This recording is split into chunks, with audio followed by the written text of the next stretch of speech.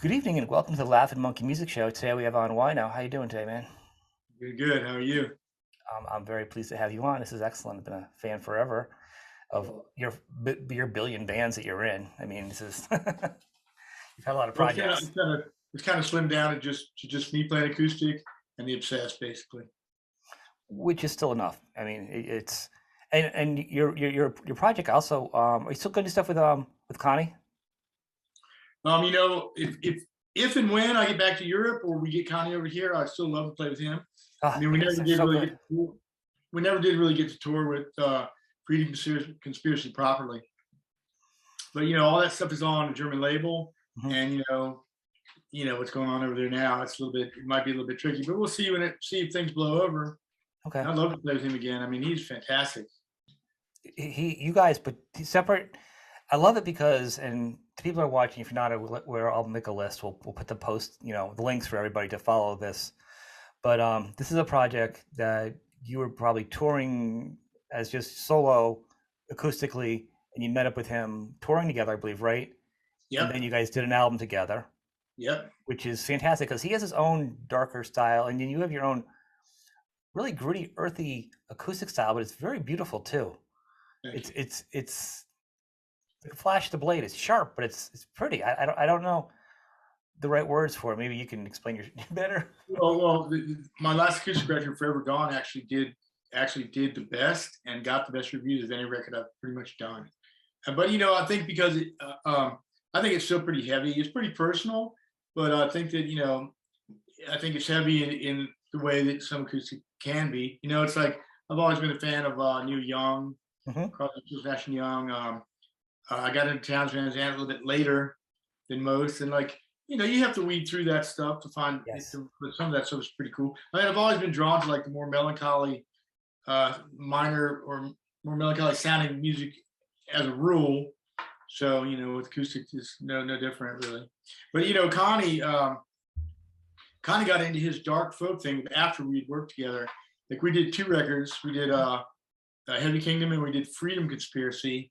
And like I said, we never really got a chance to tour very much with Freedom Conspiracy. It's on Exile on Exile on Mainstream, A tongue twister. German label, yeah. And that guy's been Andreas has been really cool. He brought over Spirit Caravan in the day and did a lot of cool stuff. What's really great is, so you talk about your sound, and first I'll actually step back. Heavy to me can be anything. It doesn't have to be like acoustic can be heavy. Like anything can be heavy. Heavy is a feeling of the Yes, song, of the emotion. It doesn't have to be the words or the sound, but it's still heavy, and you know it when you know it, yeah, right? It's just right. there. You It can't is a try to be feeling. heavy. It is a feeling. I mean, it's like a visceral thing. It's like you feel it in your gut. Yeah. I think it's all about passion. Passion and you know, uh, music is like emotion's companion. So going over this, I was going back and like listening to like through my life. I've always listened to all your music, but like let's listen to like different albums and different things you've done. And what's really neat is you pick like say your solo acoustic, and then you pick your Spirit Caravan and say Obsessed, and then Saint Vitus. The four of them, they all have you have a common like a footprint or blueprint of your sound, but they're all very different on some level. From the Right. outside, they might be like, oh yeah, it's whatever. I mean, it's very easy to categorize somebody, but like Spirit Caravan is very much kind of a psychedelic, emotional, very uplifting, where Yeah. Vitus is more of a heavier, doomier, and you know, then your soul stuff is acoustic is more yeah, it's more visceral. It's like an obsessed is just grinding. It's like they're all very different sounds. Well, Saint Vitus, I will talk about Saint Vitus. Saint Yeah. Vitus is the brainchild and the baby of Dave Chandler. I mean, I was just basically the singer and the frontman for that band because I wrote very little in the band. I mean, I wrote lyrics to, I wrote and played guitar on a few things, and I actually played guitar live in the band on our very first tour, which I believe was '87 or '88 when we first went over. We actually had two guitars in the band. But as far as my writing contributions go, I mean, I didn't write Born Too Late. I didn't write Dying Inside. I wrote a couple other ones that, I wrote some stuff on Lily, and I wrote some stuff off More for Cries, and played on More for Cries too. But as a rule, generally that was pretty much David's baby. So that's why that I opted out, or I quit St. Vitus, some years ago before Children of Doom came out, because I didn't like the music. If he's gonna hand me the music and hand me the lyrics, I gotta be into it. It's like I could identify with Late. I could totally identify with Dying Inside.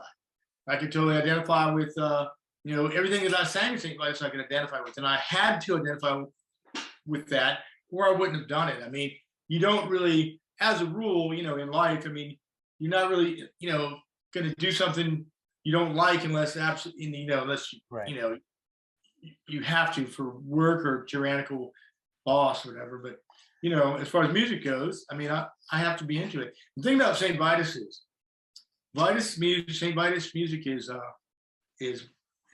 raw, it's bleak, and it's primitive. And so during my tenure in St. Vitus, I'm not in St. Vitus anymore, not by my own hand, but because of David's wishes. But I had to get pretty fucked up to be able to get my head in the game, because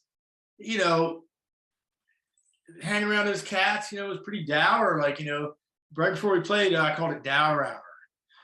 Sometimes I couldn't even be even in the room sometimes with those cats because we're so dour. But it's like meaning basically the original duo, which is Mark and David.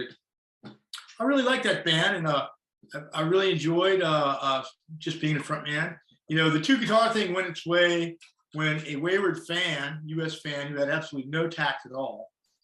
You have to understand, there was always a little bit of professional jealousy on David's part from the very minute I joined the band, because I was a guitar player and because people would talk about my guitar playing and stuff.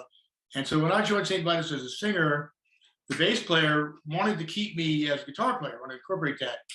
And it was sort of like David kind of fought that in a way, because David had a hard time realizing that I was on his team. Right. I mean, he let stuff get in the way, emotional stuff and psychological stuff get in the way of him realizing that I was on his team. The whole time I was on his team, I was also his secret tech. Like, we're standing out in front of like 4,000 people, and he's getting going, ding, ding, no sound. I'm the front man, I'm loose, so I look behind his amp, since I know I'm pretty much of a gearhead too. So like, I look behind his head, I can see speaker cable hanging out, that kind of thing, And so like, I was his secret tech too, and I took pride in that, And he finally realized that, and we finally started to bond on that. Not until my very last tour with St. Vitus, actually the tour where I got popped in Norway, but and that sort of ended it all, because after that, he's just too paranoid. I don't know. He thinks I'm too much of a loose cannon to tour with, but I mean. Is that because of music or just because of your past history and struggles? Well, actually, I want to say though, I do say your sound though, like I got into St. Vitus when you started. I knew of St. Vitus, but when you came into it is when you just being into it, maybe it was enough to put your own stamp onto it that put a sound into it. Because that's when I was like, oh, my buddy's like, oh, check this out. I'm like, yeah, I know St. Vitus, but he's like, no. And it's like, oh, it's my phrasing is different. My phrasing is different and more traditional as far as like Ozzy or a singer goes. Whereas, the original singer, Scotty Riegers, I mean, I love him, but he's got this weird kind of operatic kind of style. To be honest with you, that I found hard to digest. I mean, a lot of people like that. I mean, a lot of people, especially in Europe, are purists. And, the original Vitus, blah, blah, blah. But then a lot of people also are like, they miss my vocals. All I can say is I learned a lot in St. Vitus, and we did have a sound. And like David, he continued on, the Sabbathy kind of style of like, more of a visceral kind of guitar sound. With Spirit Caravan, that was a period in my life when I made some really positive life decisions. I became completely sober. I had children. I mean, it definitely was like sort of in my opinion, like sort of the golden years as far as like, I think my playing was maybe if not at its peak, but my playing I think was some of the best I've ever done. And then I think that my playing really reached not necessarily its peak, because I think I think I really hit a personal mark with the Hidden Hand there. With the Hidden Hand, I'd never taken politics into consideration. You in the know, music. I always felt like it was kind of a crush, you know. But I must say, around this time when they're beating the drums for wars in Afghanistan and all this crazy stuff, you know, I decided to just kind of let it hang out a little bit, you know. And since then, so much has changed. Even I mean, you know, the left is the new right, blah blah blah. You know, the gray is the new it's a blue. mess for Blah, blah. everybody. You know, it's like literally just stepping into a puddle, no matter what you do. I It's know really it's confusion, but it's designed that way. And this brings you to like, okay, so the new in February, this February 2021, or no, 2022. I'm sorry.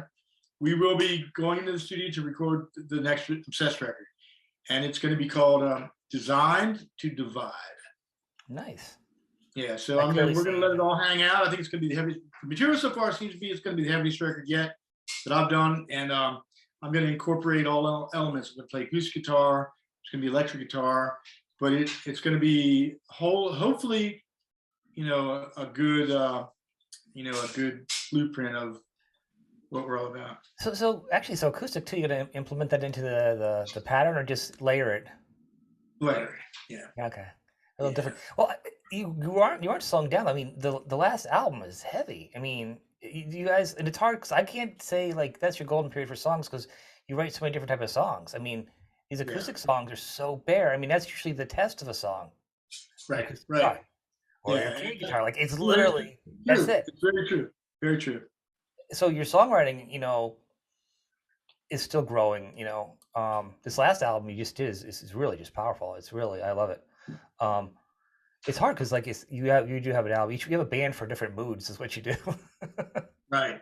But I mean, like, you know, the personalities have gotten in the way. And unfortunately, every band that I've been in from, you know, the early lineup of the Obsessed, Hidden Hand, Spirit Caravan, everything, I've always thought that, you know, I've always looked upon that band as being, hey, this is it.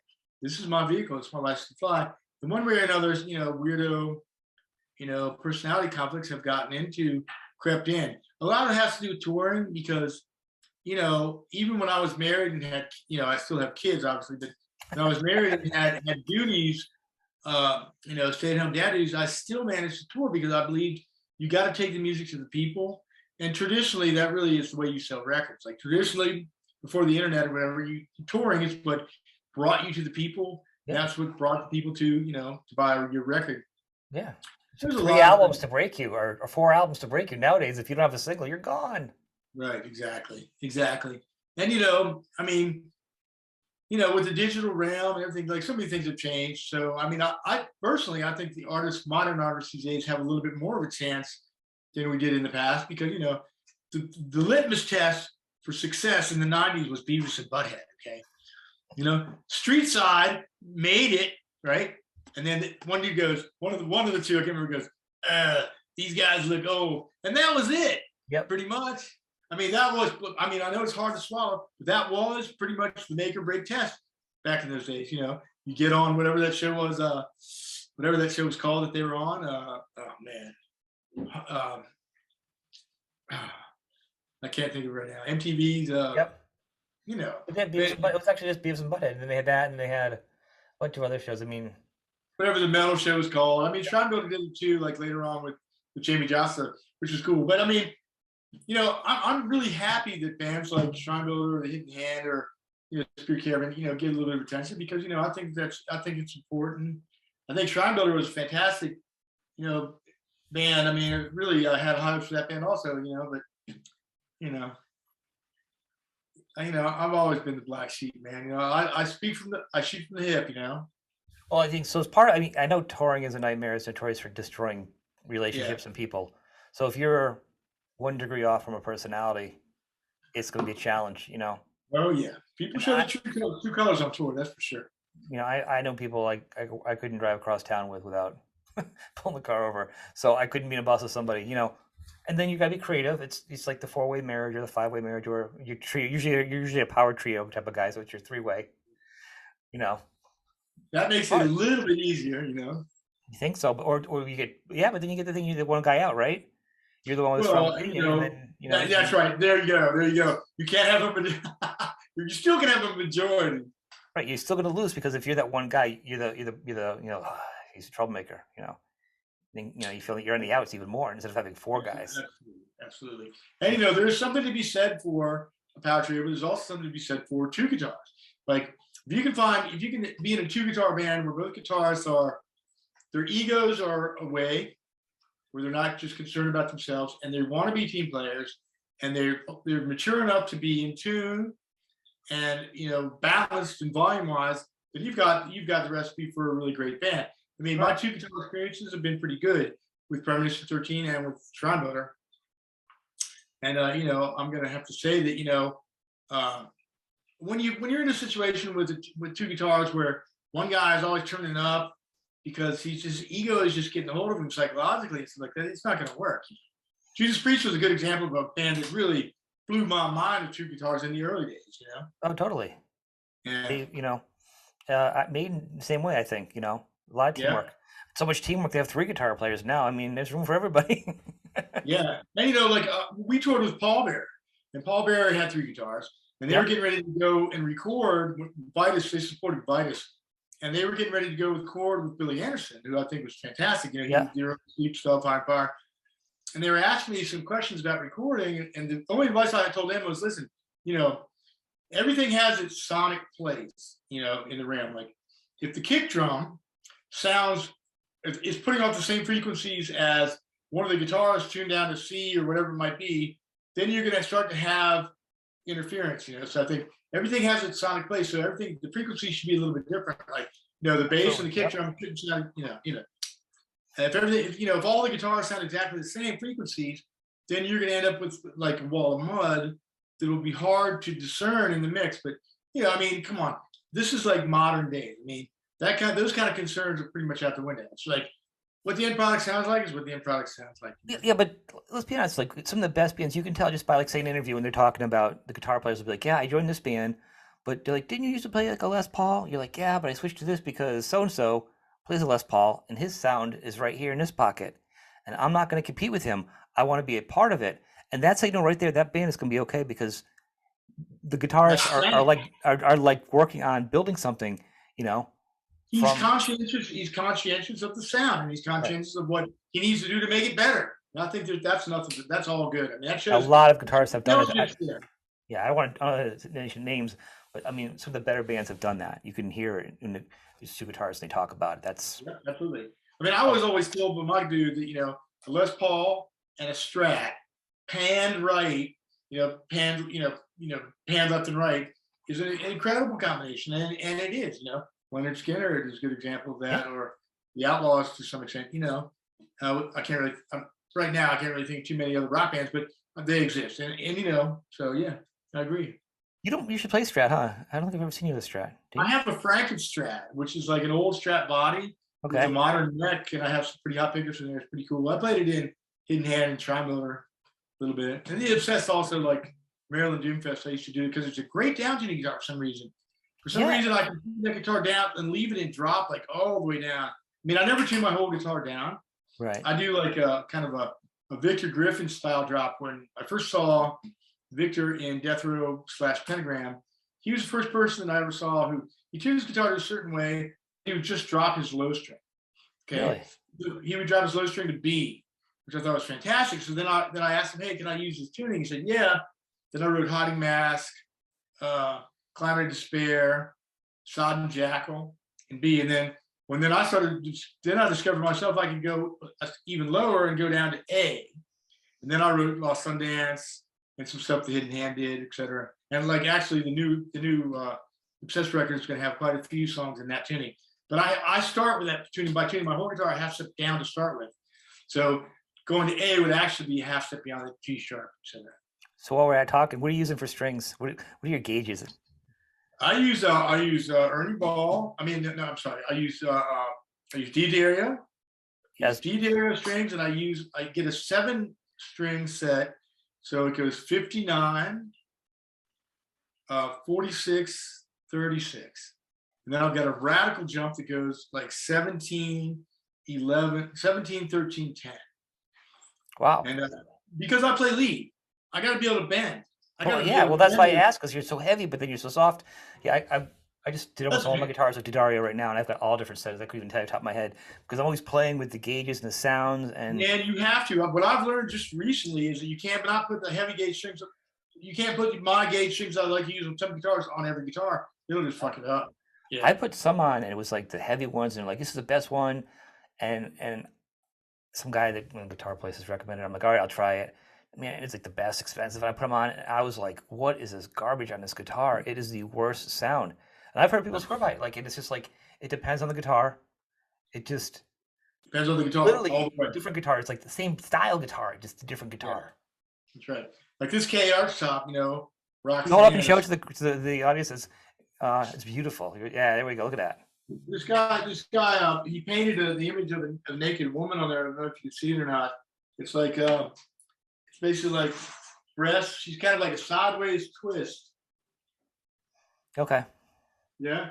But on this guitar, and then I put in, my favorite thing to do with acoustic guitars is I'll find like a Teisco electric, like a cheap Teisco electric that has a brutal sounding, imitation Diarmond pickup in there. Okay. And, maybe even a real one if it's the 70s. And I'll take it out and I'll install electric guitar pickup in there, and that heats it up substantially. This has got a pretty nice install. Got a small, and also my boy, the drummer for the Obsessed, Brad Dog, he makes glass pick guards, right? Okay, and the glass pickups, they're attached with a tiny grommet underneath it, so that it actually holds it above the face of the guitar by about the width of a credit card. Right? Yeah. And I think it enhances the sound. Plus, they look real cool. I don't know if you can see it or not, but it has a glass pick guard. Yeah. Is he selling those or just making them on the side or what? Well, he started making them on the side, and then we consulted about it, and do any color you want. Like he's a stained glass guy. I have to talk to you after the show. We might have to give me. If you give me measurements of pick guard or something you'd like, yeah. Then man, I'll definitely have him send you a prototype or something for sure. Yeah. I'm always looking for a different sound. And so is that the guitar you've been using on your acoustic ones lately?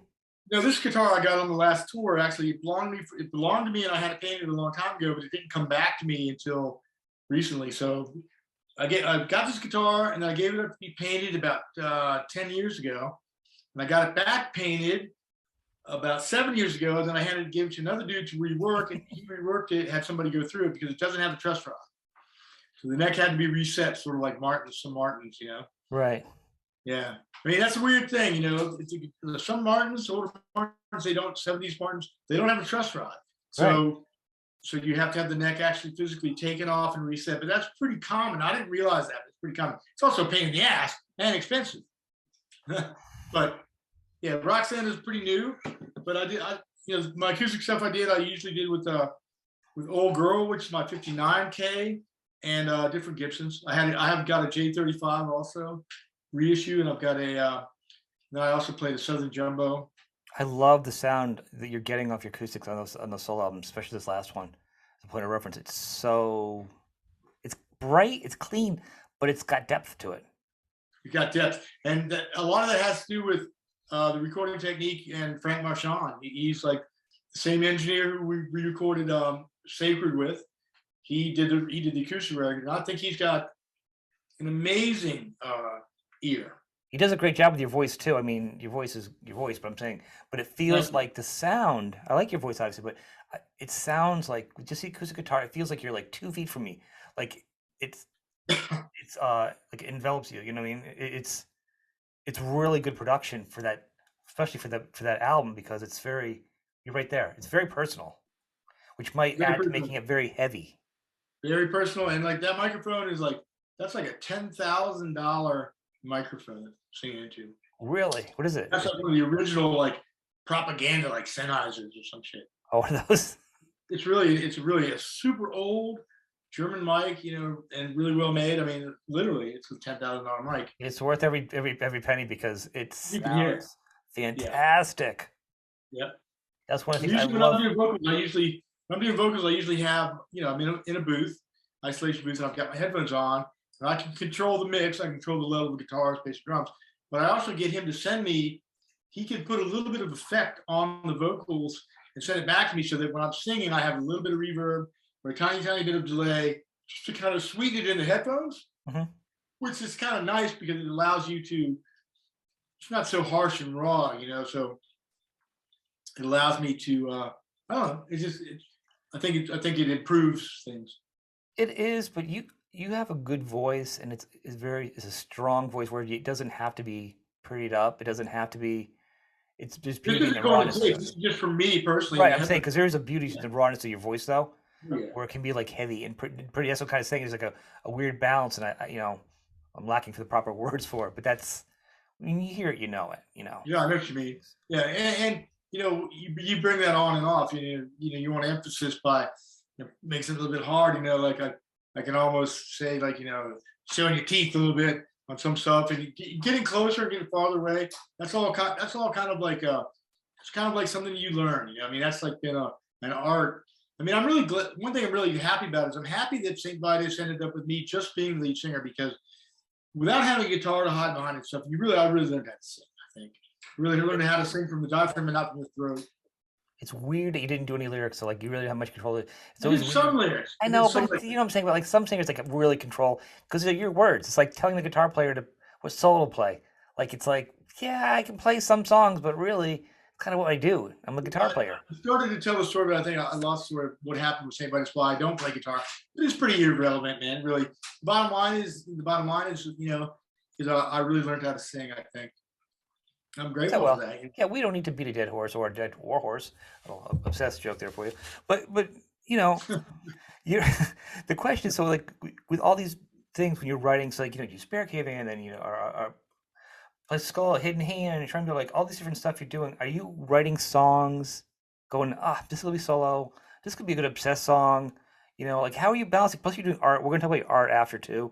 That's a You're doing great question. a lot of different things. Like how are you? That's a really great question. Like, okay, for example, um, for the sacred record, there was a couple things that I had written specifically for acoustic. And one day I woke up and I said, why am I compartmentalizing this stuff? Because the Obsessed really is an all-encompassing band. I mean, you can call it the Obsessive Doom band, I call it a Hope band, but whatever you call it, the music is music and it's diverse. And so, like Stranger Things, for example, off Sacred, that was going to be an acoustic song and tuned down and everything, but it turned out to be a fantastic electric song. I decided to break the barrier there.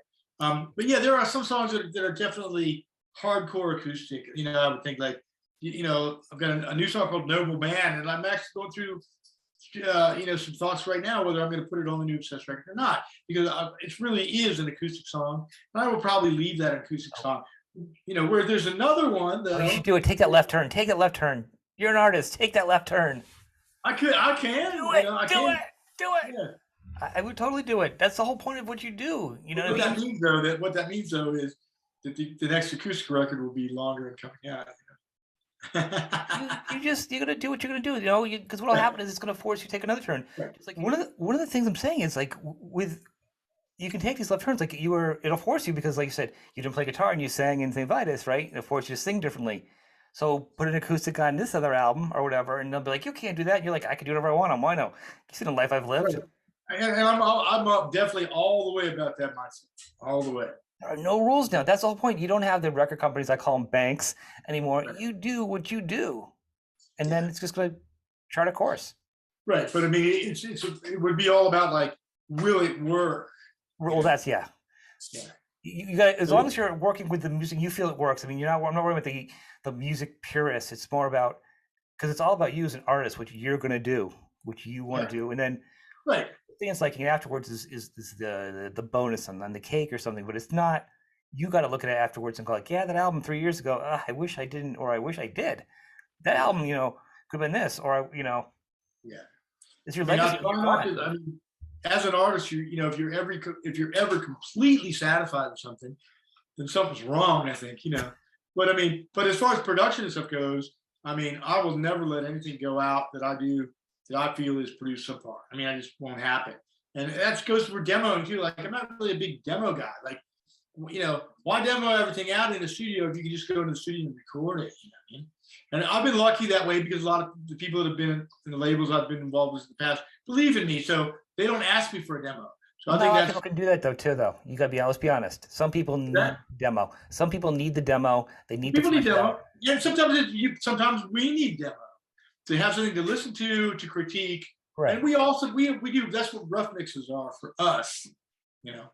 Well, it's different for me because some people, some of the biggest bands, they can't, they pain over writing, 8 songs for an album, where some people are just writing them and writing them and writing them. It just Yeah. depends. It really Um, depends. Me personally, it depends on my state of mind. It's like I go through periods where I feel like I'm in a rut, but sooner or later I get the divine inspiration because I'm always playing. I'm always playing. That's all I want to do is play guitar. Really, that's all I've ever wanted to do. are And you playing? Are you? I'm sorry. Are you practicing it ever though? Are you like practicing any kind of like little style once in a while, or just riffing it, or I just always practice just all the time, all the time, all the time. I practice all the time. I practice with first thing I do when I wake up in the morning. I get a cup of coffee. I usually do a tarot thing, and then I play guitar.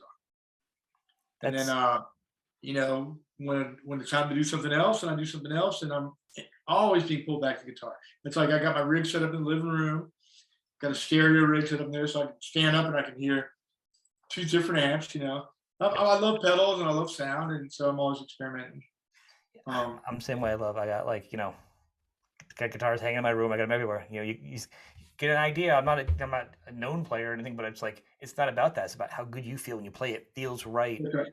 That's right. It's you are in that moment. It's nothing else with you and the guitar. No matter how That's good right. you And when are. it comes to listening to music too, like I'm a big vintage audio dude. Like I love Marantz. I've got an old Pioneer. I've got a couple big old Fisher speakers, and like I saw some Fisher speakers down the street in this vintage store that I'm definitely going to be sniffing out that I've never even seen before. They're it's, either 15s or 18s Oh in wow, stereo speakers. Fisher was really all about low end, man. they were. And, yeah, so that's cool. I mean, I gotta have that, man. Like my old lady will tell you, it's like like I'll spend hours, hours setting things up and dialing it in to where it's like, man, it's just yeah.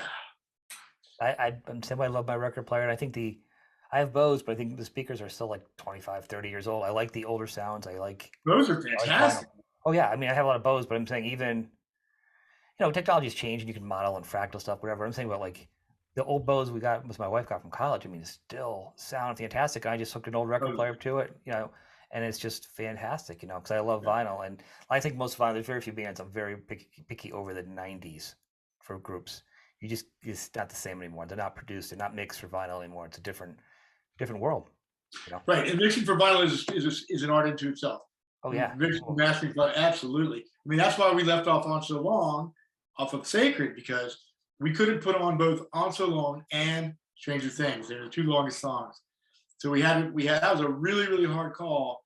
We went with Stranger Things on the record because I can't remember exactly what our thinking was, but maybe it was a little bit shorter. So On So Long became the download tune, which I think is one of the strongest tunes of that era that I've done. But it is what it is. Well, it's the thing is with that is like when you talk about like breaking down and mix the sounds, like you can do with newer music, you can't go into your stereo and do like the rock and roll happy face when you do that little do do do do do to get the Right. primo sound. You can't do that with music nowadays. It's like flat line. It's just That's right. compressed, and it's just you can really do stuff with good analog mixes at home. Yeah, You can I'm almost do your own still yeah. mixes. I still struggle with how to send people files, like whether where the Apple compress seems to work when I'm just like throwing around GarageBand files. Hey, Cheryl, is that bowl around? Time for a little The, tip. it threw me out there for a minute. I'm gonna say, tell you. So one of the things like I love, so like I like diversity with music and artists. And usually I'm pretty dedicated to like who I like the artists and follow them. So one of my things about you that I love is because you've done so many different types. So just like I said, a lot of flavors and stuff. One of the things I always wish it had happened is I wished, and maybe you can tell me, had you ever done anything? There's two things I'd like to see with Tony Iommi. Any other? I'd love to see him. You guys do something. I mean, it's probably too late now. Is there any? Well, the Bullring Brummies thing. Okay, on the first Right. Columbia, right?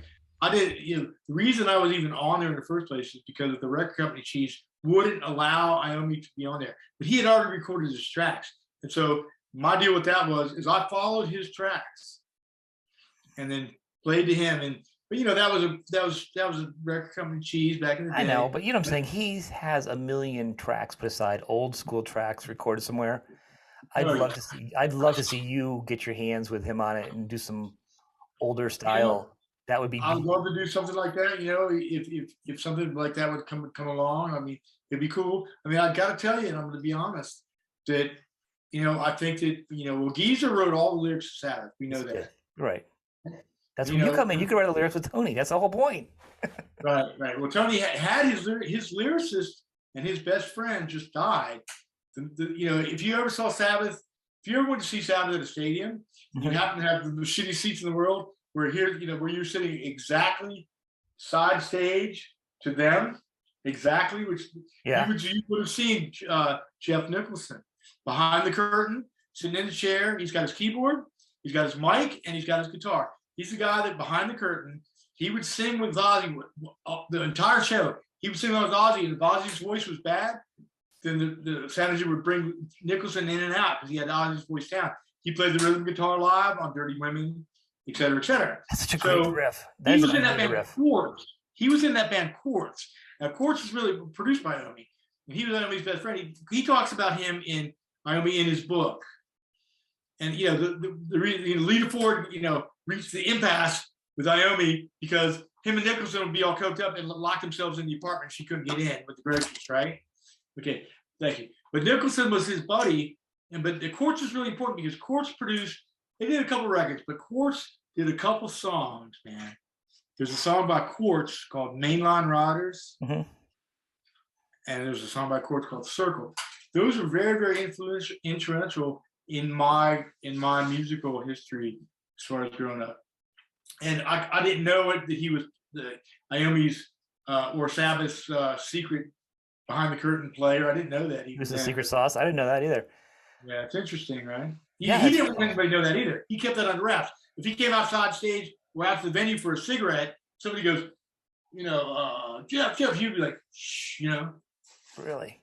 They've always had secret singers behind Ozzy, I guess, because didn't Mason there's a couple guys who used to sing behind Ozzy later on too. There's always been guys in the background there behind the curtain, Wizard of Oz stuff going on vocally. I mean, that's the truth. That's the truth. Yeah. I mean, look, I think it's kind of cheesy. I mean, I saw Sabbath in '72. So that's pretty much why I am the way I am, You saw him primo. I mean, I saw him later on. I mean, we're not that big a difference. I'm 51. You're like 59 or something? I'm 61. Okay, so you got a compliment. You're not a day over 59 in my eyes. Well, no, not a day over. Oh, dude, I feel like I'm 61 going on 30. Dude, after listening to your the last Obsessed album, you're 33, man. That's the power. I couldn't get the energy for that album. 33. With you, with the art, what is going on, man? You got some crazy art going on. I'm loving it. Yeah, that's cool. I mean, I've been doing art just like, I just naturally started like to draw, even though I can't really draw. I mean, my proportions are out sometimes, and sometimes it's kind of reckless, but just, I think that somebody told me this recently. It really made me think. She said, you have an eccentric brain. And, I never really looked at it like that before. But I even had to look up, I know what eccentric means in terms of how you say it, but I really had to look up the definition. Because, I guess she's right. I mean, it was like, I just see things differently, and I see weird things in the nature of my, I've always had a good imagination, or a rich imagination. Good. And, I never let anything or anybody tell me any different. Well, I think part of it is you're eclectic. And I think when you're saying you think of the hope music instead of doom, well, that rings out true. And I think that maybe one thing people don't get with doom music or with heavier music is it allows you to feel these emotions, and then it's like medicine. It kind of it like out of you. It lets you to understand things about yourself, and it's different for everybody, but it doesn't actually make you sad. It makes you work on things and feel certain emotions that maybe you aren't tapping into on your own, but the notes or maybe the frequencies or the words or whatever allows you to find that journey. Yeah. I mean, I'm not really sure what it is, but I can tell you straight up that musical fiction is so important in my mood. Like, to be honest with you, I got to tell you, when I feel like ultra down these days, within I'd say the last half a year or so, man, I put on like a long playlist of some 70s funk, like some hard funk, and get with it from perspective of everybody from Bootsy to a Grand Central Station, and Sly and all that kind of shit. I just kind of feel that kind of music uplifts me, in a way. I'm sure that putting on a good fucking Slayer record, something like that, uplifts a lot of people too. And I dig that. I mean, bluegrass music is like faster than thrash, if you think about it. A lot of times I listen to bluegrass music, I'm like, man, that shit is peppy. That motherfucker's I mean, he's playing those banjo players are insane. Huh? Those picking banjo players are insane. It's insane. They are faster than probably some shredders. I'm gonna tell you. We're making a documentary about my career. You know, my lady, she's a film person. We watched the winter thing. You know, I wanted her to see it. And watching it again, man, it was really heartwarming, man. It's amazing how, you know, that was all about friendship, in my opinion, really. You know. Well, isn't that the core of that's a story? You need to do documentary. Well, we should actually talk about your documentary because that's really the treatment of a movie or any kind of. You need to have a story where it's like a challenge or a battle or a point to where you're going with it. You need to go. You're right. You need a journey, and it's almost like a long song. It's like a visual song. Yeah, you're right. How it feels good when you watch a good documentary. You're like, that was good. I feel like I walked away with something. If you watch it, it's a meandering hunk of something in time. You're like, yeah, it was interesting, but it's not what I couldn't bite into it. Right. Let's talk about yours. What's going on with that? I've been seeing the little clips and what we're talking about right now is how we're seeing it. I mean, we're realizing that you really need kind of like along with just my life story, which is, you know, can be a little chaotic. It really depends on how we cut it. But we're doing like what it is. We're doing interviews. I did a journey from where I live now in upstate New York all the way across to Texas, road trip in a van with a trailer to grab my motorcycle, which was I had some fabrications done and some adornment done and some mechanical stuff done by a friend of mine in Austin, Texas. And I love Texas. I was raised, you know, I did some time there in my youth. Let's put it that way. I just like it, not for its politics, just for the land itself. And so we went out there and did that. And along the way, we decided we're going to interview. We're kind of building the theme as we go. We decided we're going to interview a lot of people. We got Bauer from Down. Yep. Bauer. We got Dixie Dave and Shep from Weed Eater. We got Bobby from Pentagram. In the works, still a lot of other people too. My friend Matt Jackson, who, you know, is pretty big in the motorcycle scene down there, and you know, that kind of thing. It's awesome. So you can't get enough weaving that into a story. Like we have sort of like a story because there's a lot of exciting stuff, and a lot of my stories I think people will get into, but people always tell me, oh, you gotta write a book. So that's coming. But the thing about it is we want to, you know, to make a good movie, that is a super challenge. Man. It is. You need an arc, and I think first off, you can't get enough interview footage. You can never have too much footage.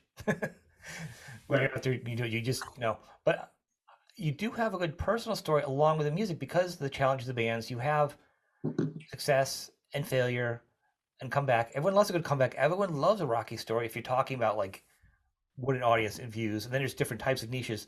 But your battles, you know, was homelessness or your amputation, like that's some pretty rock bottom stuff going on there, man. And now today we're talking, you know, you're a dad and your kids are successful and you're at a point now where your career where you can do all these different pieces of work, you know, that's a success story. And there's a journey in there. I have to feel blessed every day. I have to feel lucky, and I feel blessed. You know, however you want to consider your traditional God or Great Spirit. I really feel blessed, and you know, my goal always from the very start has been to share that. You know, my philosophy from the start never wavered is that I was born with a gift, and I believe that gift is not only do I need to carry the torch for humanity, but that gift is something that I will use to bring happiness to other people and myself too. And a lot of times, you know, sometimes I leave myself in the later part of the equation because giving and stuff like that is way more important to me, man. You know, it is, but you know what I'm saying? Like with the documentary, like it's also good to see a relatability. Like you have a musical talent, but you've also fallen on personal issues, and we all do. Right. But to show, like, you know, for another person to go, look, he's got this talent, but he also fails. He's human, and he struggles the same, and he can pick himself up. That's just your talent is what your career and your job is. And to see like an addiction go to recovery or whatever it might be, that makes for a great movie. It does. Absolutely. And you'll have a little intermission. Then you walk away with something like, okay, this motherfucker was changed. Yeah, and that's how I felt with the Winter thing. I think It it's is. amazing. That's good. I mean, even it's not just because I know you had like a little bump in the road there too, like a 7 year bump in the road. So you can, it Yeah, shows it's a flow. You're a human being. You're a living and breathing, person. That's important because everybody challenges all the time, and this world's hard. yeah, 7 years, like in dog years. That's what you call it. You call it a bender. It's like it's like a life for somebody 7 years. I love the phrasing of that. I was like, oh my god, that's awesome. That's a lyricist for you right there. 7 year better. Yeah, Yeah, I tried to have a pedal. I that's a wanted to have a statement. pedal. When I read that, I was like, that's a statement by a lyricist. A 7 year bender. Yeah, That should be your title of your book. good A idea. 7 year bender. That's Might have great. to put another decimal in front of that 7. Dog years. You're awesome. So I want to before we wrap this up, so people can go to your It's Wino dash art. Gosh, sorry, I'm sorry. I've crummy here. I actually wrote a note of that because I wanted to say it properly. And Yeah. I write like a doctor, just not smart like one. I can also send you the links. Please do. Where you can see my NFTs and all that stuff too. Yeah, Right now, please. Yeah, talk about that. We didn't cover that. Yeah. I'm just now getting into that, but man, I'm realizing I had an epiphany about the digital realm and crypto and all that. And so I had a friend of mine who sort of guided me into that because a lot of people told me you should use your art in making an NFT. And as you know, it's a little bit tricky to wrap your head around at first. I'm just learning. I just talked to Scott Page, and he's doing those sex photos for like Pink Floyd and everything. He's just give me like an hour-long talk on it to learn. I've got so much to look up now about that because I talk. Right. Some deep stuff, all this is you take a digital image, okay, like my artwork, for example. If I take a digital picture of it, okay, and then I think it's fantastic, maybe I manipulate it a little bit digitally, and then I send it to be minted. Once it's minted, it's assigned like a 2,000 letter code, which makes it an original. Now, if I burn the fucking painting it came from, then I don't have to do that. But I mean, technically, even if I stop on the screen and somebody takes a picture of it, it's still not minted by this specialty place. That's what it is. It gets appraised. Right, and I get that, but to me, it's more like I'm more like on the way back cerebral thing. I'm like, all right, but there's only a value to it if somebody thinks there's a value to it, like it's art, or like if you still have the canvas, like how's it going to transition to people like me who likes to hold vinyl? When to me, I'm like digital. I've got everything digital. I could care less. Right. So I'm not just going to hit that where I'm trying to wrap my head around it. It will never ever be out of the digital realm, except for even if somebody takes a picture of it or tries to duplicate it, it will never have the authentication that you had from the minter or the appraiser. That's all it is. That's what it is. You pay a fee to have this digital piece, minted, they call it. Once it's minted, it's assigned a number. So all the things about that piece, the clarity and all that type shit is in that one single piece as it's minted, that digital piece, okay? Any other variation of that, whether it be a photograph, even a higher quality photograph, or whatever it might be, is I get that, but do you remember what happened? It's hard to wrap your head around. I'm not really sure I understand it, but I just know that, in my opinion, like in some situations, I think it's a good idea sometimes to get in so you can eat your way out. I was told, like I said, and there's, Scott Page said, it's time to get into it now. There's a thing, and I've got a lot to look into it. But here's the things like with certain copies of things, are we going to be like people don't always care if they get the original? I mean, look what happened, I was going to say, with Napster or with copies of files. I mean, at one point, this blockchain thing, there's ways that you can like isolate people out of it, and that's like how when streaming started happening, Right. So like what value do people have on the original things? Is what I'm saying. Like, do people really care that much? Well, I just met a dude recently. Who bought some art, and he wants to buy pedals from me, okay, only if they've been used at certain shows, okay. So that is technically almost the same thing. It is. And you think about it, So it's like, look, I would never ever exploit a fan or somebody or anything like that. But if somebody wants to buy a fucking pristine digital copy of one of my artworks, I'm not going to kick and scream. Well, okay, let's just say exploit. What do you think exploiting is? Somebody wants to pay a certain value. Exploiting would be misrepresenting yourself or your art or your product. If you want to sell And your you know, value, because your of the art. fact that maybe the person is so zealous that he can be swayed. I mean, I don't think play that game. You know what I mean? But I I mean, mean, there I is a certain respect. value for things. So that's the hard part because, like, I'm like, I could look at some art. Like, I It's like your hard to art. wrap my head around. I know it's hard to wrap my head around. Man, I didn't even know. I didn't even know. I couldn't even link it anywhere to go to the website. I had to rely on my partner, who No, is, no, no. I'm agreeing with you. I'm like, I'm so confused myself because I can't even judge art. Like, I'm like, I like your art. Like, look at someone else's art. I'm like, I don't know what the value of art is to me the because value of it's art very is to opinion. It's yourself. opinion. The value of art is to yourself. Okay, check it out. This is our new saying. It was actually coined by a friend of mine uh, named Carlito, and he says, "Create or die." That doesn't just mean paint. I mean, you play guitar. You know, we play Right. guitar. You know, we create. You know, even if you're cooking, you know, create or die. Well, I that's like the that. thing. It's the intrinsic value of art or creativity of whether it become a digital copy or a music or a file. Like to me, like I see the value in it 100%, but I don't know how to value it. Like I see, you know what I'm saying? Oh, it's I know exactly what you're saying. Like the It's monetary very value of something because I see the value of it, but I don't know how you can say one artist is better. Like you can say technically somebody can draw, like an artist can draw a face and look like a real lion, and some it's people so can just be weird so because creative. yeah, it's so weird. My partner's father asked today, how do you price the art? You get somebody that's a Libra to do it. That's not a Libra, rather, to do it because a They get Libra will somebody, keep get thinking about somebody it all day. to bounce that off of. Like, you know, I have somebody, you know, that bounces off us because we're like, okay, yes, right, right. That would make me crazy. I could not. I can't. I But don't do that's not money. my job. So, but my job is to like okay it. Yeah. So I okay it from my standpoint of like what's fair, what's not fair, how I'm feeling. And you know, I got to tell you, man, I'm always on the side of the underdog. But it's Always. hard because you deserve to get paid for what you do, and there's ridiculous. Some things you're like, I think when you start doing people like art, like $10,000, I'm like, I don't know, man. But you can't lose sight of your core ideals, man. If you lose sight of your core ideals, Right. then you know you lose sight of your core ideals. And to me, when that happens to an artist, if you can really see that, Agreed. And I think you stay where you are. And I mean, and that's like, who's to say what the value is for somebody that, like the hardest jobs are people that think make more money. The people that work at fast food restaurants, they got the hardest jobs with maniacs right, yelling at them all the time. You know what I'm saying? deal with all Everybody has kinds of value. people. When you're the stock boy, Yeah. like I found that, you know what I mean? I don't want to be cashier. I want to be back in the stock room, Yep. just be in the shoes. You know what I mean? That was punishment back in high school. Remember, I did jobs. You like, we went to the cashier. Said, no, I want to unload the trucks today, man. I don't want to be in the front with people.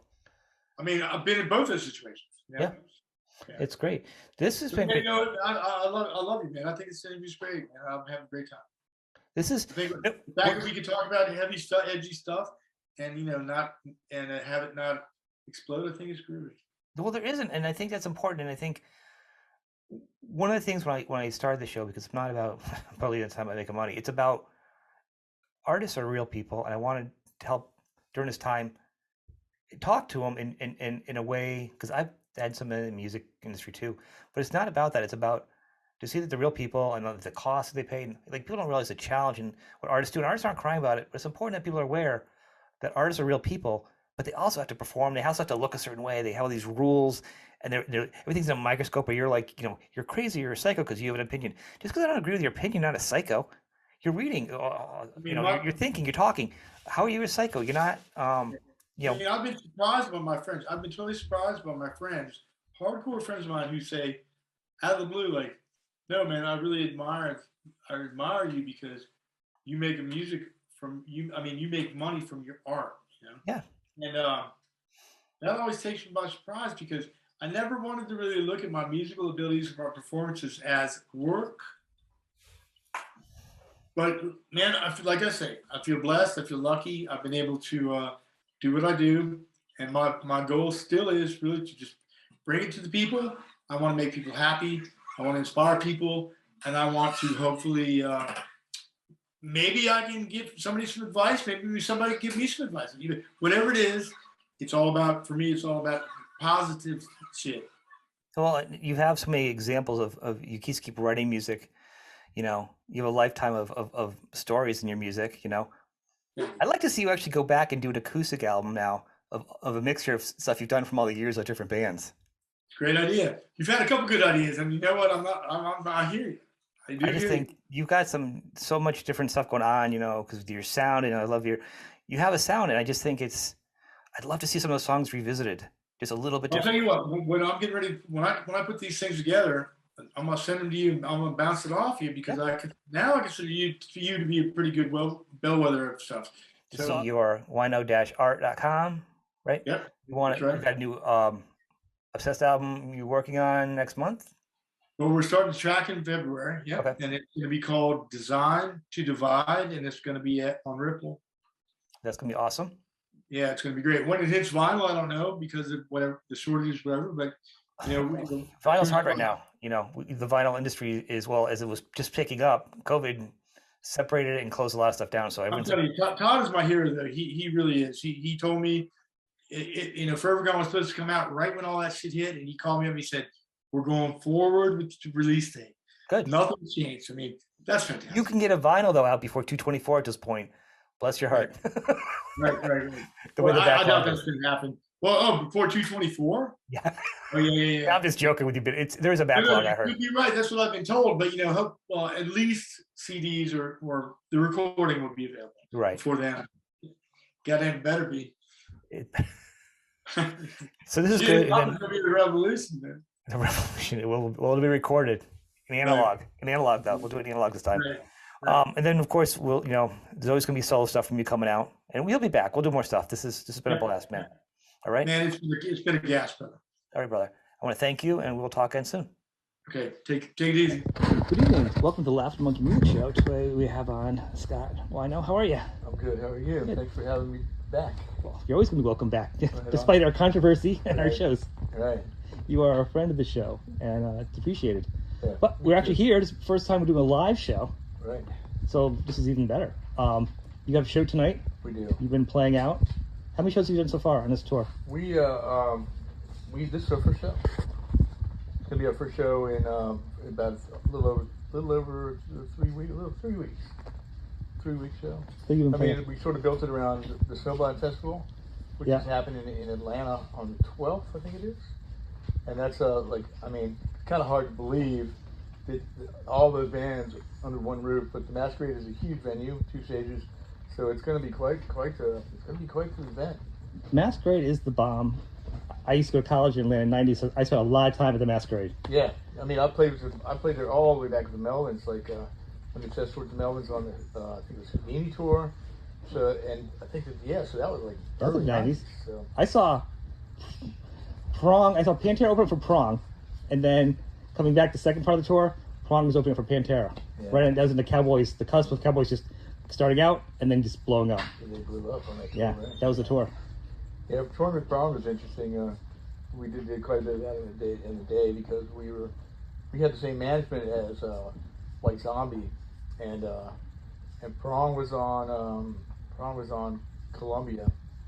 We toured them for that record, Cleansing. Yep. Yeah, that's a good album. We were touring for the Church with them, so we did almost 2 years of touring with Prong back in that day. That was pretty interesting, Tommy seems like a pretty straight up dude about things too. Tommy, but me and Paul Raven got to be really good friends. Yeah. Raven was one of the original players in Killing Joke. Okay. And he was just a wealth. Actually, that bill's a pretty big bill. It's like I'm freezing up. Who else is on the bill with that? On the Prom? No, the other bill. When you go into the Atlanta one. Oh man, it's enormous. It's okay. Let me think now. A bunch of bands before us. We play at 6:30, and then we have us, Weed Eater. That's right. High on Fire, right? Corrosion Conformity. Yeah. Mothership. Any other bigger bands like the Pentagram? Yeah. Yeah. Bobby.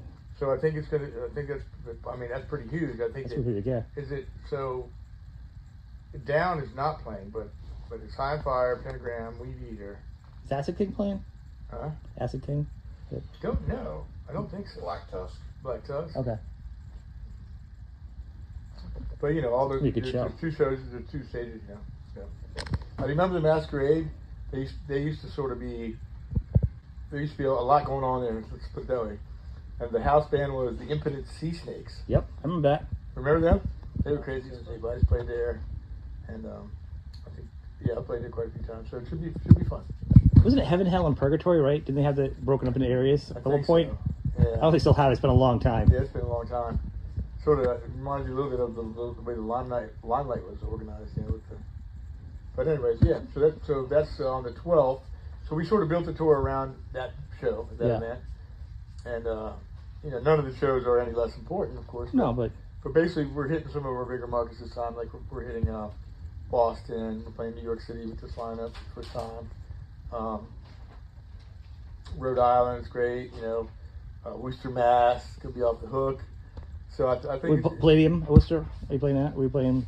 I didn't even look. No, we're playing at a small place in Worcester. I think it's Ralph's. Like it's a small bar. I heard it's pretty good. Yeah, there. and we're actually playing Manchester, New Hampshire too. I mean, the only place I've ever played in Manchester was the bomb shelter back in the day. Oh wow. But so yeah, it's a pretty big place. So that'll be cool. So we're playing some doing a lot of East Coast shows. It's going to be good. I mean, we hit the South pretty hard, and we're also we're hitting South again. I mean, we're playing Huntsville, Alabama with Pentagram. Oh really? Yeah, and the next night we played Mothership somewhere. That's Snowblind is the night after. The night after. Alabama, Okay. after Huntsville. Where did we play at Mothership? Then we played them on another night. That's Columbus, Ohio. Oh, Columbus, Ohio. And that's cool. Columbus is a great place to play. That's where all my whole family's from Ohio, that area. So yeah, it should be fun. That's really cool. So you actually started the tour prior to this, not a tour, but playing out with the full lineup when you guys do that. Yeah, we have. We Chris and Jason joined. I don't know how long ago. In May. Officially. And we've done 2 tours already. Wow. And we were just in the studio working on our next record, and we made good progress on the record. So yeah, let's go. Let's talk about that because originally obviously got put off a little bit. Did get put off, well, for various reasons, and so we finally got in there with Frank, and he's got 2 places that he records at. He's got a beautiful place he likes to track drums in. It's an enormous facility, and he's got that. I mean, the drum room is like the room, like the great room, and he's got it mic'd. He's got every corner of that room mic'd. I mean, he's got close mics on drums. He's got proximity mics. So man, we got a big fat sound, and we laid down quite a few tracks. Actually, we made some good headway. So then we do overdub stuff like that in his smaller place in Maryland. So we went in 2 states to do it, but I'm real happy with the way it came out so far. Cool. Yeah. How's it looking for this year, next year? I mean, you know, I want as soon as possible. I know that you know Todd from Ripple. You know, he's definitely like our champion man. It's like when you know Forever Gone was due to come out. That's right when you know.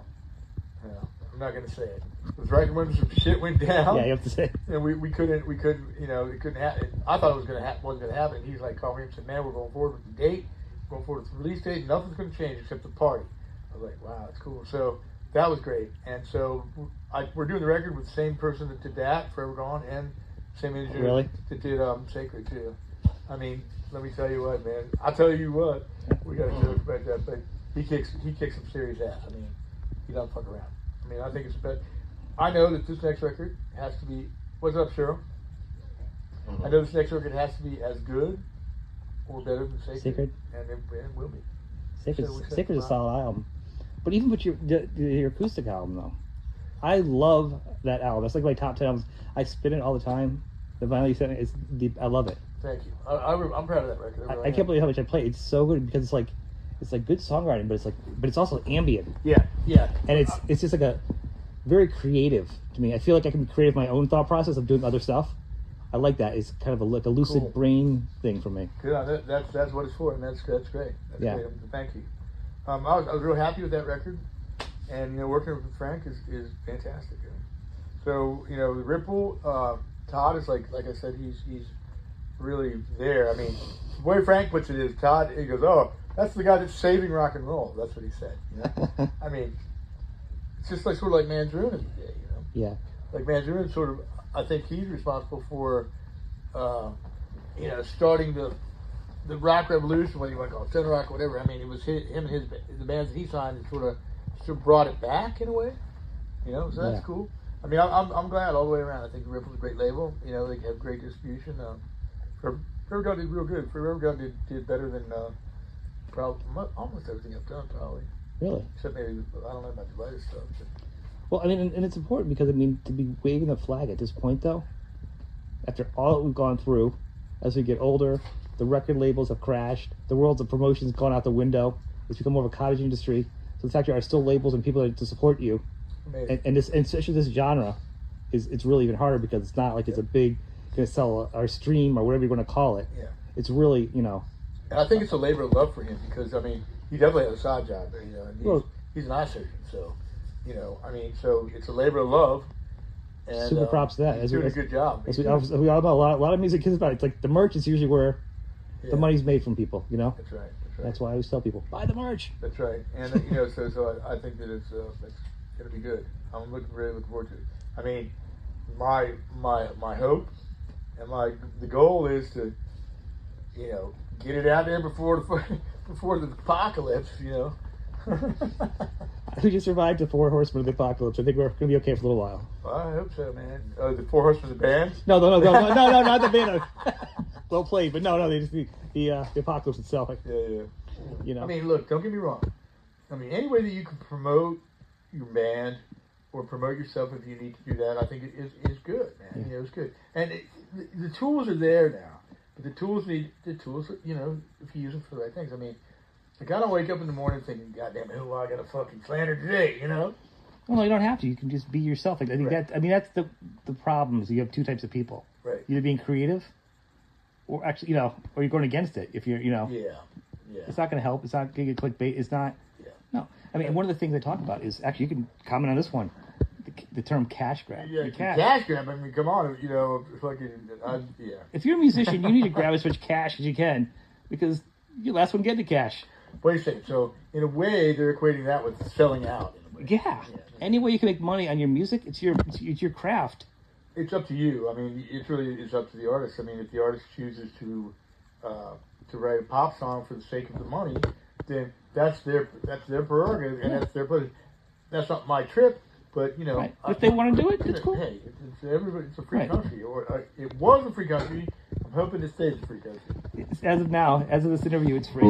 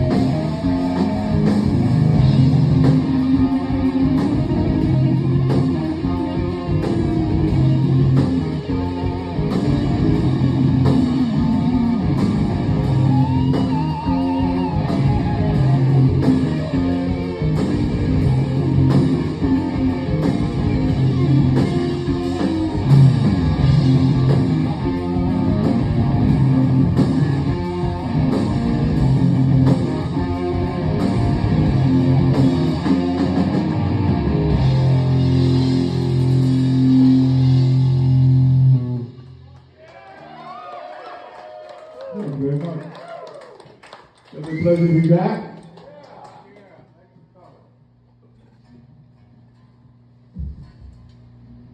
Let's play a song called Gilded Sorrow.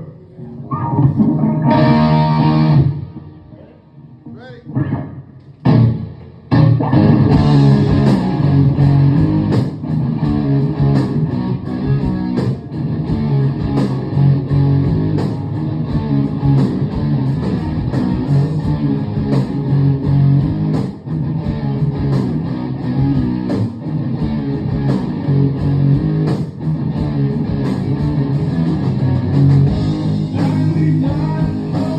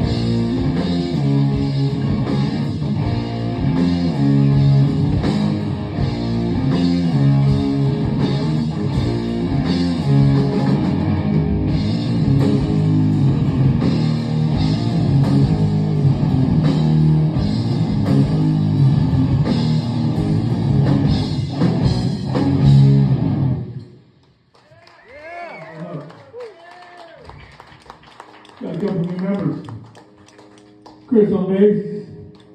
Jason Taylor on guitar. Just got out of the studio. We got some new stuff coming up real soon. We'll give you a little taste of that a little bit later on.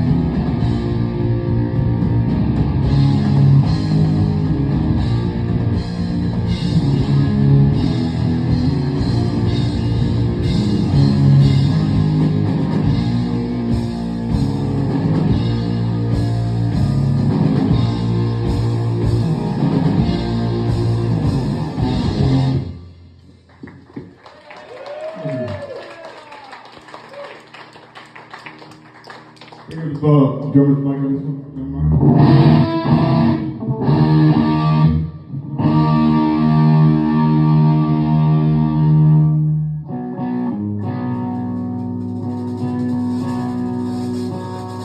So a punk, in my book, is not a punk rocker necessarily at all. A punk is the guy who ripped you up down the street and thinks it's okay.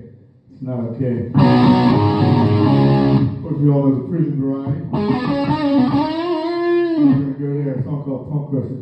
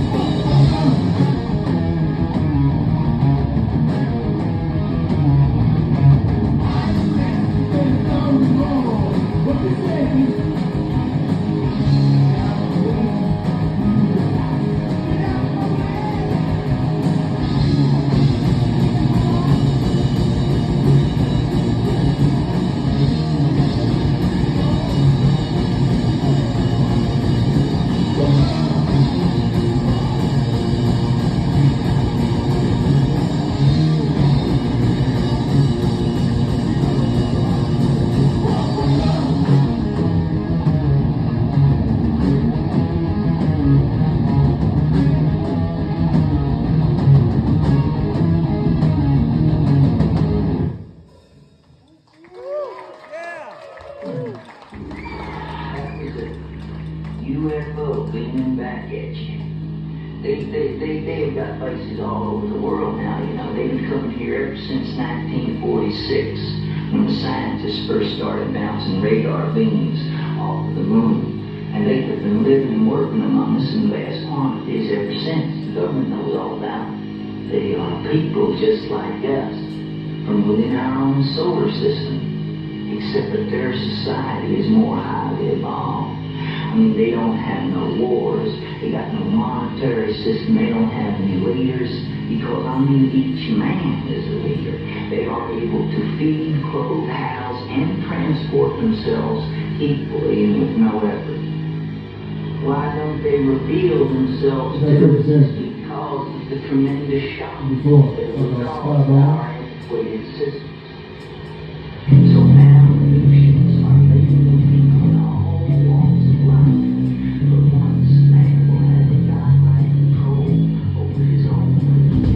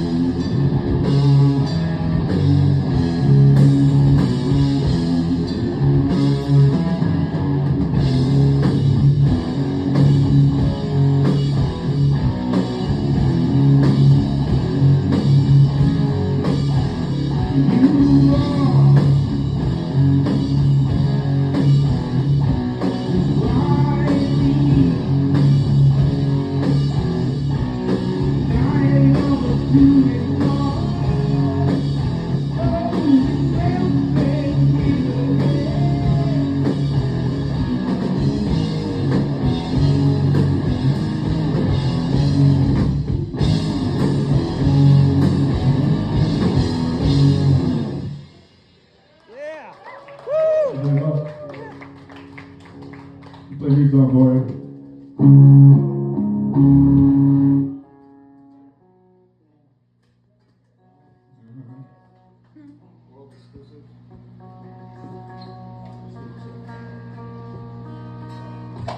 First time.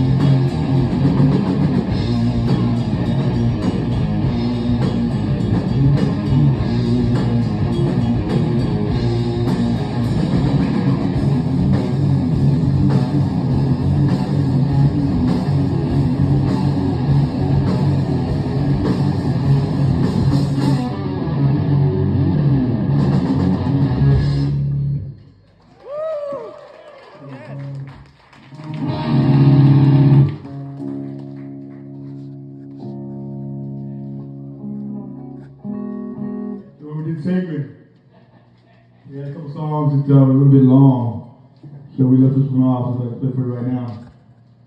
Not going on so long.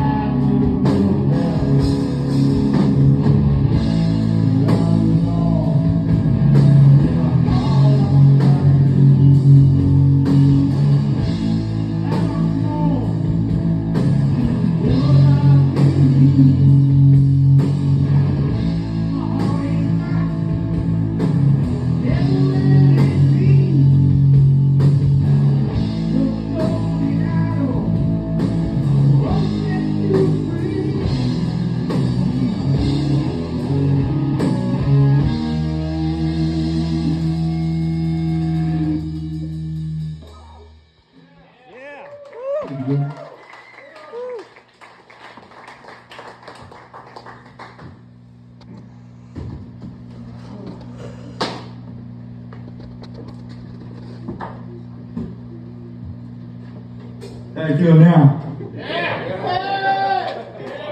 All right.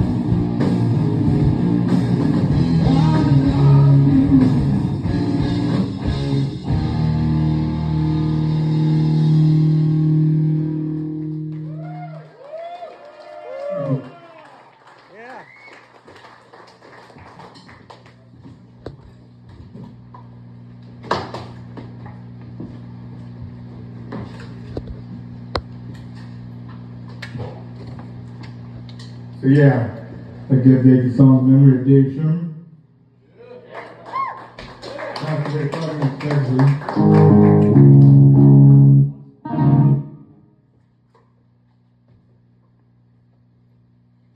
Purple record.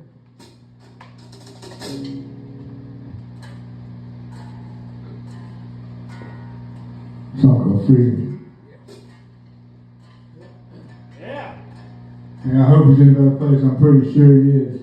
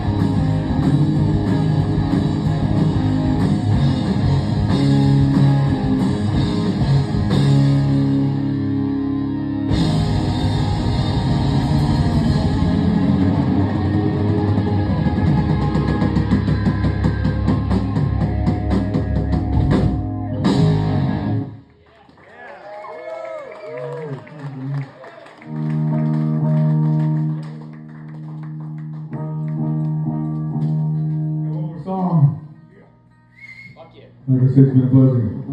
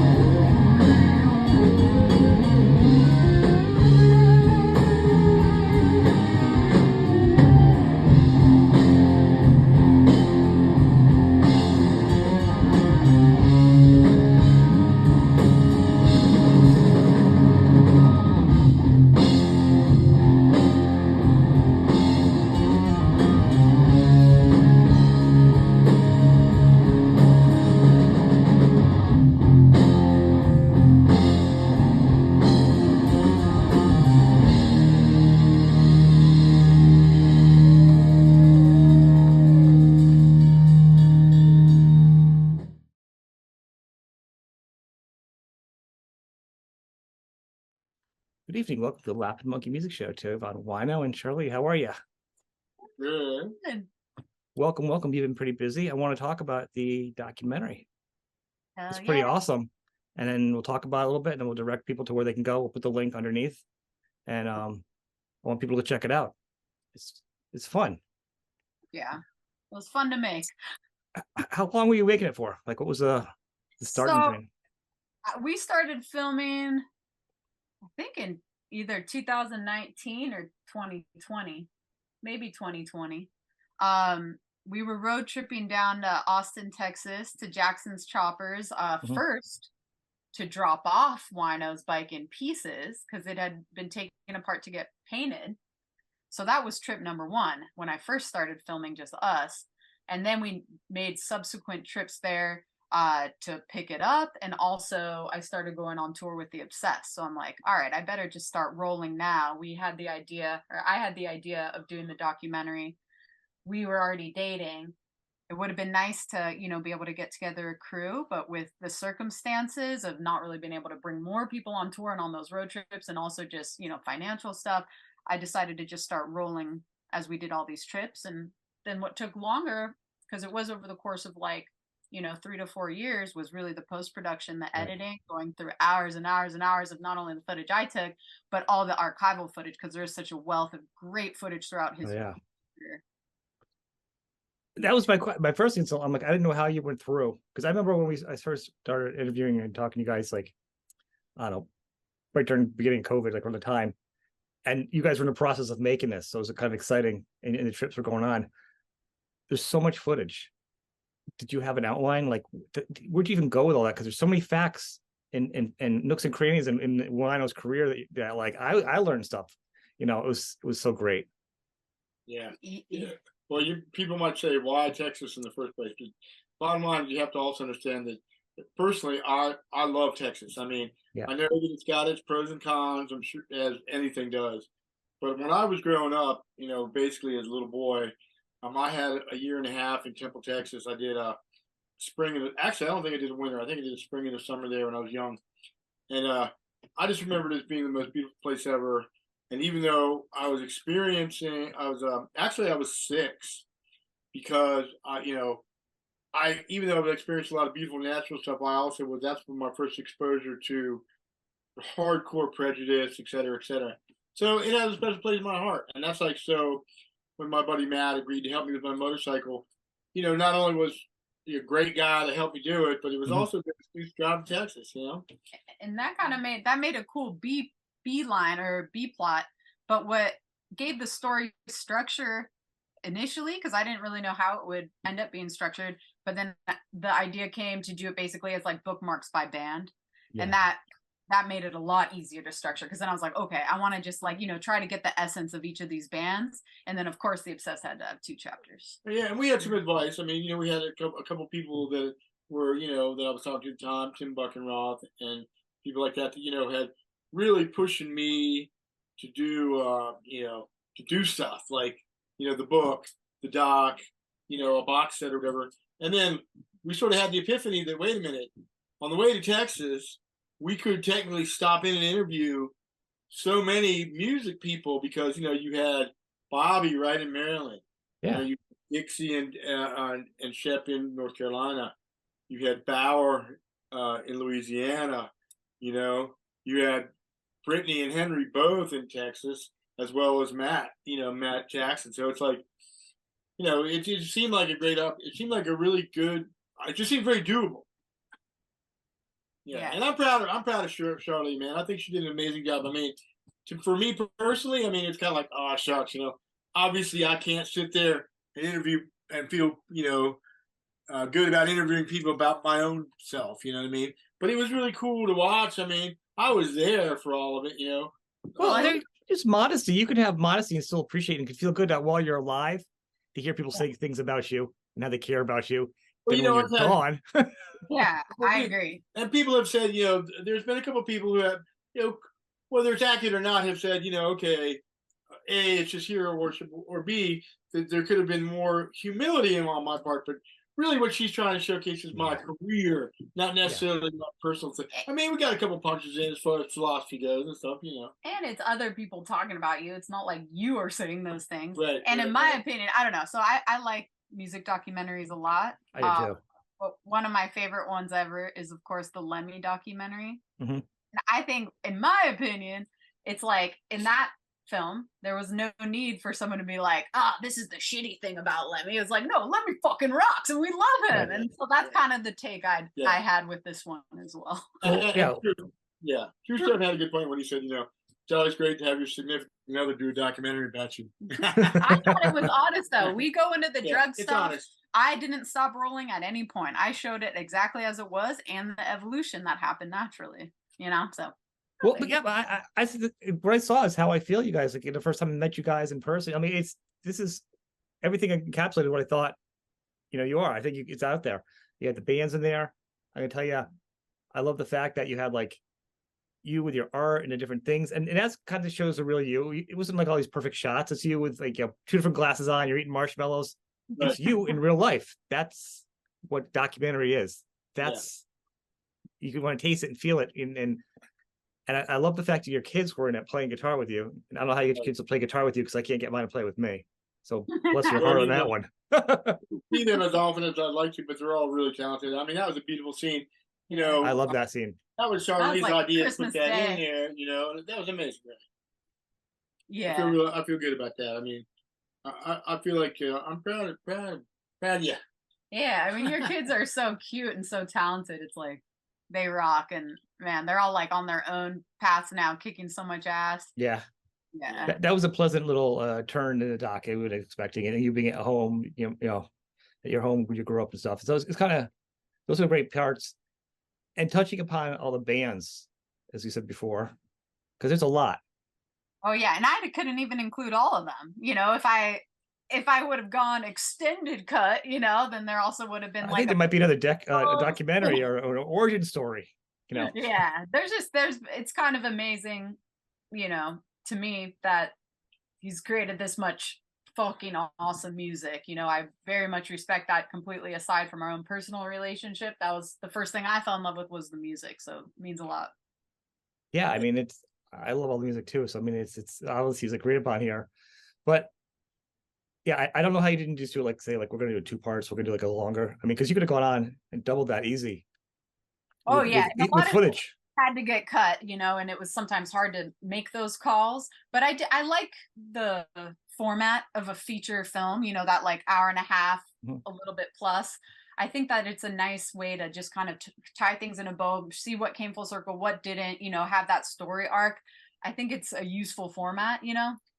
So yeah, there's like a few people were like, oh, you could just do a show, but it's like, no, I don't want to like just follow them around cameras forever. I want to go back to just living, you know, not just being like, hold on, you know. You know, it's also nice. It was also nice since it was in house to have a little bit of, or to have all the control, I should say, over the artistic, you know, outlet and also, you know, content because, as you know, we got to be careful with some stuff that's said. But I mean, I feel like that we didn't pull any punches. You know, I feel like it was. I mean, you know, it was nice for me to have a say. I'm like, wait a minute, I don't know about that part.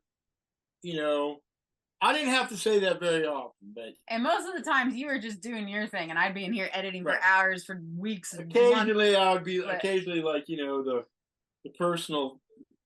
Relationship thing would come in where I'd be like, no. Yeah, there was one scene in the morning when he first woke up that I filmed in bed. He was like, you gotta put that. I had to draw down the line. I was like, I had to draw the line.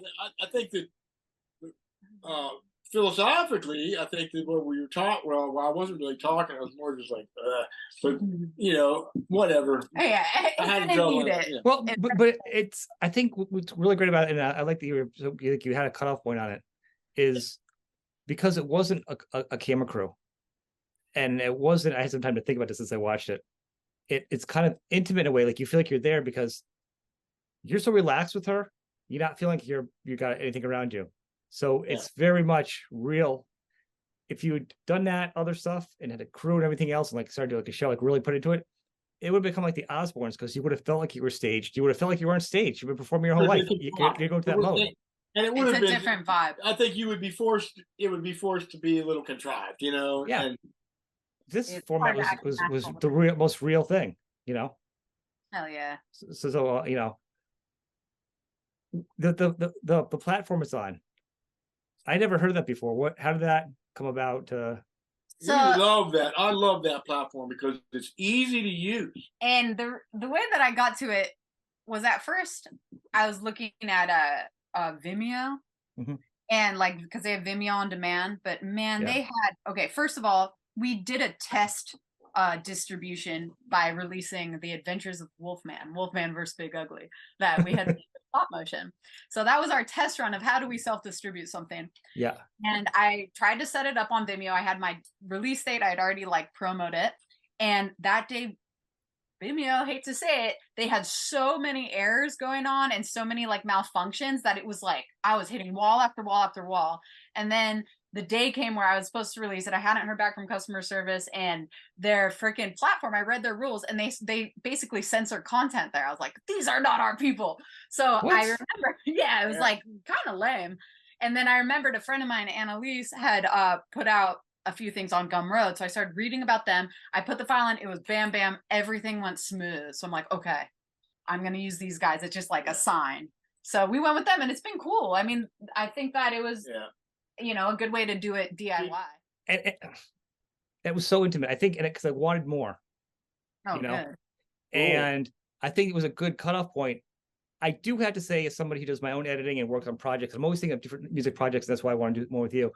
Is I always like to go deeper and have the represent what you think the fan would want. You know what I mean? Because the fan, you can't have every fan there.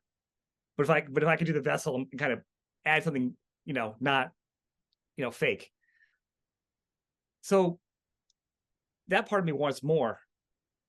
I would hope you're going to do more stuff down the road, though, like either like a concert, like edit, you know what I mean? Like take road footage and put a concert together or something. I'd love to see you do more work, because you did such a good job.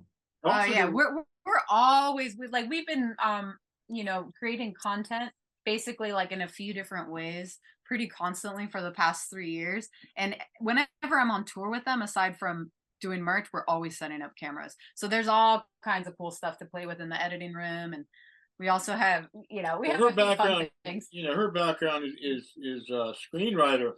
She's got a couple movies already on that she's actually written herself. That you cool. She can give you. Actually, they're really interesting to watch. But so a movie. It'd be fun to do a narrative. A narrative. Yeah. She told me the difference. I never knew that a real movie was called a narrative. A narrative could be in the works. We got all kinds of stuff going on. Yeah. I would love that. I think you have a good eye. And I think the cuts were good. I would just go for video, music, and recording. So half my life's been editing and half been music. And so I loved it. The pace was good. Like, it didn't get good. I like that you didn't just rely on just your own footage. So it wasn't ego based. You took like clips off of even off YouTube. Like, you put the best package. You didn't sacrifice anything for the sake of ego. You wanted the best product. And there's like such amazing stuff through the years. Before I was born, some of it was taken, and it's like great shit. And at the end, it's like watching it. I take anyone's feedback the whole way through, but my like green light forward was when I showed it to him in full the first time, and then you had tears in your eyes at the end. I'm like, all right, then that means it's good. Oh yeah, fuck yeah, that's the goal. I mean, when it debuted at this weirdo little place in Maryland. That was like a wash. But it debuted in Woodstock at this old theater from the day on Tinker Street in downtown Woodstock, famous, for the film. And we debuted it there, and we had to leave that night right after the movie because we had to go pick up my mom and do this like rush thing that we had to do. We had to drive across the United States. We were all about it, but we were all excited. We get to the Tinker, all these people showed up, but she was asked to just say a little bit before the movie because we had to leave. Man, just a paragraph. She said, "I was crying before the movie even started." You know what I mean? That's awesome. It was cool. One of her friends had the presence of mind to record what she said, which I think was amazing. And so we had that. So, you know, it was an amazing debut. I mean, I was blown away. Yeah, I guess bottom line, it's like, you know, the music really fucking matters. Honesty matters, heart, passion. These are the things that make up our life, and you know, the culture that I think we share as rockers. You know. Yeah. Dude, I was super nervous for that debut because it's like it's all about me. It's all about me. All these people came, like all the people from her work, and you know, some people that we would not expect to come. And you know, there's some, you know, I'm not, you know, sometimes I ride the middle line, and sometimes I don't. You know, so it's like we didn't really know what people were gonna. We didn't know what to expect, but it turned out beautiful. I mean, why don't to know you is to love you. You guys thank you for all you, everything about you. That's groovy, you know, and then we hauled ass, you know. Yeah. I did notice. So, I like how you put it in there. The COVID thing. I like that you put that in there and you had the date on it because it kind of backs up some of the grief you had gotten previous. Actually, with one of our shows we did. I like the fact that you put that in there, but you didn't overbeat it. It's in there, but you didn't have to oversay it. We didn't know what it was. We didn't know it was going to be callback. I didn't know it was going to be callback. No, but the fact that it made it to the documentary. I know what you're saying, and I'm glad we did too. Yeah, but, dude, we put a date on that intentionally. Yeah, it was 2012. Yeah. But yeah, I mean, that's definitely also a through line through it is, you know, Wino's views on the government, because that's a part of who he is. You know, how could it not be? But I thought when I found that clip, that one from 2012, I was like, whoa, like this has to go in. Yeah. That's the kind of stuff that, I mean, that's the kind of, that stuck in a lot of people's heads. I mean, we had people, you know, from, you know, a whole different walks of life that were commenting on that. And that's cool. And that's the genius of the director or filmmaker. I mean, well, I think the point is it's about, we're in this together. Yeah. We're, you know, being divided is not the answer. Right. We're in it together because there's something bigger that we all stand for, and that's I agree. Life and love and stuff. Yeah. But the fact you put it in there and it wasn't done too much, and I like the fact now there's a lot of like left and right people in the country and fighting whatever, and we always talk about always room for everybody, and it's always a discussion, and that's what I felt in this documentary was, because while he has in the same breath he's like, this makes me crazy and I can't stand this, but man, I love this country. Yeah. So it's very cohesive. It's like, this is how I feel, but that doesn't mean I don't love my country, you know, which is super important. You don't feel like you hear those two things together. Yeah. And I think the true nature of most people is there's like things that seemingly would be contradictions, but we balance them out, you know, whether it's like day to day, one feels more than the other, or they can just coexist no matter what. Because no matter how you slice it, like we always say, both of us, it's no matter how you slice it, everything that we try to do is predicated by love. I mean, we don't wake up in the morning going, who can we fucking rip off today? You know, we don't wake up in the morning and go, how much more can I charge for this painting than I did yesterday? We're not like, you know, that's not what we're about. And like, we're different than a lot of people, obviously. But at the same time, it's, man, you know, that's what it's all about. And like, I know that sounds hippy-dippy and all that shit, but that's really what it's all about, you know? I mean, just being real. I mean, not everyone's going to accept that and understand it, because if you're living in this world with the corporate world and cubicles and credit cards and this and that and things you don't need, they're not going to understand just doing things from the heart. It does feel weird. You know what I mean? You're in your cubicle and your fucking boss brings you a flower and sits it down in front of you or buys you lunch or something like that. That's love. You know what I mean? It's like, it exists. It exists, and we appreciate it. That's all. No, I think it shows. I think that's why your fans are so good. And I think the interviews are good because they don't feel staged. The people aren't nervous, but they're not shining you on either. Yeah. It feels very authentic. And I think that's important, because I don't know how many interviews you did, because sometimes people just don't interview. I've done interviews where people are they're awful. Yeah, we had a little bit of. To be honest with you, this is the first this is the first time anybody asked to interview us both together. That's really fucking cool. That's cool in my mind. Nobody has asked nobody's asked if like, you know, just interview here yet. I mean, I get it. I'm the subject. I get it. But so that's very cool of you. You know, very cool. I wouldn't. I mean, if you did one, it was a musical, and it wasn't about Wino. It would just be you and I. Obviously, you are the subject. You know, Yeah. Right. Any cute. just the fact that your initials and your email is almost the exact same as mine. It's S Patches and mine's S Ratchets. It's like almost the exact Oh same. yeah. So No. Yeah. it's so close. I think, but I mean, like with the interviews, and I think you did a good job. And obviously, if there's more stuff you have out there, I'd love to see more of your stuff too, because I really did enjoy it. And I think you should do more. I think the best part about you guys is how creative it is, like with your painting, the music, how you're putting it out there. I mean, your artwork, you guys are great. You know, it's really fantastic. Do you feel like you're keeping up with your artwork though too, as much as everything else, or do you feel like you're just kind of doing what you want as you go? Actually, That's the all art. we do, man. That's all we do. I mean, everything is art. I mean, aside from like, I officially retired, believe it or not. I was able to actually, I got a notice in the mail saying, you're old enough to retire. And I was like, well, let's see what you From need. what? Right. From Right. life? That's not for music. Well, yeah. here's what I'm going to say. So I get the paper and I'll say, well, this is weird. I said, the government says I can retire and they're going to pay me. I said, well, how much are they going to pay me? Let me tell you, I didn't pay much into the system over the years, but it's way below poverty level. So my philosophy is, like, I'm laughing back. My philosophy is, if they're fucking dumb enough to give it to me, I'm going to take it, man. Yeah. So nothing changed in our lives. I just think it's funny because now I have a little bit of extra money to do more art. And that's actually, speaking of the artwork, that's what we did all morning was framed up artwork, because Wino's going to have an art show in Philadelphia. I'm going to have I'm going to have an art show in Philadelphia. So, and like your art is on your website, and then you have it there. How are you keeping up? Because I noticed like by the time I look at your art, some of it's already been sold. And this is for both of you actually. How? And then as I'm saying for like fans that want to do this and keep up with it, because it feels like once it's out there, it's fast. You know what I mean?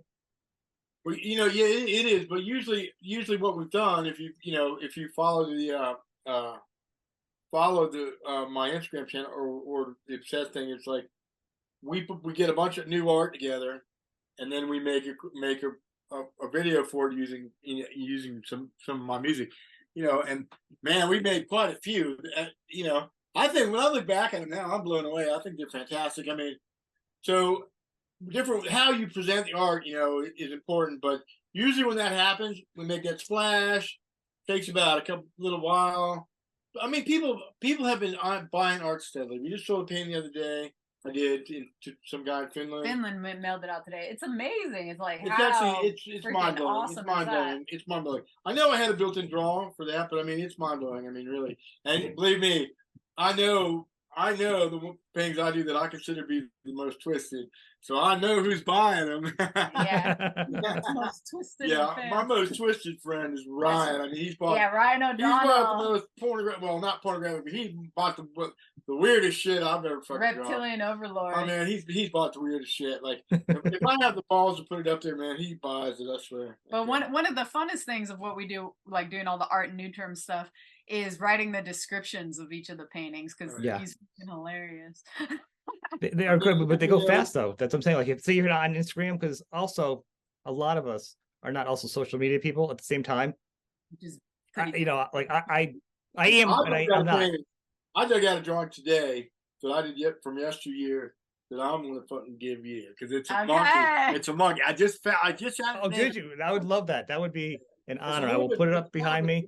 Awesome. It's a little drug oriented but it's from way back when. But I think it's like a monkey with a crack pipe or some shit. But it's funny though. That's perfect. That would be awesome. You'll see it. It'll become a part of my set. I would love that. That'd be an honor. That would be an honor.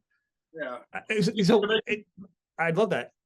I think, but I'm saying like but for other people, like, because if I'm always on social media and I post like for my show and keep them maintained, but it's hard. So like once it's up for you guys, they have to be on Instagram if they're looking for your art. You know what I mean? Because it goes fast. People want it. It goes fast. There'll be a first wave, and then there'll be like a little bit of time, and then usually like a second wave. But yeah, we try to price it fairly. I mean, it's like a lot of these do take a lot of time, but we try to make it like approachable. Like we're not trying to, make it out of reach. A friend of mine who sadly he's my exact age. We went to like elementary school together. He invested in Doom. I mean, not in Doom.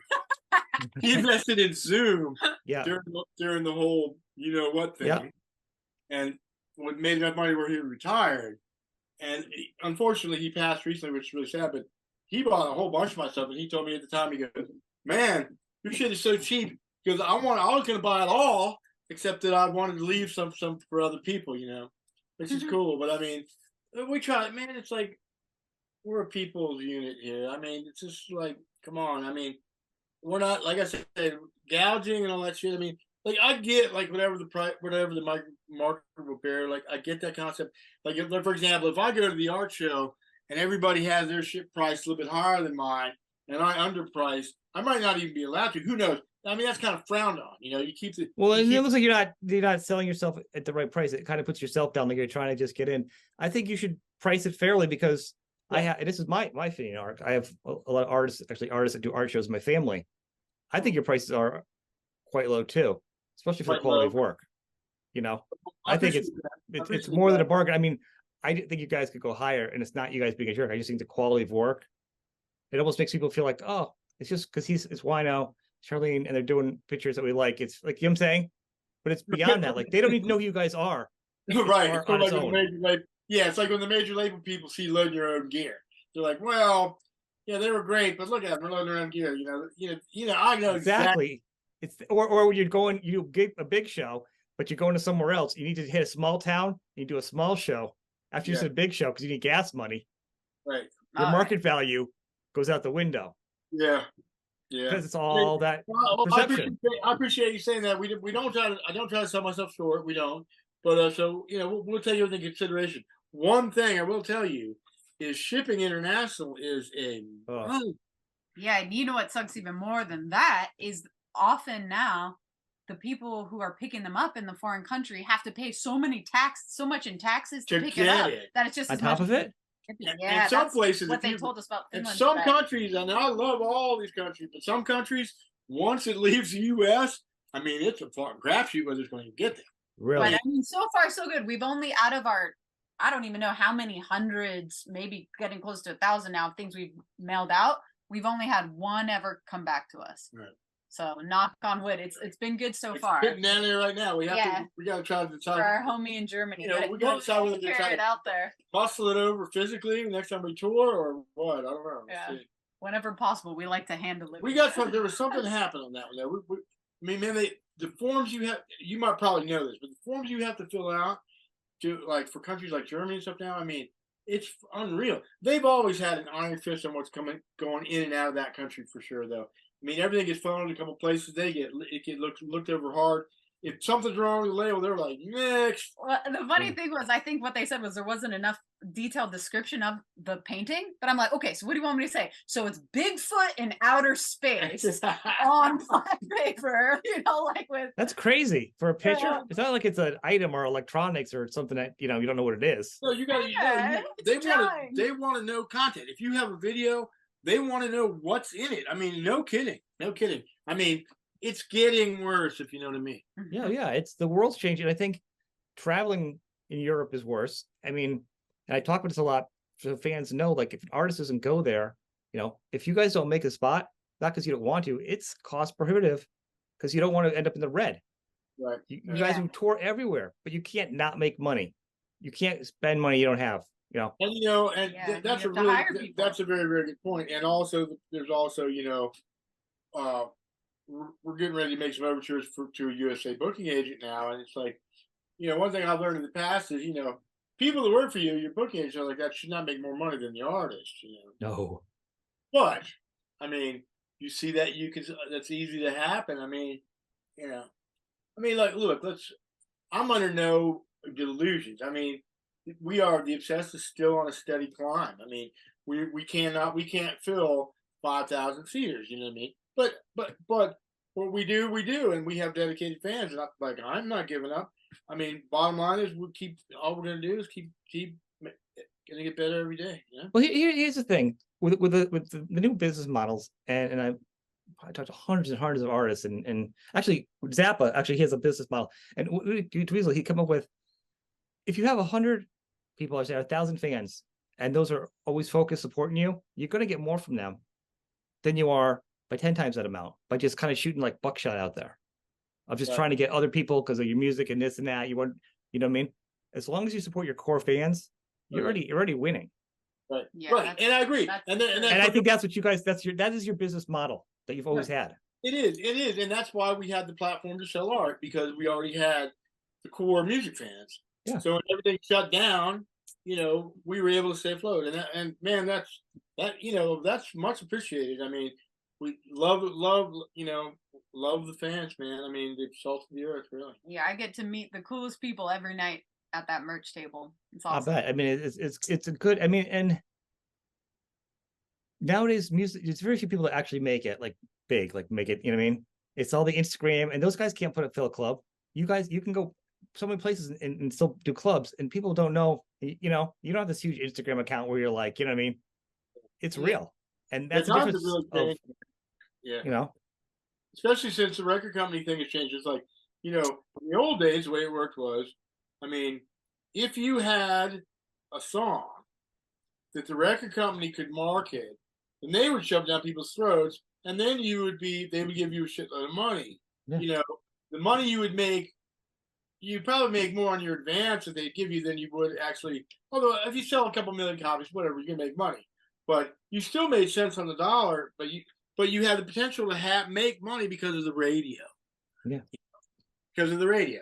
So now you have internet radio shows like you and cool underground shows, and that's taken the place of commercial radio, and that has allowed the artist to make more money. You know, I mean, because, you know, our current deal with my label Ripple was a fantastic deal. I mean, you know, there's even a clause at the very end, you know, the lovey-dovey clause, like, you know what I mean? Basically, we get product to sell on the road, which is of enormous value, especially with vinyl. I mean, if you're a touring band and, you know, you get a third or half of the pressing, I mean, that's a shitload of money. And vinyl's growing, you know, more vinyl was sold this past year than like CDs or other things. It's like 61% or something. Vinyl's actually outsold vinyl. Vinyl's red hot, and that's like why Trudeau's fucking like marking it up. I just saw that recently. That made me fucking sick. Like one of the guys that's in the video, Alan Amsterdam, the Ganjier, he's wearing that shirt. Stop glorifying rats. He's a really good guy. He sent me he sent me like a YouTube thing where in Canada they're marking up vinyl like hugely. Really? Yeah. Well, For any reason? Is it taxes or something? Because like I talk about one of the things it was hard for an artist, and the other challenge is, especially at your level, is right now is the gas, taxes, and then rental, because everything's either like buses and stuff have gone way through, double prices, rental equipment has gone up. You leave the country, you're paying taxes. Yeah. You have people coming in the country paying taxes. You're getting taxed the club, and then the clubs are taking like what, 30% now. They're trying to take 30% of the merch. Some of the clubs, so it's knocking the profit down even more. Right. You know. Yeah. On top of that, you had, you know, when Forever Gone came out, like right at the beginning of the blah blah blah. You know, I thought that record was going to be Forever Gone because, you know, but Todd called me because right at that very minute, also a major mastering plant burned down in the U.S. There's only like a couple of them. So basically, everybody that I know in the U.S. gets their vinyl pressed in either the Czech Republic or a former Eastern Bloc country like Poland or Czech Republic. That's what happened. I mean, for a long time. I mean, for as long as I can remember, like even back in the Spear Caravan days, you know, Discord and Tolada were getting their records pressed by I can't remember the name of the company, a Polish company, I think, or Czech company. I mean, that's what's going on. But that's like the actual, you know, molten vinyl with the tubes. If you've ever been in one of those places, it's pretty insane. I mean, it's like a chemistry lab with the tubes and the hot vinyl and that shit. But the mastering is what's really the most crucial part of that. And that's when you actually burn the sound onto a metal mother. And then the metal mother is then used as the master. That's hard. That's tricky shit. I mean, and that shit's like gotten more and more high tech. But the place that did that, one of the two places that did that burned down a couple years ago. So it's even harder now is all I'm saying. It's harder now than it ever was and takes longer. Like you can't watch your music either if it's in another country. It's hard. That's why leaks can come out too. It's already hard enough to manage your own stuff. I mean, these You're not being out companies are not like, you know, a bunch of stoners that play records. These are like, you know, folks that have been doing it for, you know, since the Well, it's class. not so much them. It's when you start shipping stuff. Once it leaves their hands, once it leaves that building.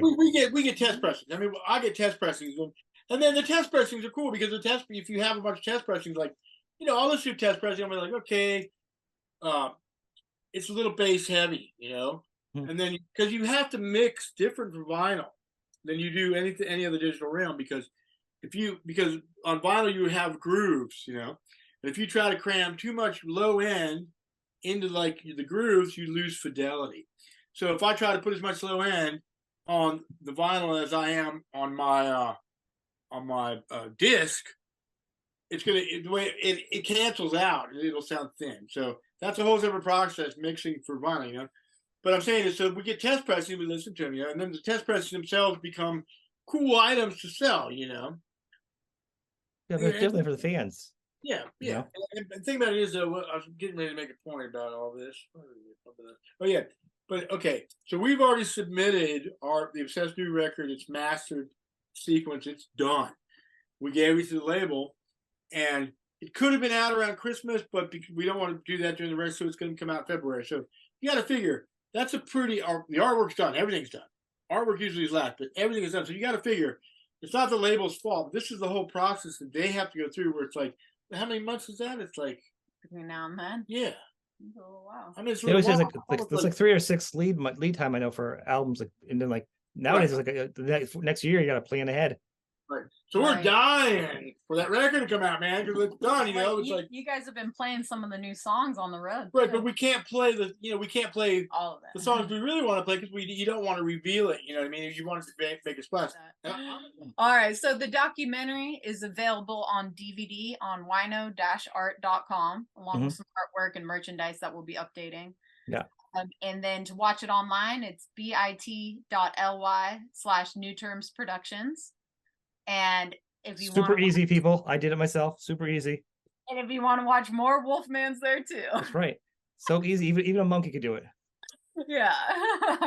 And then the only other thing is we've been building out new-terms.com, which has a little bit of everything on there, including up-to-date Obsessed tour dates with ticket links. And the dates start, actually, you can tell people, actually I pulled them up over here. Germany, is it September 28th? Is that accurate? Okay. And then we'll be at a festival September 29th, Wino's birthday. Oh. And you guys are touring all the way up until October 22nd, is that right? Yeah, we'll be back in Europe for a month, and a lot of it is with I Hate God. Yep. And nice. Yeah. Little plug. Yeah, and awesome. They've been longtime friends, and I'm a big fan of theirs. Yeah, tour kicked ass, and we'll be back out there. And I get to watch the Obsessed play every night, so living the dream. That's right. It's very cool. Good. Last thing is you. What are so do you have stuff out? Other projects you've worked on? Video? So, like I was saying, for the past few years, Wino and I have been making a ton of content because we've been doing patreon.com/theobsessed. But what I'm going to slowly do is migrate that content onto our YouTube channel, because we also have a YouTube channel. Yeah. So I'm going to be releasing that because that's been my primary focus. Aside from like all the Wolfman stuff, we've been doing like a gear show called Wino Days, a little bit of Dog Days. We made a little cooking show. This is all like, you know, more video than film. What else is on there? You know, like Tuesday Night Shred. We've just made all these little segments that we'll be releasing for free on YouTube. I've made a couple other shorts in the past, but mostly I've worked as a writer. Mm-hmm. So the next project is going to kick ass. So I'll let you know when the next one's up and coming. I'd love to support it. I'll be there to promote it. Oh yeah. It's been awesome. I'm glad I could get you on. We could talk. You did a fantastic job. You should be totally proud of yourself. It's really. I'm glad you enjoyed it. I love to hear that. That's really cool. It was, for me, it was like a total labor of love. I loved making it, and you know, I put my heart and soul in it because I really believe in the subject matter, you know, and like that music really means a lot. So it does, but as a editing is when it spends more time than he should editing for the minutia. I can really appreciate the time and the footage you went through. Just watch that, and then knowing like what's out there on YouTube, and then like what's here, and then what you got from him, and all the topics to cover. I'm like, I wouldn't even know where to start. I'd be like, like it's just. The other thing that happened recently was I created the full and accurate English subtitles. Mhm. So now wow. if you watch it on the Gumroad site, the bit.ly/New Terms Productions, there's a closed captioning button that has the actual real subtitle. So it's everything, because there's a lot of music in there too. So like there's reasons why certain songs were in certain segments, and it's a lot of the time has to do with the lyrics there. And sometimes, like even when I was doing it, I was like, wait, you didn't say that? Like I learned a few lines that I had actually gotten wrong. But now it's all in there, including lyrics to the songs and what Wino's actually saying, because not everyone speaks Wunjo, as he calls it. I'll have to go back and watch it again just for that now. Yeah, so they're there. And then actually we have 2 screenings coming up. There's one in London, England, I think September 28th. And then I think it's October 1st or 2nd in Athens, Greece. We'll be screening the doc. Very cool. That's really good.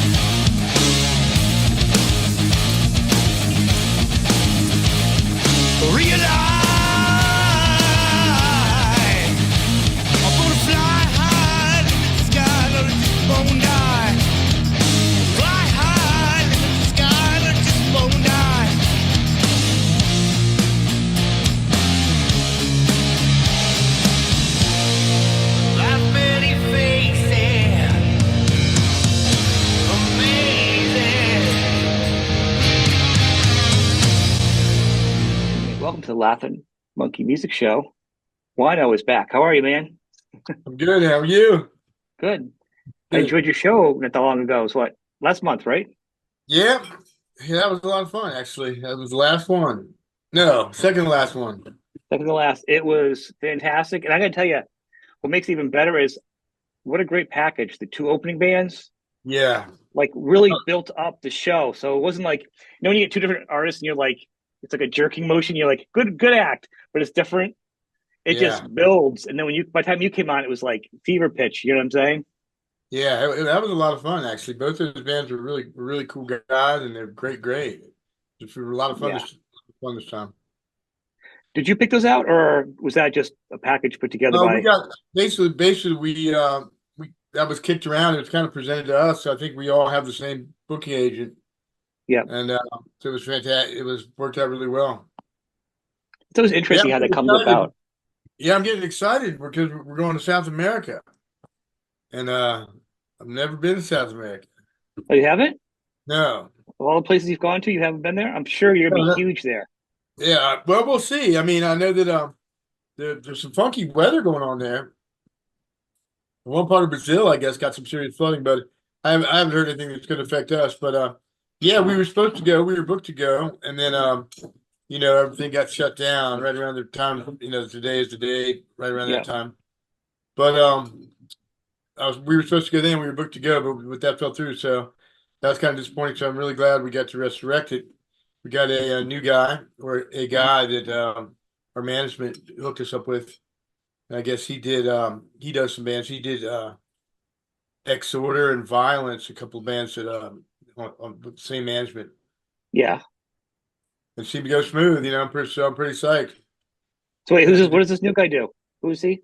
Oh, well, our manager hooked us up with the guy and Andre from South America, who's just, I guess Okay, that's what he does. Brings bands over. okay, yeah, It's pretty wild, man. It seems like it's going to be pretty wild because you got to fly a lot. You got to fly all the time. They can't walk across the Amazon. So but there's dedication. I know. And I'll be honest with you. Actually, I was just talking to Bobby yesterday. He sends his hellos and his love to you guys. By the way, he Mrs. Liebling? yeah, right, yeah. But Pentagram is just great over there. So I'm sure you know you guys are Yeah, gonna be a home run too. I mean, it's a good audience that's for what they you. say. Yeah, everybody that's gone over there says it's pretty off the hook. You might have So some Beatles like experiences, is what I hear. Be kind of I said, cool. yeah. We're gonna be doing some promo for that tonight because the promoter said that the shows are selling kind of light right now. So I don't know what that means. I mean, we've never been over there. I expect it to be pretty good, but Yeah, maybe you have some promoters are they yeah. start to get a little panicky. It's It's crazy business, man. It's crazy business. Would you want to be a rock and roll promoter? I mean, unless you're up at the big level where you're rolling all the time. I mean, you're taking a lot of risks. I think. there's a lot of jobs aren't fun anymore. Right. Rock and Yeah. roll promoters probably one. Well, being a musician isn't one of them. You know what I mean? Nothing. That's right. That's right. I mean, during COVID, it wiped everybody out pretty much. That didn't have another angle to go. That's what started the show here to Yeah. keep everybody out in the attention land and direct people to merchandise and product. You know, Yes, but sir. you and people haven't heard it. I mean, let's talk about the album. This fantastic album. I mean, it's Man, crushing, dude. I'm glad you like it. I mean, I'm super proud of it. I think that it seems like it's doing pretty good. Um, yeah, getting out and playing those songs live was cool too. That was a nice. That was nice. We didn't get to play everything, but we're gonna start squeezing them in here and there. It's a good solid, like literally. And I think I was talking to Bobby about that. I said I think it's probably one of your best albums in the way that the whole album is so strong. Like you have great songs on other albums, whatever, but like literally every song on this album is just like a home run, and not like a bunch of good ones, great ones, and a couple of good ones. It just feels like every song is just like it's a very cohesive pieces. I think what makes it, the song order. I mean, I wrote up how I feel about it. Yeah, And I love the other albums too. I mean, your other albums I think are better than most people's albums to begin with, but this one for some reason just hits me. You know, right on. Yeah, I know. Well, we did something a little different. We did the segues, and that's kind of Frank, like our engineer. He likes to think out of the box. And he was like thinking in terms of like making it like just a piece of music instead of like individual songs as much. Of course, we couldn't do that for in some spots on the record, but Man, I think that the way that and then Jason did the segues. Yeah, Um, I think that the way that turned out was amazing. it's Having the very input, cohesive. Yeah, yeah, and having the input, the extra input, Jason and Chris. I mean, really makes a difference. I mean, I'm a team player. I mean, yeah, the obsessed is my thing, but um, having a couple, other people kicking in some ideas is fantastic. I think. well, I think obviously with Jason and Chris so much, I know definitely Jason is such a huge fan of Team Obsessed to begin Yeah. with. Yeah. So I mean, and one of the things we'll have when I've said when I've brought up is I said these guys and of course the fantastic drummer lay such a foundation on this album that it frees you up to go to the next level because you're not worrying about all the other minutia. It allows you to go somewhere else because you have all these other guys supporting you Yeah. instead of just you doing everything. You know, Yeah. And we and that makes worked a on huge difference. it's a different process this time. I mean, this time, since Jason has a kind of a pretty good ear for the home studio stuff, Yeah, we demo that stuff to within us. We demo that stuff out. We sent some stuff to Frank, but basically since we all live in different states, that was me and Jason got together and we put it together and sent it out to everybody else. And I think it worked good, and that's going to be the system from now on because actually he moved from Canada to the States, and he's going to have to live like really close by me. So that's going to be fantastic. I mean, we should be able to have even some brand new shit rolling here pretty soon. I like the sound of it. I saw you posted it. I also like actually. This is a great tie in here. Is Jason's been doing some tab books for you? Oh yeah, man, that's right. I forgot to mention that. Man, he put together a tapestry book of Jug Full of Sun, the whole thing, leads and everything. And I thought that was quite a magnanimous feat, man. You Yeah, know, I yeah. haven't seen it yet. Is he going to do more? Because Hey Cheryl, I'll see if Shirley comes up again. I'll have her bring her. I can show it to you. I've got the box down there. Man, it's a good format. It's like a full on like yeah, is it? book format. And hey Shirley. Uh, oh, It's all right. Is he going to do more of your albums? Are you going to do more? Because I'd love to see like Forever Gone. I mean, I'd love to see other stuff myself as a fan, he said as that a he horrible. was. Yeah. Yeah, he said that he was, but he's going to do something else first. Like he's going to do. What did he say he's going to do? He's going to do something else, and then he's going to come back to to my stuff. Can't remember. Can you bring up one of those books, Jason's books, the tab books? Oh, yeah. Yeah, what's his next project? He might do. I mean, he's talking to a bunch of different bands. I don't think he's picked it yet. Yeah, I don't know. I'm not sure if it was Pentagram or. He's talking to Pentagram possibly and Trouble possibly. Yeah, so he wants to get into it, man. So he's going to be doing a couple other bands. So. Good. Well, that way, that's the things that we've learned to be diversified. But as a fan, and one of my favorite albums in the world is the Forever Gone album. I need the tabs. I'm not a good player. I can't play by ear. I'm a bad player as is. But I tell you, man, I'd love some sheet notes so I can play some of that at home. So I'm just like jonesing for that one, especially. Well, I'll mention that to him. That is top of my list. Obviously, all the other albums are of yours too. But for me, I love that album probably spins the most, like in my playlist, at least once a week since between the vinyl I got from you and then since then, at least once a week I play it. Wow, so, right on. There's something about the riffs, the melody. It's just the people aren't aware. It's the acoustic album he did, kind of acoustic-y album. You did release it during the plague 2 years ago ish. Forever Gone, and it is fantastic. The artwork on it is just solid, man. I mean, and Todd really came through, man, on that one because, I really thought that was going to be, that record was going to be forever gone, But that would have been a crime because that is that's not like a mediocre album of just stuff thrown together to make some money. Yeah, I think that, I mean, I'm proud of that record too. I mean, it's like, I had all the years in between Adrift to put that together, so I've been playing acoustic and all that. And, honestly, I'm not one to really lay around. I've got stuff for the next one already. I like that. It's good. Yeah, I've played a lot of acoustic, so hopefully it's going to be keep it super productive. I like Forever Gone. I think it's better than Adrift. So I mean, I'm excited because I mean, Right.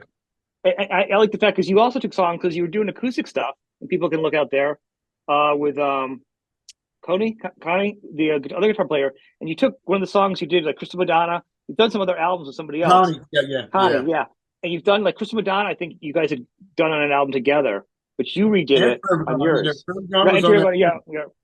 My mind getting old, man. No, Trying to remember all but the it's songs. okay. It's okay. It's like I just felt like I wanted to re-record those songs, and get them out over here because they're imported. It was kind of like dead in the water over there. Yeah, you can go streaming, but I like yours versions. Just you exclusively doing it. I find like it feels different. I like it's all you. It's not the shared Yeah, thing. It almost feels like sometimes it breaks it up too much for me. yeah. Definitely So different animals. But I yeah, mean, I'd love to play with him again. I mean, it's like I saw him in Italy not too long ago for the first time in a long time, and it was great. It was like we'd never fucking stopped touring. Cool, really good guy. But yeah, I know what you mean, and I wanted to put a stamp on those songs and get them out over here. We never toured for that record, really. no, The conspiracy theory, freedom conspiracy, yeah, conspiracy theory. and it's a good album. Don't get me wrong. I think it's good. I've listened to other stuff. There's a couple things out there. People go on. I think on iTunes. It's all out there too. Just Google you. Just look under Why now. It'll pop up. A bunch of those albums will pop Yeah, up. I enjoy them. But something about you just owning that songs yourself on the Forgiver Gone yeah, to me really really made it even that much better for some reason. I think because right on. it just fit with the other songs. I think you know what I mean. And I've I been think it was your playing, song. I've been playing those same songs for over the years, playing acoustic. I've been playing a lot of acoustic, doing one-off gigs or whatever it might be. And so I played those songs a lot myself. So I wanted to, by the time it came around time to record them, I think they were more solidified in my mind. Adrift was a little bit on the fly, a little tiny bit. I mean, Adrift, I just really wanted to put the songs down, but I Yeah, wasn't quite as prepared. The next time I go into the next acoustic record, I'm going to be completely prepared, even more prepared than I was for Forever Gone. really. So I think Forever Gone also had a better sound. I mean, step over. Sorry, a little glitch there.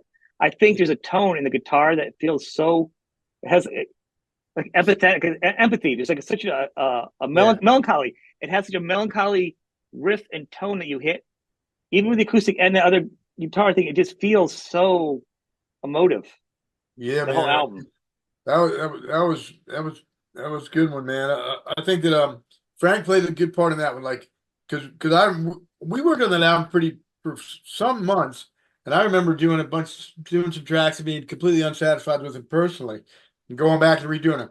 I think what it was is I got Frank to run a click track, but Yeah, slower, a little bit slower, just like because I know when I play acoustic, I tend to race, because you don't really have anything to bring you back down, unless you got a drummer.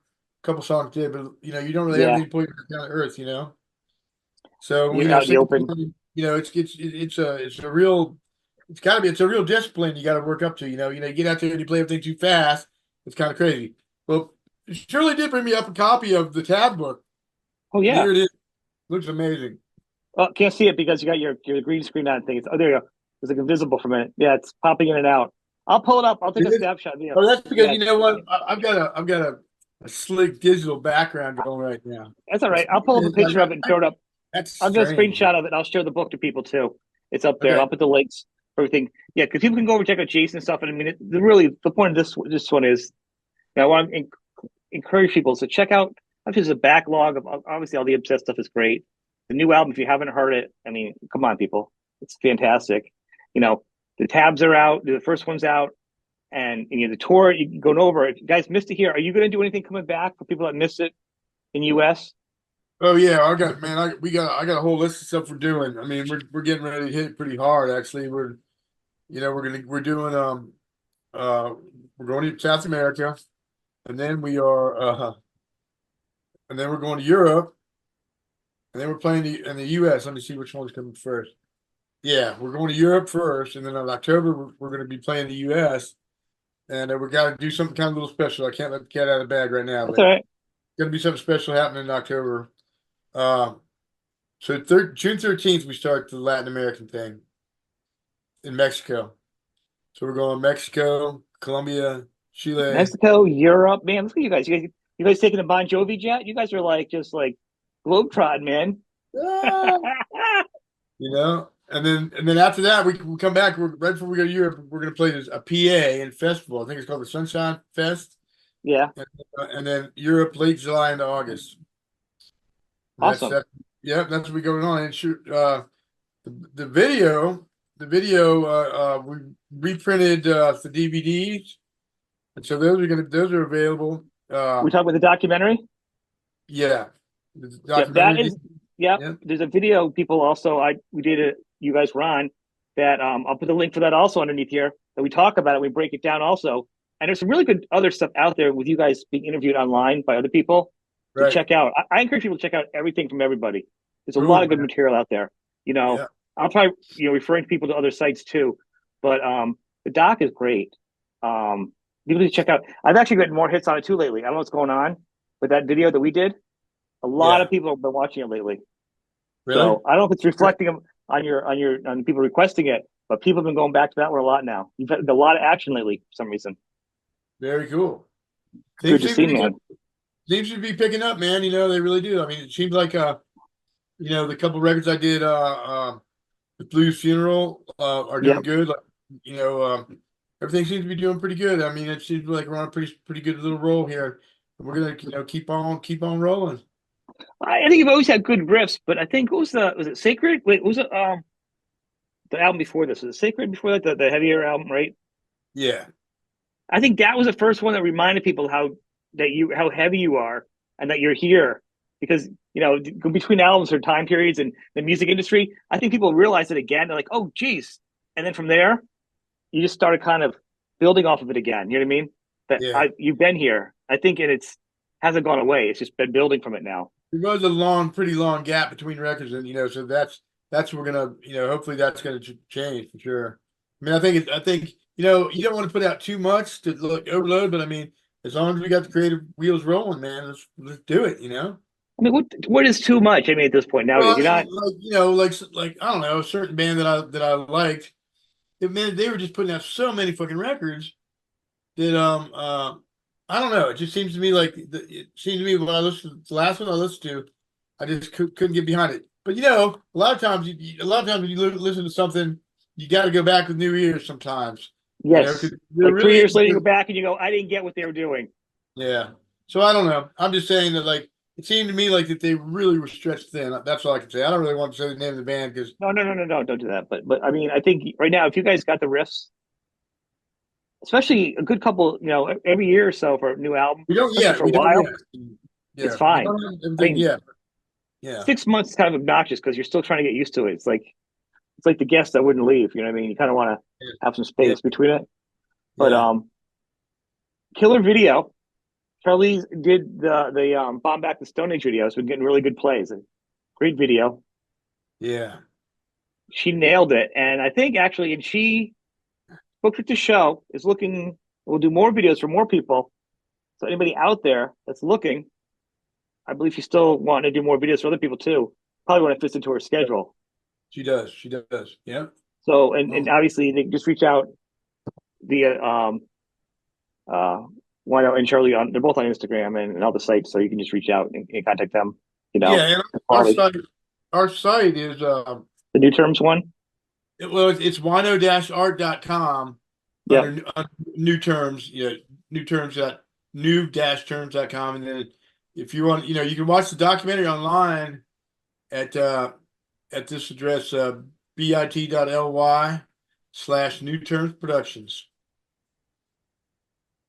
It's good. I did it. I went on, and let me tell you, I hate doing any of that kind of stuff and messing around. So easy. Even I could do it. Went in there. Signed up for it, paid for it, played it, no problems. Very easy. Very so cool. People can do it really easy. You don't have to be some kind of tech guy to sign to a website you haven't heard of. It's all legit. I've tested it and gone through it. It's well worth the money. It's I'm actually thinking you guys need to do another one, especially with touring and stuff. Now you gotta be I wanted to do one for one of the new acoustic songs too, maybe. But we should do another one. We would have, basically, we didn't really have budget really. You know, You don't always need a budget. That was a good though, without it. I bought my buddy's pad, and it was like bombed out, and I was like, I just got this revelation. Wow, we can fucking do this. You know what I mean? We can do this like right now. I mean, we did. You know, there was some investment, a little bit, but you know, but getting Dave Hill, you know, and he's so cool, and then he was just so easy, wanting to do it and stuff. It was just amazing, man. Amazing. Came out, everything was He's perfect. funny. Yeah, he played. I mean, he is the Twisted King. So great, man. You With his know, 6 shreds. You gotta play some fat shreds. Yeah. I had bathtub full of blood. Yeah. I had him on. Actually, it's funny. I saw like a week before I saw the video come out. The video came out. I know he's in it. I just had him on. We weren't even talking about that. It's like, oh, he's a funny dude. Yeah, he's Yeah. funny dude. You see, He his YouTube stuff is funny, man. You know. oh yeah, and he's funny on Instagram too. Yeah. Just a quirky voice. Yeah. We're talking about Dave Hill. People just check him out. He does it's funny, he'll do He's a stand-up here's the comedian, but he books. shreds, dude. He shreds. Yeah, he's a good, you know, and I saw him, I said when I met him, I saw him from was when he did the Metal Grasshopper thing way back on YouTube with Really? Phil and Okay. Samo, and they were Yeah. doing that little skit there. And there Yeah. wasn't a lot out there for the YouTube kind of metal stuff. That was kind of one of the first ones. And that was the first time I saw him doing stuff. And then, you know, since then he's done a bunch of other stuff. Yeah. He's a funny dude. He's in good. He's in type of them. I guess he came on stage not that long ago with Pantera. Yeah. Yeah. He was on his bike, I think. Yeah. On the stage. Oh, dude's hilarious, man. He makes it funny. You know, and you know, and they got a sense of humor, so it really just makes it much more fun for everybody.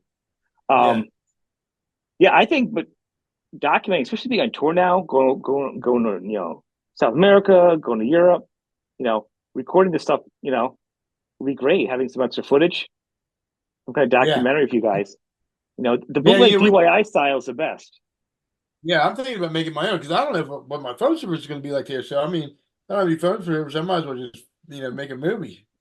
Yeah, You know? just do it yourself. I mean, you can do anything. You can do anything on a small camera, on a decent freaking phone. You edit together. Yeah, Shirley can't go this time because of the she can't go because of the it's a kind of a shoestring. I mean, it's the first time over, so it's going to be kind of a tight financially. So yeah. So it's just, we're not even taking our tech, so it's just going to be us taking ourselves. We got we slim down on a lot of stuff too. You know. So actually, so when you tour like that, and this is interesting for fans, it's always why I always tell people go to the shows because it's always a struggle for a band to go places. And something like this, so fans that are out there, if they're coming, this is why. What do you bring in for guitars? You bring in like a certain effects, but renting the PAs and stuff. Like, what are you doing? You got so many tunings, it's like that. Basically, we got these coffins. They hold 2 guitars apiece. They hold 2 basses, 2 guitars, and they're flight cases. They're pretty much the new thing. They're called the Enki or whatever they are. And basically, Gator makes them too. Basically, it's like they're real modular. They stack. They fly really easy. Your guitars go in them with no cases. Put your air tag in there behind the phone. You know what I mean? Button them up. I was gonna tell you, make sure you put your tags on those things. I was gonna say that. Air tag those things. So those things vanish. You need to track those things. That's a real cool thing. That's a real cool thing. No longer is your guitar just like, well, bye. You just don't know what's you see them down, you throwing them, throwing the luggage on or whatever. But they're real sturdy, and so basically what's going to happen, since we got so many different tunings. I mean, I play like 3 guitars every night, pretty much, if not 4. I have my tech, he retunes them for me and stuff, which is cool. But I don't have man, I've got enough guitars to do it, but I mean, bringing every guitar you have is a pain in the ass. So on this tour, this South American John, I'm going to bring 3. Jay's going to bring 2. I'm going to have 2 in my coffin, and Chris is actually letting me have one of his slots in his bass case because he's going to play his 5-string bass because he can play his 5-string on everything. And that's like, man, that 5-string really brings the ass on fucking Bomb Age, man.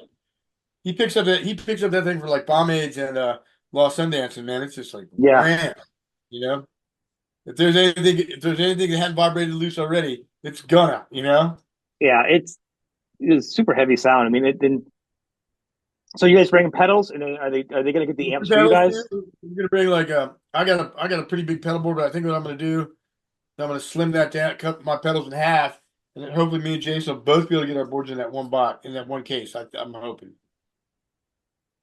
It's a Slim challenge. down. I don't use all that many pedals anyways, but Yeah, it's exciting, man. And I'll be honest, I'm curious to what you do in October. I mean, hopefully, be doing something, playing out somewhere again on the East Coast again. It'd be kind of cool to see you guys again. I got the tentative routing today. I haven't looked at it yet though, but I think it's going to be cool, man. I think it's going to be cool. We got Yeah. some longevity happening, like some anniversaries happening with some records and stuff. Nice. That's the way to go. I'm looking to throw down to celebrate because my birthday's in October. I'm like, well, where you going to be? I'm looking to celebrate. When's your birthday? Second, Second. October 2nd. Yeah. So when I heard October, I'm like, you're oh, really close. We're really close to mine, September 29th. So there you go, Libra. Yeah, There you go. That makes sense. The scales. that's right, man. That's right. That's My probably why we mom, got so much in common. my mom's a Libra, but wow, we're really close. I didn't realize we were that close. Yeah. Good. That makes sense. We have a lot in common. Yeah. Yeah. Yeah. That's really cool. We there's so much you have out, and I think that people really need to go back. I'm gonna try to put all the links for everything and check it out. I definitely think you should totally use your phone, and all you guys just record each other and just record everything as much as you can on tour, and just stockpile that footage, man. Yeah, that's you good. Always use it. I mean, and then that's the best footage. I mean, some stuff we've shot. I mean, you don't always need the high end camera to do it. Man, Everything's so easy. Probably what I'll do is I'll probably just set a tripod up on the side of the stage. Totally. We'll probably get a couple. We'll have to experiment with like vibration and all that shit. Well, sound can be weird. Like even like when I did your last show, I don't know if you have even heard it. Stepping back, I've had to play around with how far back to go without getting too much bass in it, and to pick up the vocals. Sometimes there's always a difference with bands and how to do it. So it's a little trickier. And you may also reach out and have fans send you some footage too. Right. Put a call out to fans. Right, or else have one of our guys that's going to be working with us put a camera by the soundboard, or whatever it's going to be. Yeah, I should probably get a dedicated camera, man, but I don't know. We'll see what happens. But that's good idea, especially since I don't know about what furniture is. I haven't even looked into that yet. Yeah, damn. Probably, I know for sure that they don't. My company's not over there. I don't think. I mean, I could be. I mean, I'm kind of shoestringing it. I don't know. We'll see. I just think, any kind of footage is good for you just to document yourself. As you've learned nowadays, you can go back and pull your own footage. If you can do it off your phone for free, or your fans. There's internet over there for sure. So like that'd be cool to do. Yeah. That'd be cool to fucking be able to do that. I'm gonna try to do that. What about some live stuff? Are you gonna do any live recordings in the future? You're a good live band. It really isn't any really newer live, cleaned up stuff. Like some of the stuff you have for bonus stuff is older stuff on the records. You know what I'm saying? Yeah. But nothing that really reflects. I mean, they're good songs and stuff, and it's fun to have. You know what I mean? But nothing really reflects what you sound like live. Yeah, we did some stuff with Frank. I mean, there are some pretty good recordings out there. We did some stuff with Frank in the studio live. That was pretty cool, but I doubt that's not really getting the feel. I mean, it would be nice to do something like that. Maybe that's going to happen.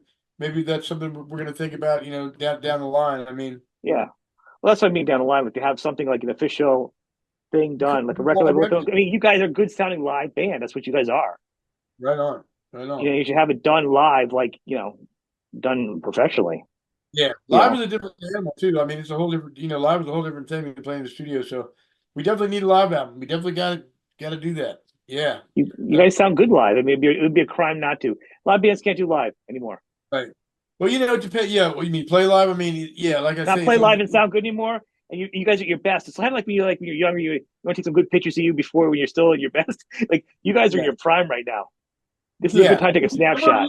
We're gearheads too. I mean, like we live to fucking like blast. You know what I mean? It's like we're going around through the amp, go through all that kind of stuff. So it's I mean, a lot of people fall into the trap of like, well, I mean, it's personal preference really, but a lot of people decide to go easy and they play through their modeler straight into the PA, whatever it is. I mean, Jason took a pickup gig when he first joined the band.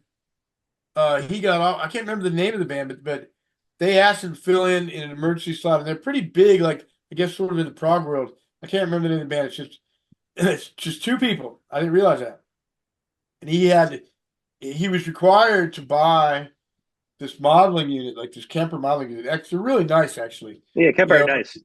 yeah, it's really nice, and that's all he used, straight into the PA, because then he could, he could have everything. He could have the reference already in there. I don't know, but I thought it was a whole band. And he's like, "Yeah, it was just me and this girl, me and the singer of this girl." I was like, "What?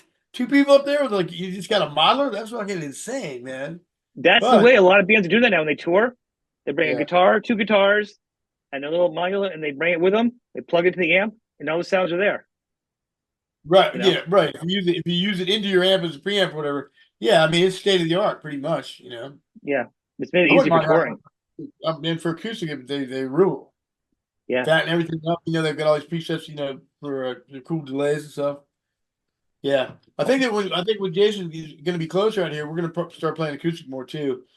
We yeah. do we did and the best thing we did was we did a gig in Albuquerque that I thought that was really good. I mean, we played some other shows, whatever, but for one reason or another, they weren't optimal. But yeah, so we should be playing. We're gonna now that he's gonna be closer, man. That's gonna be really nice. Then we can just like write all the time. He wants to set me up with a good recording thing. Like I still record in the garage band right now. I'm looking around for like I like reel to reels. I still like analog shit. Like if I had a good reel to reel, I know I could make some. I could make good enough demos on it. But with time. I think analog is still a good way to go. I mean, that's how I learned to record. I mean, that's it. Yeah. You know, Yeah. it's the way to learn. I want to thank you, man, for being on the show. People check you out. You got so much going on. This is Thanks a always lot. good to have you. Yeah, have you come back and check things out, man. Um, so the tour in 2 weeks is a week or two? 2 weeks. Yep. The tour starts on the 13th of June. So basically, we'll be in Mexico City on June 13th. Latin America, Mexico, then we'll be Colombia, Chile, Argentina, and Brazil. And we got a couple of days off in there, but I need all these South American. If there's any South American people listening, we need you to come out and support us, please. Then we're playing the Sunshine Fest in PA, and then late July into Europe, August, Europe, and then October. Fantastic. October is going to be the United States, and October is what we're going to be doing a special tour announcement, which we could announce on through you, maybe. It'll be great. We'll do that. Yeah. And we'll talk offline about that in a few minutes. Okay. But Cool. And then the DVD's repressed, man. If you want to pick up the copies, check out wino-art.com. Actually, and what about art? You still selling art? You got some art you selling too? Yep, the artwork's on there. Like I'm constantly upgrading that. We're probably going to do before I leave. We're going to do another upgrade or add on some more pieces on there before I split. So, Fun fact for people that are watching: my official logo is my monkey is from your art. Is the monkey? I made that my logo. That is the monkey you sent me. So when people see that's a wino piece. Right on. Of awesomeness. Yeah. People head over, check everything out. It's been great to have you on. We'll do this again very soon, as we always do. Thanks, man. I appreciate that's it. great, Sean. Yeah, I appreciate it, brother. No problem. I'll talk to you later. Yeah.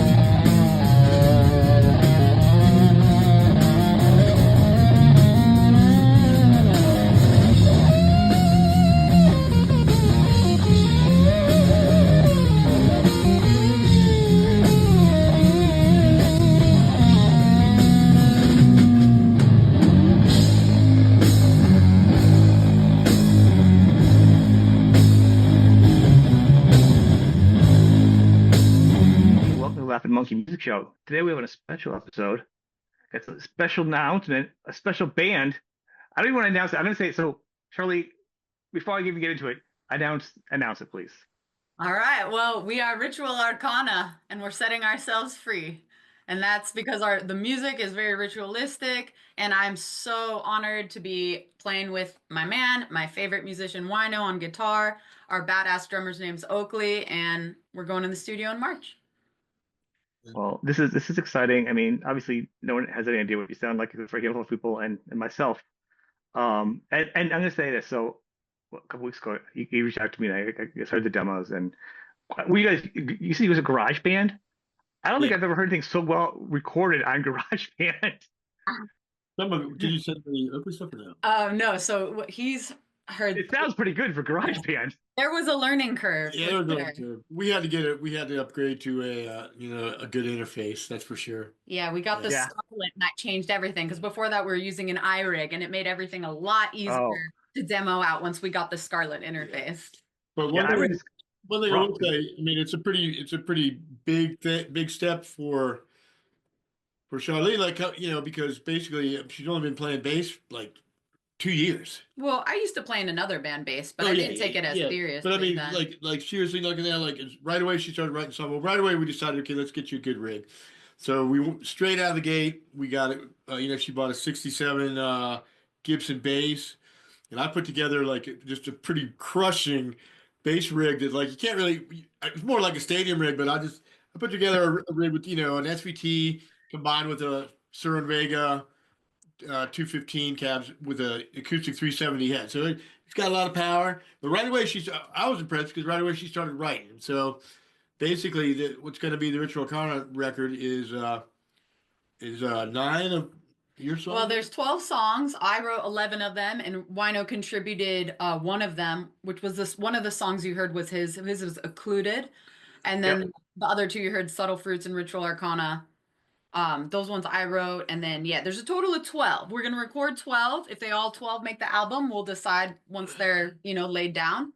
But that's what They should. yeah, I think so too. I mean, I'm excited about each one of them. So I'm really stoked. We're going to be recording with Frank Marchand in Maryland, who did Wino's Sacred. last two solo albums. Yeah. And also Sacred for the Obsessed. And The producing of the is going to be exciting because I was thinking about that when I'm listening to the songs. yeah, Each song vocally, you're going differently. The first song was a Subtle Fruit. I feel Sonic Youth Kim Gordon singing in there. I kind of dig that a lot. right. So each song, some songs you're singing and you got all kinds of different things going on. I think you use your voice like a paintbrush where you're working with each song, which is a story adventure. You know what I mean? You're not locked down to a sound. In the three songs I heard. It's been really cool getting into the vocal aspect of it too, because in addition to like getting so much deeper into playing bass and taking it seriously and exploring the instrument and where it can go, that's what it's started to be with the vocals as well, and that's been really rewarding because at the beginning, like Wino kind of had to tell me like, hey, like you're singing flat right now, and like it didn't click yet, but then once I kept practicing it, like then it all clicked into place. You recognize it like an instrument like any other, and it can be really, really satisfying because it's catharsis, it's like emotion, it's breath. So yeah, it's been cool. And I could hear the things you're doing differently in your voices too for different parts of the songs. So it's great that you have somebody that's, a producer that's gonna be able to bring it out. You know what I mean? Because vocally can make or break you, like Yeah. a good production or not. So having somebody that's done such a good job with these other albums and knows how to get the sounds, the guitars, and tones, and the vocals so good already is very pleasing for me to hear because I'm really curious to see it get tweaked because I know your idea. So to have the producer carry it on is the next step. Yeah, such an asset. And I think there's a lot of possibility with these songs with what we can do in the studio because there's a lot of room for experimentation and playing with different sounds and like making it Oh yeah. really thick and heavy. It feels like a soundscape, sort of like Really, yeah. like a video sound like a sound movie. Like it's because it's got some textures in it, and with Wino's guitar playing in it, it's like it's leading a path. I think I said in the text you, it's like leading a path, and you're kind of like the tour guide. You know what I mean? Because it feels like the guitar to me it weaves. Like I feel like I'm just on a journey, and it's some really interesting guitar stuff that I haven't really heard from you before. You kind of do some different stuff in this, and it's not over flashy or over riffy. When you listen to it, it's really good, but it's still honoring the song, Yeah. which is a challenge. Yeah. Especially when you're the riff master of Doom. But you're not overdoing it. You really have this really visceral sound where it's just a good darker riffs, but more of an adventure. I don't want to sound overplay. wise. Being a guitar player, I mean, we're a three-piece, so I don't want to overplay, but we're only a three-piece too. So at the same time, so it's actually cool for me because it's giving me. I'm not locked into the microphone, Mhm. and I can experiment with some different sounds. It really is about the power of the song, you know. Every Absolutely.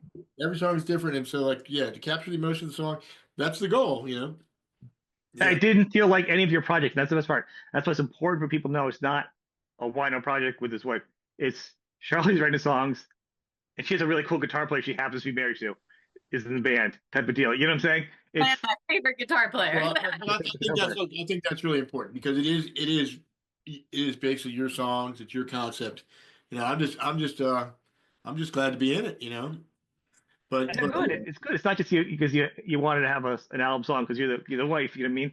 They're standalone. Without this, I'd listen to it. You know what I'm saying? Right on. Yeah, cool. And it's been cool because like the vibe between me, Wino, and Oakley is just really good. So Mhm. it's like I had, the song ideas in my head, working them all out, and I'd lay some of them down on my own. And then once he layered it on, I'm like, okay, it just grew so much. And then once we added Oakley and Mick started playing them live, practicing them, it's like then they really came to life. We're like, okay, we got something here. Let's do it. and the whole thing with Oakley, the drummer that Shirley chose, he's from like Maryland, so he's from my home state. Like he's younger than me, but he remembers like seeing Spirit Caravan in the day.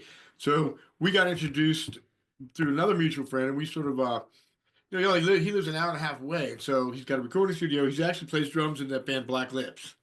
Okay. Yeah, so he's got it going on, and yeah, so that was kind of another nice serendipitous thing that happened. The fact that we kind of like we knew a lot of the same people from back east, and we're back in Maryland, I should say. And that he's close enough that we can play a lot, because that was the other thing too. It's like, okay, one thing to just like hire someone or something, but another to like Right. really be a band and play together like Yeah. at least once a week and all this. And with Oakley being like a little over an hour away, yeah, That's it. we slide on the ice for an hour to get there Yeah. But I right mean, now, but we can still do it. it's great to have the camaraderie. I mean, it's basically a real band. And in this, it's a band, not a project. What's it like? The future going to be? Are we going to be seeing some live shows? Is it going to be mixed in with your other stuff now that you do? Like, do an obsessed album? You know what I'm saying? Like, do you guys have it figured out? Or are we kind of just blowing up bridges as we go type of thing right now? Well, the obsessed is priority. I mean, for me, of course, and it always will be. I mean, that's my band. But we're on a little bit of a hiatus right now until August. We the obsessed. Luckily, amazingly, we picked up a slot supporting Acid Bath in August. That looks awesome. I know they jumped out of the box pretty quick. I love it. But so I mean, we're kind of on a little bit of a break right now because we're waiting on to hear about some stuff, some medical stuff, and all that too. So from different members. So it's a perfect time to do Ritual To Arcana. do it. Yeah. Well, yeah, I think it'd actually be a crime and you'd be put away if you actually stopped doing the obsessed at Yeah, this I point. got to keep going. I mean, I got to keep busy. I really do, and that's like that's what it is. Yeah, and we have our first show booked. We're going to be playing in May in the town of Troy. And then other than that, I'd say it's a little bit more like blowing up bridges as we go. We'll see what's meant to Yeah, be. 'cause I mean, so playing bass and singing and playing guitar and singing is always one of my favorite questions to ask somebody. Because, you have somebody, well, you have both ends of the spectrum here, you know what I mean? Why don't probably doesn't think about it anymore because it's been doing it for so long, usually at that point, where you're new to it and you're doing two things at once. You're thinking of lyrics, you're thinking of your voice, you're performing, and you got to make sure you're being a good bass player too. Yeah. At first, it's a mind fuck. It's like the only way that I got comfortable with it was just by doing it over and over and over and over and over and over and over again. And then practicing the parts that got sloppy even more times. So it But you write the songs. So like, when you write the yeah, songs, playing to them is way easier than if like trying to play somebody else's song sometimes. it's more intuitive. Yeah, because Right. you can as you're writing it, you can write how you're going to phrase it. Like you're conscious of the fact you're probably going to be playing. But funny enough though, a lot of them I wrote on bass first and laid down the bass, and then I figured out the lyrics. Right. But yeah, Right. it is a thing because it is you're working within your own mind. Yeah. In your own like. I'm blown away. I'm just blown away because I think I'm seeing everything happen. Like I'm seeing learning about stuff and at a pretty good rate. I mean, it's pretty amazing that we're getting ready to record this record. So yeah. Well, it's clearly you have some natural talent. You don't just right. Jump out and just pick up things as fast if you don't have some raw talent there. You know what I mean? Yeah, there's talent and there's hard work, but if it goes together, things can go pretty fast. Yeah, and when you really like to do it too, because then it's like it's for fun too at the same time. Yeah, it's therapy. It is therapy. It's therapy. Sure. Like jamming with people or playing in a band or whatever. A lot of times it's therapy. Even just on our last practice, like I don't know, we were both in weird moods. We go down there, we played for a few hours, and on the way back, we're like, I don't even know why I was in a weird mood. Like our spirits were just completely lifted, and that's the magic of sound and music. I like the fact because, and I'm saying, so many things you guys do. You do video production also, and you do great videos for the Obsessed. But so I'm hoping there's going to be some video in it too, because you're like a full multimedia center going on in that brain of yours. I'm excited about that aspect too. What I'm doing is I'm like right now I'm making like video notes in my head as I listen through them. So I'll definitely be going towards that once everything's recorded and cool. The cool thing is that we have because usually we're touring all the time. So this is the longest block that we've had ever since I've been with Wino. I mean, I know also pretty weird. We were together, he was touring all the time. It's pretty weird, man. It's like but it's a chance. But I've been actually enjoying it though, really. Because it could be good or bad, it could be like this is blissful, or it could be murder house. Yeah, well, we gotta focus on other forms of art in the meantime. Once she started coming on the road with us full time, that that changed everything. Then because then it's like it made it easier.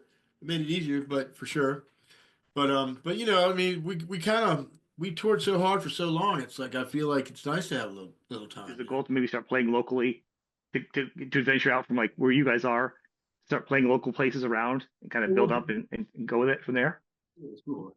Yeah. So I mean, we're gonna see how it all rolls. The one gig that is booked, it's in a great little club called No Fun in the town of Troy, which is basically Albany. So yeah, we're not making that many plans just yet, but we're gonna see how it unfolds, and of course it's all gonna be balanced with Wino's touring schedule with the Obsessed, Oakley's with the Black Lips. But I mean, we all love to play, so I don't see why not. Yeah, but that's what I really want to really put out there, have it in your words that it's not a project and it's a band. It's got legs where it's going to be, it's moving, it's malleable, so you're not going to be locked into just a plan. My point is like you do have a goal where you're like, yeah, we're going to record and I want to play. And then, why not? That's it. I don't know. I'm asking. Yeah, why not? There's some people just like to record though, and they're like, yeah, I don't want to go out and play. You know what I mean? Oh yeah, I hear you. No, at this point, it's record the best album we can possibly record, and then play whenever it makes sense to play. And really cool. We want to play live. We are going to play live, right? Yeah, definitely. Yeah, I think that's such a fun component of it, and such an electric component of it. As cool as the studio is and all the things you can do in there, something about the live experience, brings people together. A, and B, it's like that communal energy. That's real ritual right there. Speaking of ritual music. Yeah. So we could talk about the name and the title and the topics, because it's not ordinary, and you guys don't sound like anyone in particular. You could say, oh, it sounds like this band or this influence here. Like I say, the talking part reminded me of that, but it doesn't sound like that. It just reminded me of that period of some of those songs, and I like that. So to me, like, but for the most part, your vocals are totally different. The riffs are different. You don't sound like anything, and your lyrics are totally different. Like, what's that? What's that all about for you? Like the lyrics and stuff. There's a lot of different influences. Like throughout the album, there's a few different vibes going on. Like some songs are more just like straight up rock songs. Like there's a song called Road Burnt that was all about just like years, doing a few years touring with the Obsessed. That's what inspired that. Another rock and roll one, Wake the Goddess. But I'd say there's also ones that are more doomy, like Subtle Fruits is a lot of heavier of a song. Ritual Arcana is a little bit more like supernatural, like magical. Bearcana, another one that you'll hear later, another kind of magical one. So I'd say something that runs through them all is a little bit of like magic vibes, like in a kind of Wicca way, and just like the supernatural.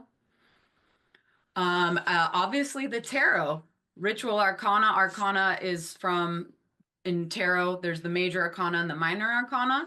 Even Mhm. before I started writing this album, I was starting to work on a book about the major arcana, like a poetry book with each of the cards, having art and poetry. And Mhm. some of that original poetry morphed into some of the songs. Oh, really? Yeah, so I mean, I do tarot every day. I absolutely love it. So it's an influence on me as You do a lot, though. You do a lot. You were posting about doing yoga. I mean, you do this, you do, there's so much going on, you it's know? a lot of spirit, kind of stuff, like, because that's what I love. And yeah, I teach yoga twice a week. That's my other main love. So if anybody want to know, actually want to talk about that too, promote it because anybody want to, have But yeah, anybody ears locally. if you live local, I teach in Wyndham and in Woodstock Wednesdays and Fridays. So doors are open. And you can, and on Facebook, Charlie's easily reachable on Facebook also to set that up. Just want to put that out there also as something else you do, You Yeah. should mention that people are probably going to be wanting to hear something soon, and so basically we'll have as soon as we get it recorded right, which is going to be within the next couple of weeks. Yep. Then we'll have an electronic, a page up with it where you can hear its music. Yeah, so once we record everything, all public. 12 songs, we'll have like the official EPK. Like we already have the website and stuff, but we'll have like at least the first 3 songs available for that EPK. And then we'll release, I guess, the first official single shortly thereafter, and then the full album will become Have available. you decided? I'm not asking you to say it, but have you decided it, or are you gonna wait to hear how all of them sound and then be like, oh, We'll probably have to wait. I think the 3 that we sent you will be the 3 that we put in the press kit, most yep. likely, but we've been talking about it. Things could Is come. it because they're the most diverse? Because like they're very different for songs. It's not a very structure of like 2/4, 2/4. Like, you know what I'm saying? It's there's a lot more going on than just a static radio song. Right. You know what I mean? I will You tell really you, got to be listening. the challenge for me because some of the stuff she writes is a little bit different in timing and stuff like that. I mean, it doesn't Yeah. come from like a mold like jamming Sabbath for fucking 40 years. I mean, it's totally fresh. And so like I'm finding myself, yeah, it's good. It's challenging stuff. Yeah. Which might be why your guitar sounds a little bit different in this. Like you're taking over some of your stuff because that's the wandering part. I mean, like it doesn't feel like it's like all over. Just like the music all over the place. What it feels like is, like I said, why it's a path and a journey, and you taking a tour because it's not the normal flow of like, oh, big chorus, rock chorus. You know what I mean? Anthem like that, slow part, solo. It's like, no, come on, just follow me. I know the path. I got the lantern. Like it's, you know what I mean? Yeah, you know what's cool is like I think of Wino's lead guitar playing in this as like the second vocalist sometimes because it's like such a Yeah. needs to be like with a 3-piece, it's such an important voice. Yeah, but the introduction to it was before we started playing with the drummer. It was simply her making demos, and so basically she would ask me to play on a tune. So I would sit down, by myself, listen to the tune. She'd give me some direction as to where she wants me to play. So that's kind of cool. That's a whole different approach. That's like I can sit down and like pick from a sonic palette of effects, and kind of try to get the song. Now, the hard thing is recreating that live. You know what I mean? So when you go to the studio, at least my philosophy is that you use what's there. The studio is used for the studio. Like, if you want to overdub, if you're a 3-piece band, but you Well, I want mean, clearly, yeah, you do. There's some overdubbing going on already. Yeah, In the garage band already. Yeah, I usually like to put down 2 rhythms, no matter what, like 2 fat rhythms. In this case, I tried to make the guitar sound a little bit different in some situations. Until we got the interface, it was kind of a struggle. But once we figured out that we had to get this interface, then it was easier. But yeah, I mean, it's cool. It's a fresh for me. It's a challenge, and it's also like it's interesting to come up from that perspective where I didn't write the song. So I'm interpreting it, with yeah, it's interesting. I think it's healthy. I think it's as a musician, it's healthy too. And people, of course, in hindsight, be like, "Oh, I heard it sounded good," but like I'm saying now, if this song came on the radio or whatever, you hear it right, and they didn't know it was you guys, I don't think they pick out that it was you playing guitar or you That's singing good. playing basic. I don't. That's just my opinion. I mean, maybe the whole album you listen to it a couple times, you can pick it up. I'm just trying to say with fresh ears. I listen to like I listen to a lot at different Yeah, times. that's great. That's what I would want. I mean, I put my earbuds in, I got the headset in, I'm playing in my car loud. I'm trying to hear all different angles of it and stuff, And then I'm taking the songs apart and I'm thinking, God, it's not even the way you play, the feel you have, it doesn't sound like Wino. So it's not dominating the sound of the band. It's just a really good guitar player with some really good riffs. So it's kind of cool. Like it's kind of way different than anything you've done. Like your other bands you did, you could tell it's you playing guitar. Right. This one's a And little that- bit different. He's Yeah. the primary songwriter. Right. Right. But Yeah. even your riffs, but even the riffs there's a certain riff you have that you play, Right. the feel in your fingers, Right. a little different this time. It's really kind of interesting. Cool, kind of cool actually. Glad you like it. I mean, I got a dedicated sound for Ritual Arcana and everything. Like this one amplifier that I started using, the rehearsals, this particular cabinet, I mean, it has a distinct sound, so I'm just going to use that. I mean, I would use it just for that. Yeah, nothing else. No other bands or projects. So that's a very cool sound too. It's a really good cool tone you got there. Coming out of the gate. Do you think the 3 songs that you sent me, you would probably use those because they are the most diverse? And It's kind of hard to choose. Those were the ones I guess that I think they were kind of the best. Well, not the best ones, favorites, but they were my favorite. Yeah, I don't know. That's actually like 3 of the more ones that were written a little bit later down the line. I don't know. I mean, obviously, I like them all, but geared a little bit towards the they are diverse heavier. too. Geared even though they're diverse, those 3 songs are geared. I think we picked them because they're geared a little bit more towards the rock.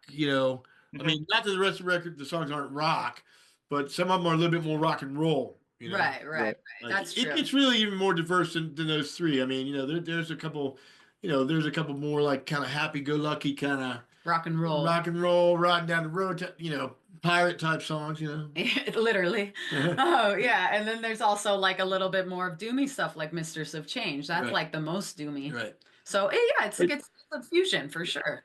I mean, obviously, this could change in your opinion and thoughts of how you do this to people watching, but that's the fun part for this for me, as you as songwriters and being a fan of the music already, and through years, is to see how it's gonna.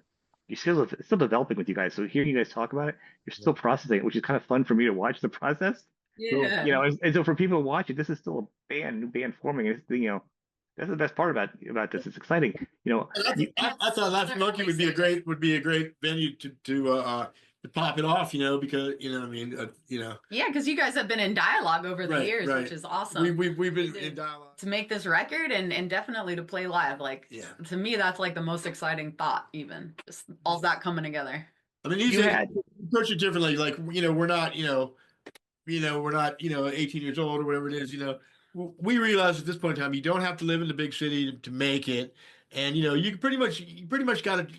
It's better to just kind of pick your own battles. You know what I mean? Like if we want to play live, we'll play live. You know what I mean? Yeah. And that's it. Let it be what it is. Let it unfold. Yeah. If you try to predict, what I don't know. There's always nice to have a goal. It's nice to have a goal, and the goal in my works has always it's just been one more record. One more record, you know what I mean? World could be coming to an end. Like, all I want to do is make one more record.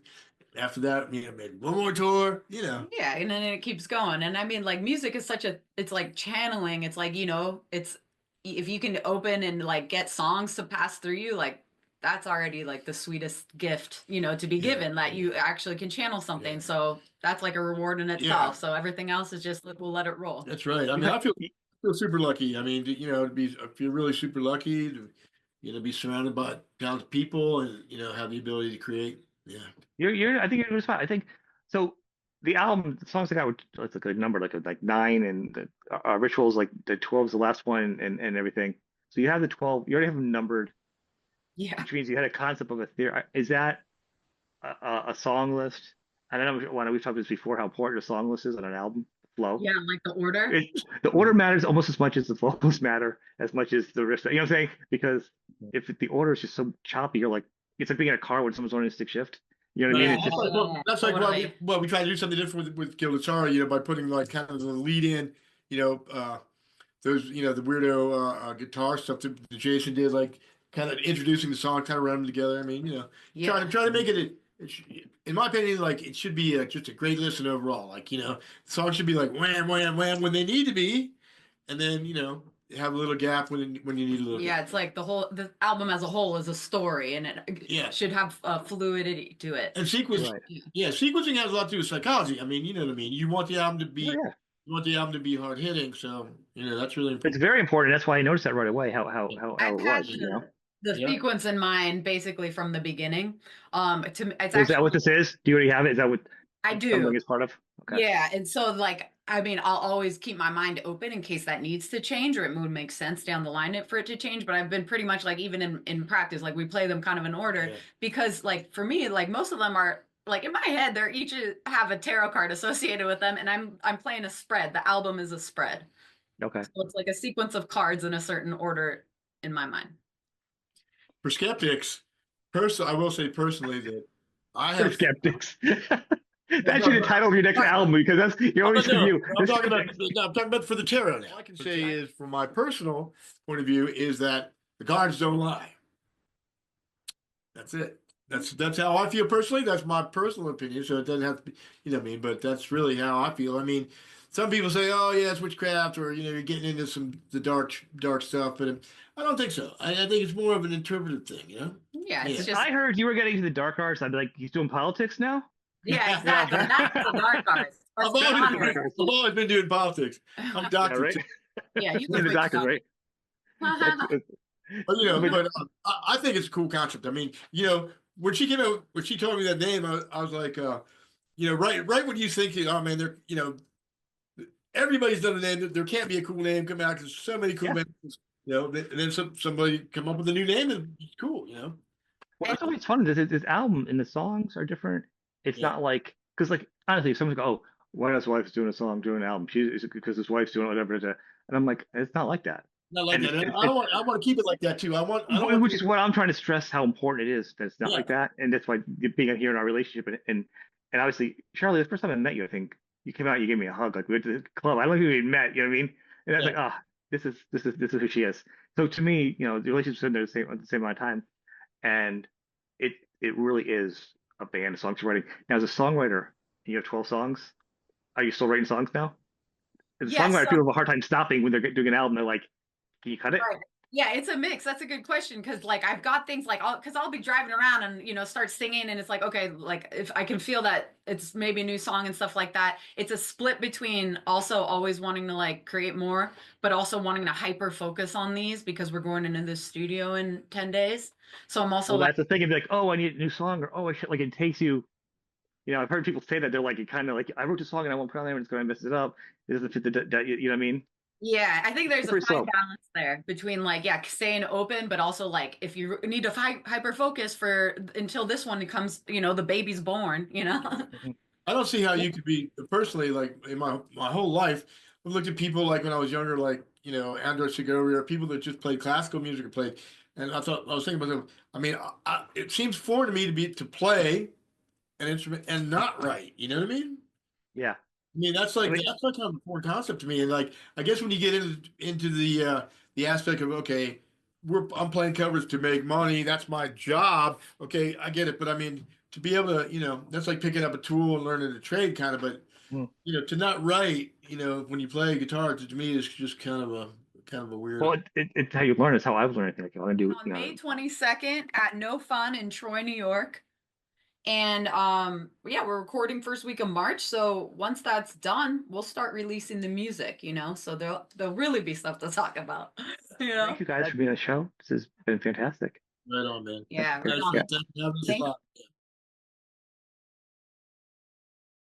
Good evening and welcome to the Laughing Monkey Music Show. Wino, welcome back. I think it's your 800th time.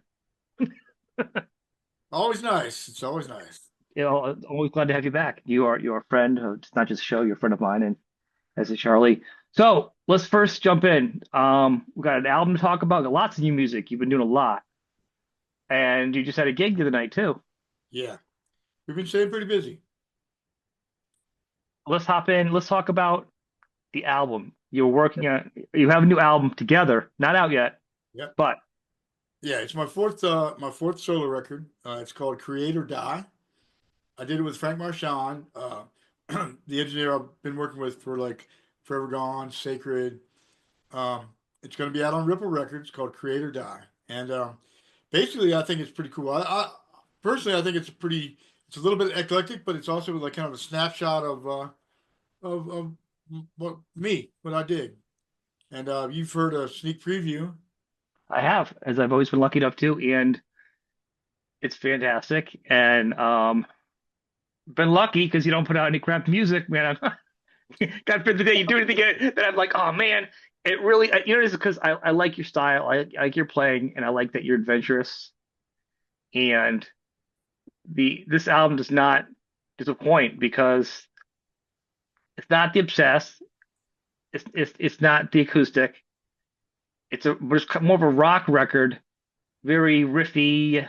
Yeah, yeah. It came Maybe out a it's, little bit more like, originally it was going to be an acoustic record, but as time drew near, I realized that the songs that I had would really benefit from like the full thing. So it actually became more of an electric record than just plain acoustic record. Which I mean, as a solo record, I think that's okay. I mean, lucky again to have Todd from Ripple and all the Ripple people behind it. So it's really just a nice venue. So yeah, well, the thing is, your songwriting is getting, even better, if I dare say. I mean, you're really just getting these riffs down. I mean, the song, the Celtic song on the record, New Terms. That's the name of mhm. the company too. That's short for like New Terms for the People. It's a little bit of a protest vibe, but the song New Terms, I always thought it had kind of a Celtic vibe, and so did our engineer. Like Frank Marchand, the guy who I recorded with, he also was the live sound man for this Irish folk band, We Banjo Three. They're pretty Mhm. huge actually, as far as like modern art. And so basically, I expressed to him how I would like to hear a ball drum on it, and he goes, "Man, let me talk to the people." So basically, he sent the files to the two brothers, um, and I ended up getting the Irish banjo and the ball drum on there, which is just blew my mind. I mean, because Frank had the connection, and like it happened so fast, we were able to do it. And again, like with the pedal steel that's on a couple songs on the record too, he knew this cat, Dave Hadley, and he came to the studio, and in one day or half a day, nailed both Lost Souls Fly and Bury Me in Texas, which I think basically Bury Me Texas so much needed the pedal steel because it's got a little bit on the traditional side. So, man, I'm just totally overjoyed. I mean, really.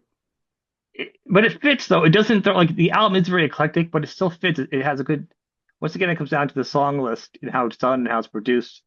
It Yeah, flows.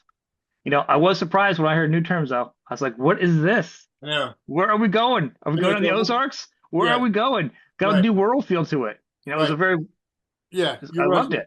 You're right. And so like it's hard for me now to decide what are going to be probably do three digital singles. That's going to be one of them. But I think Nice. maybe a really something a little bit more rock first. Maybe I don't know. I don't know. I mean, You over know, to my left is a big screen with all. I got the album up next to me. I don't know, man. Never yeah. Say Goodbye. Carolina Fox might be good rock. I didn't. It's hard to I don't say, know. right?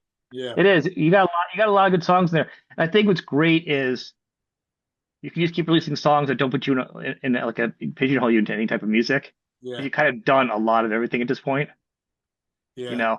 And I think the thing about this album is I really like to see you flex it and get it out there because this might break you just being the doom riff guy because you're so much more than that guy. It's not a dig. I mean, it's good to be the best, but you're better than that still.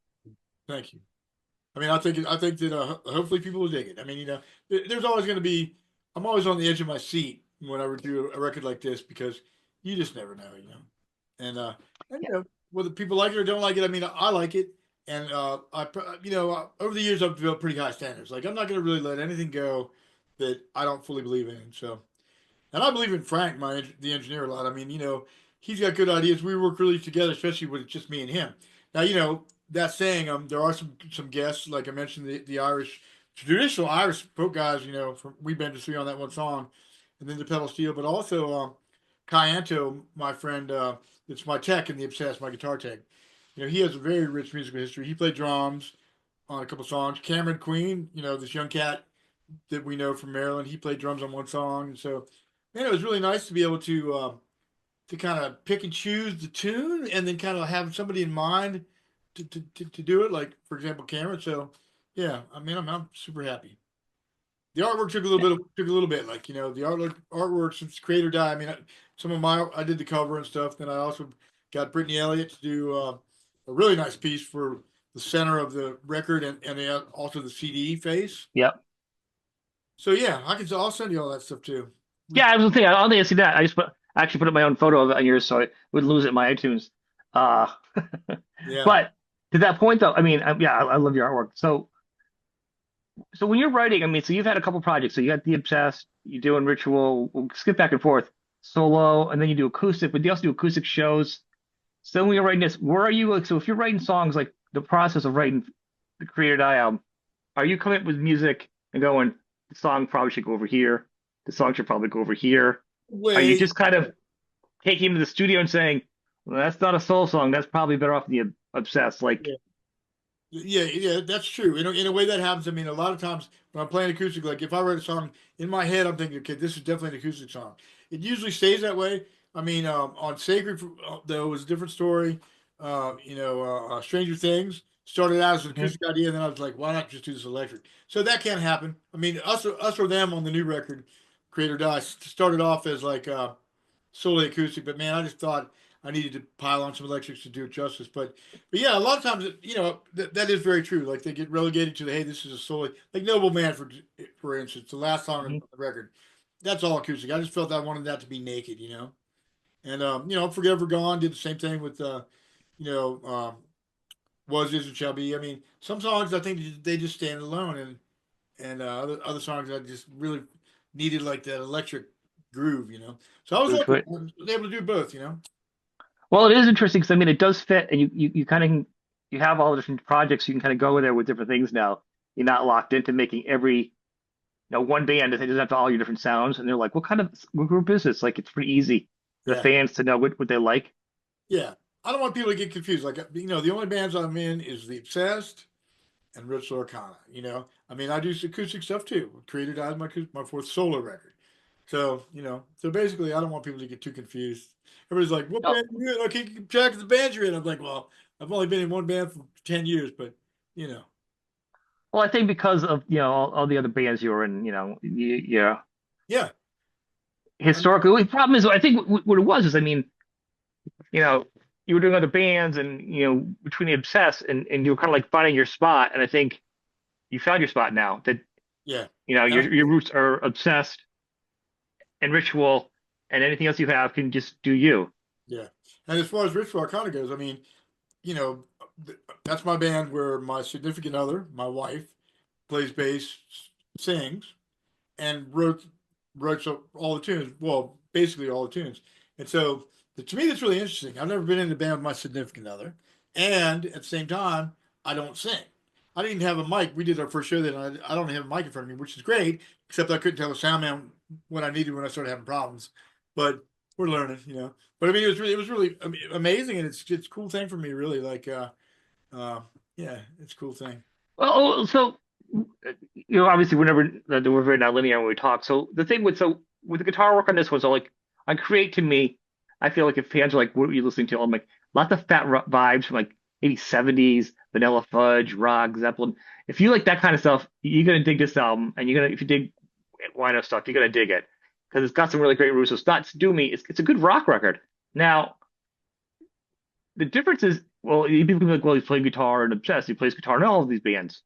It's a little different though because the guitar in this album for Create does not sound like Obsessed.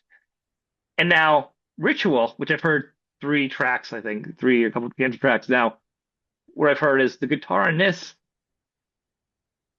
I was saying it kind of feels like it falls down a path and it kind of goes more on a journey where it's not driven. It's not driving the song as much as that. The driver in Ritual is much more of Charlee's voice, her vocals, her intonation of how she performs that song and where she's going with it, which allows you to do something different with guitar that you don't do anywhere else. Yeah. So that's There's a lot of kind of gap. fun as a fan. Yeah, I'm filling in quite. I mean, it's very. There's a lot of guitar. There's a lot of soloing and stuff. But I mean, it's really like following her tune, following her structure. I mean, it's really very interesting, and I think very challenging music for me. Actually, the ritual stuff.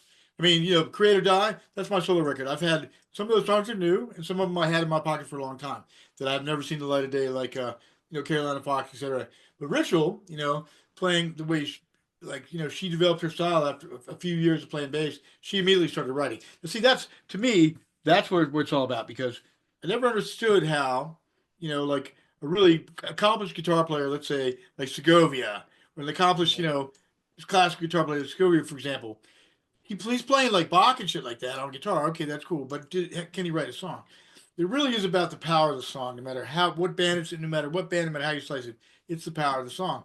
And I don't see how anyone could play and not write. I mean, I get it. I get it in terms of like, you're showing somebody something, or you're so good that you can play anything. But I never understood how you could really pick up an instrument and not write. I mean, that's just me. But she Well, did that right away. she does. Well, that's what I thought was surprising. Like for me, like I'm not a good guitar player by any means, but I mean, but when I was younger, I used to play keyboards. Anything I ever play, like I'm not good at, but like I'd always say I'll write something. I'll still write. I'll still always have an idea. Right. Now, is it worth performing and saying, "Hey, I'm a songwriter"? I wouldn't be bragging about that, but I still feel the desire once you have an instrument in your hand at any level to create, create or die. But what she did is came in and took an instrument and learned it at the same time. But she also kind of created a style now that is very different. And it took me a lot of listens to wrap my head around the album. I wanted to give a fair, I do anyhow. And I dig her style, but it's very different. It's different. It's and it's exciting because it's different. Yeah, it's so different. It's also challenging. It's like it's not. She wasn't born and raised like on jamming, like I was, like jamming Sabbath or jamming, Allman Brothers or Stones, like I was. And she wasn't ever, she wasn't born and raised on jamming 154 blues like I was too. So like the way she approaches, her writing and phrasing and stuff is completely different. Like Like jazz. It's kind of like jazz, right? It's got all these different time signatures in it. yeah, it's different. And like I say, it's really challenging. So it's like, Yeah. you don't change. We're not changing on the 2 and the 4 all the time. Yeah, yeah, it's very interesting. So I like that, man. I always really like a challenge. When somebody else is singing and writing, and I'm learning playing somebody else's stuff, it's cool. But I also, since we're only 3-piece, I can throw in my little flair, And so when we did the demos, I just sat down and played the tunes before I fully really knew the song, before I understood. So now that playing them live and stuff like that, really understanding terms and listening to her lyrics. Her lyrics are amazing. I mean, her lyrics are like they're deep and they can be a little edgy if you want, but they're positive, and I think that's really cool. With this record, the theme is all about the tarot. Supernatural rock. But it's all about the tarot. Like every song has has a as an attachment to a card. It's I think it's an amazing concept. I'm totally down. And the one song I did write on the record included. I mean, most people would probably be able to tell that that's my tune. But even though I wrote the words, she sings it, and like I just gave her the lyrics and laid it on her desk and left. When I came back, she had already arranged it how she was going to sing it and phrase it, which I thought was totally amazing. I'm completely happy. And again, it's strange, but looking over and seeing your wife in your band playing bass, that's brand new for me, and I'm all about it, man. Really. Well, that's exciting on a level too, because you guys aren't just a husband and wife in a level. You guys are also creative partners on a lot of different entities. Because this isn't a surprise that all of a sudden she's got this jamming with you, because what you guys got going on is she shot video for you. You guys have done art together. She's working on tour. But you guys have worked together on many levels creatively, besides an emotional relationship. Right. So this is not totally uncharted. So her picking up the bass was just bringing it to the next level, and then her taking charge, because obviously you've been doing this for many years and you have a reputation. You kind of stepping back. Yeah, there's no professional jealousy or anything like that there. I mean, I'm totally glad that she's doing what she's doing with Ritual, and I'm just glad to be in the band. I mean, And I want to say this. I'm going to say, and it's not, and I'm not just shining at you on. I mean, she deserves to lead in this spot. This is not just because she's your wife. She's good. She's talented. This is a good album. These are good songs. You know what I mean? What the hell's going on behind me? That's an effect. I don't know about. I'll have to fix that. So she is good, and that was bizarre, wasn't it? How did that happen? I don't know. That was a praise to Sharlee. Oh, she probably has cards and her voodoo dolls out. No, probably some stupid AI thing taking over the world. The point is, she stands her own. It could be anybody's band. It wouldn't be your band. You wouldn't. I still dig this project. You know what I'm saying? She stands on her own as an artist. 100%. You compliment it, but she 100% is solid. Right. I just think it's more to say. So that someone's like, "Oh, he's got his wife, he's got his girlfriend." People do that. Don't be No, lazy, people. Don't be lazy. that's right. Listen, That's right. it's a band Yeah. with People accept three it, but musicians. when with the Obsessed, when we did a short period in the Obsessed history, we never recorded anything, but we did 5 or 6 shows where at the time my ex fiance was in the band. Sarah she played guitar in the Obsessed, and then we got Bruce Falkenberg from the Hidden Hand back in the band, and so that we played 5 or 6 shows before it fell apart. But I mean, so people were like, were wary about what was going to happen, but once they saw Sarah play in the Obsessed, they were like, okay, I get it. It didn't go very far, but I mean, again, it was just she's a great musician. She could feel anything I threw at her. So the amazing thing about Sharlee and her this trip is when she decided she wanted to play bass, I was like, fuck it, let's not fuck around. Let's go straight to fucking Troy. Went to Level Fuzz, and I said, let's get you something good. So she bought a 1967 Gibson EBO bass, right? And then I had a little bit of dough, and I was like, I'm gonna put together a good, a stadium bass rig. So basically, I got her a Trainer 215, 215 inch speakers, and each, Sherwin-Williams speakers taking can handle 300 watts, so it's a pretty beefy cabinet, and an SVT cabinet powered by an acoustic 370, which is like a 70s kind of head that has a lot of power. So man, it's a pretty balls out rig right out of the gate. Yeah. Okay, Sugar Daddy. That is a good one. That is Yeah. Gearhead. Dad. Like my goal is to make everybody around me gearheads. Musical gearheads. no, I know that. It's funny that you can say it's funny, but like you were actually just always a giving person. I wasn't even mad at your wife. You were just always giving to people. That's your reputation. So it's not even surprising when you have something you put it out there. I enjoy that. I mean, to me, to give somebody a great gift, I mean, that's way more rewarding. It's just rewarding, man. I agree. So the balance of this. So as a fan, before we did the theater, I'm thinking, how am I going to approach this? Because you got so much going on, and we're the fans going to see. So let's talk about you got a new album coming out. Ritual's still in the works, and then people are going to ask about what's also going on with the Obsessed at some point. Okay. So let's look at the before we get gone in our conversation. What are we looking at? So let's talk. The first thing will be your solo album. Yeah, it is recorded. Recorded, and the artwork's all done. Basically, I'm waiting. I'm just right now waiting to hear about a release date for Creative Diary. We'll be out on Ripple, and I don't really know when, but it'll be out on vinyl and CD, of course. And so that's coming. That's gonna be the next thing I know. Like I couldn't even know if I could find my telephone. But anyways, aside from that, the Obsessed is also we were really blessed to have been asked by Acid Bath to do a show with them. Like everybody knows that the Acid Bath has reformed and now it's taking their rightly place in rock. And they've asked us to do a show with them, so we're going to be playing August 28th in Los Angeles with Acid Bath. And that'd be awesome. Yeah, it should be cool. Along with Pig Destroyer, we're going to be the first of three. So we're really looking forward to that. And then we have an October tour in Europe with the Obsessed, which is going to be pretty major. It goes mostly the whole month. Yeah. And then as far as Ritual goes, the record is recorded, mastered, and everything right now. But since we paid for it, we're actually shopping, trying to find a deal right now. So anybody, we're looking at all offers. Wait, for which one? For Ritual.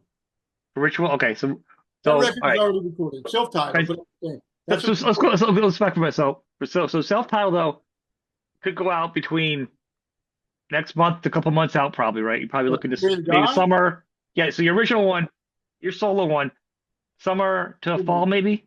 Yeah, a couple months. I mean, it usually takes. Usually there's a 6-month turnaround. Usually. Yeah.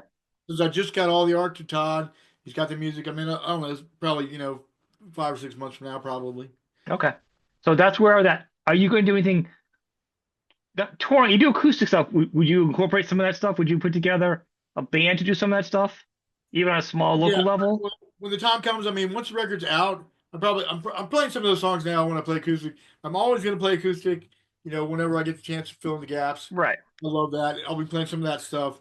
But when the time comes when the record's out, we'll see we'll see. Okay, so that's just a thing. That's a question I go out there. All right, now Ritual, done, mastered, owned, ready, shopping it. Okay, did Ripple look at it? Is it not yet. okay? But it could be. It's different though. It is a very different album. I'm gonna say right now. So And also like we won't we do have a couple specifications considering we've already paid for it. You know what I mean?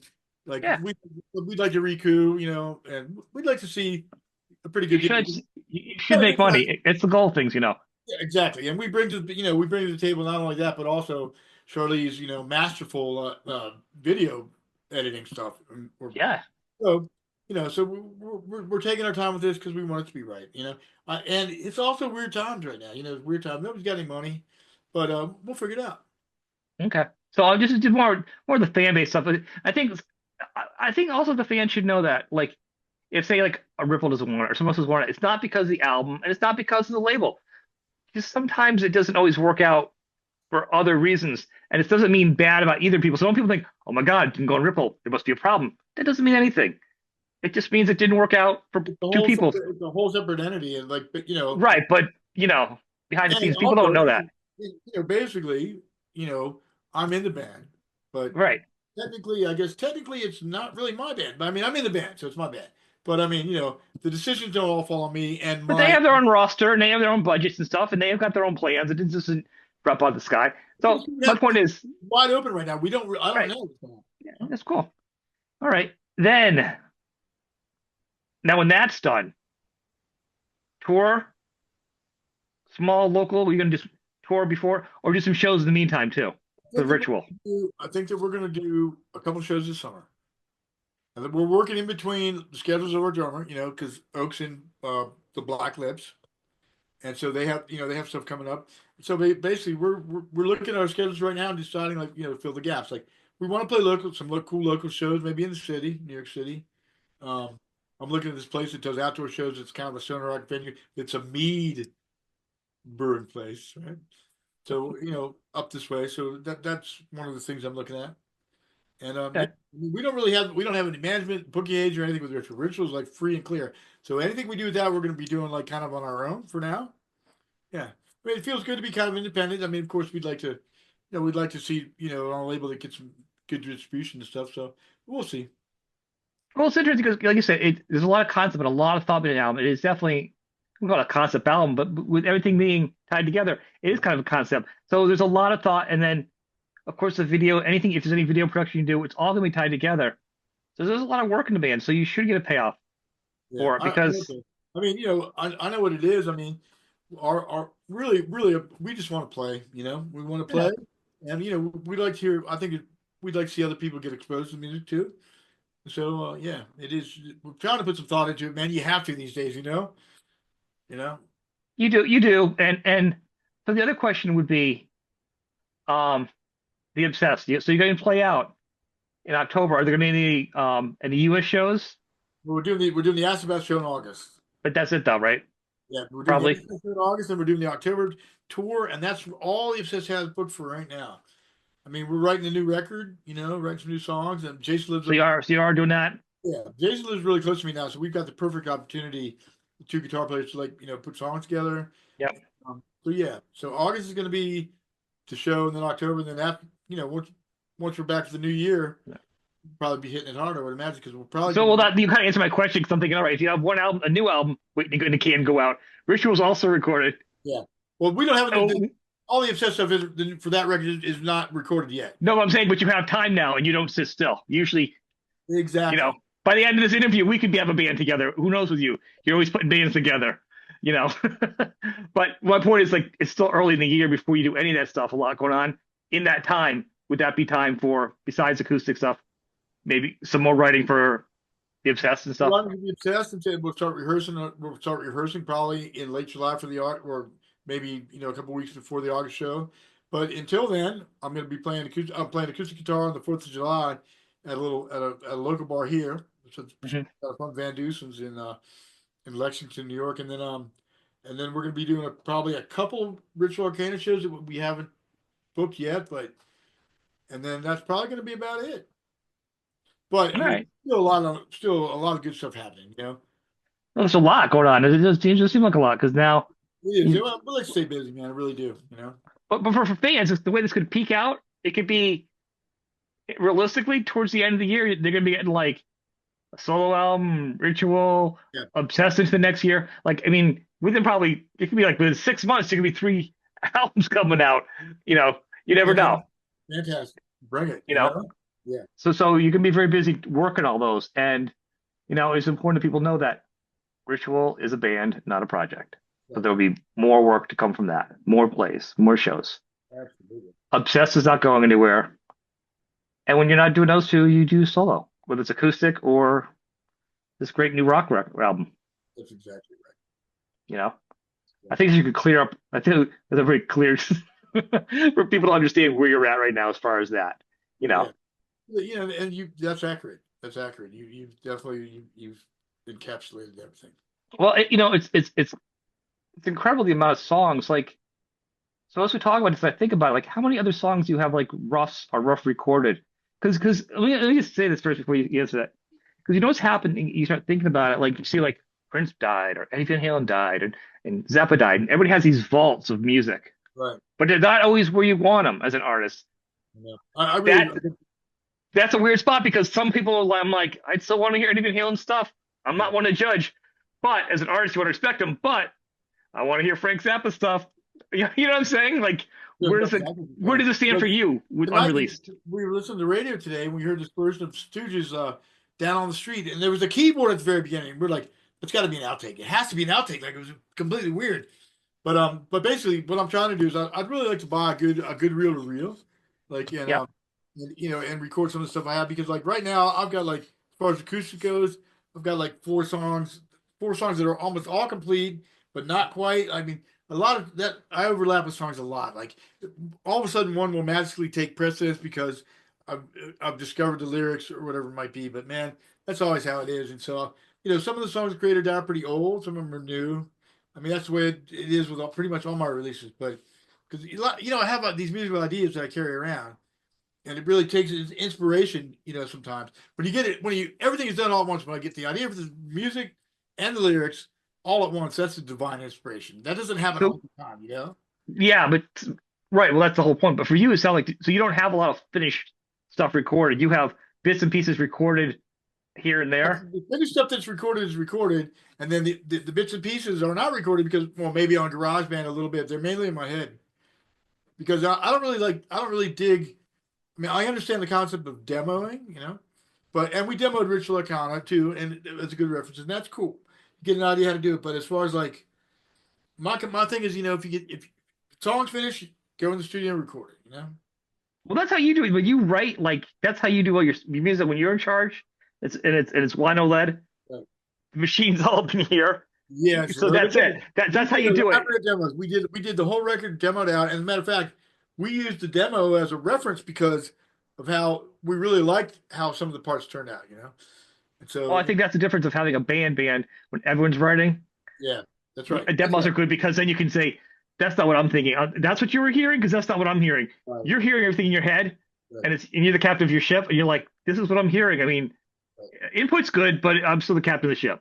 That's right. And Shirley, she told me straight up, I hear solos here, and here.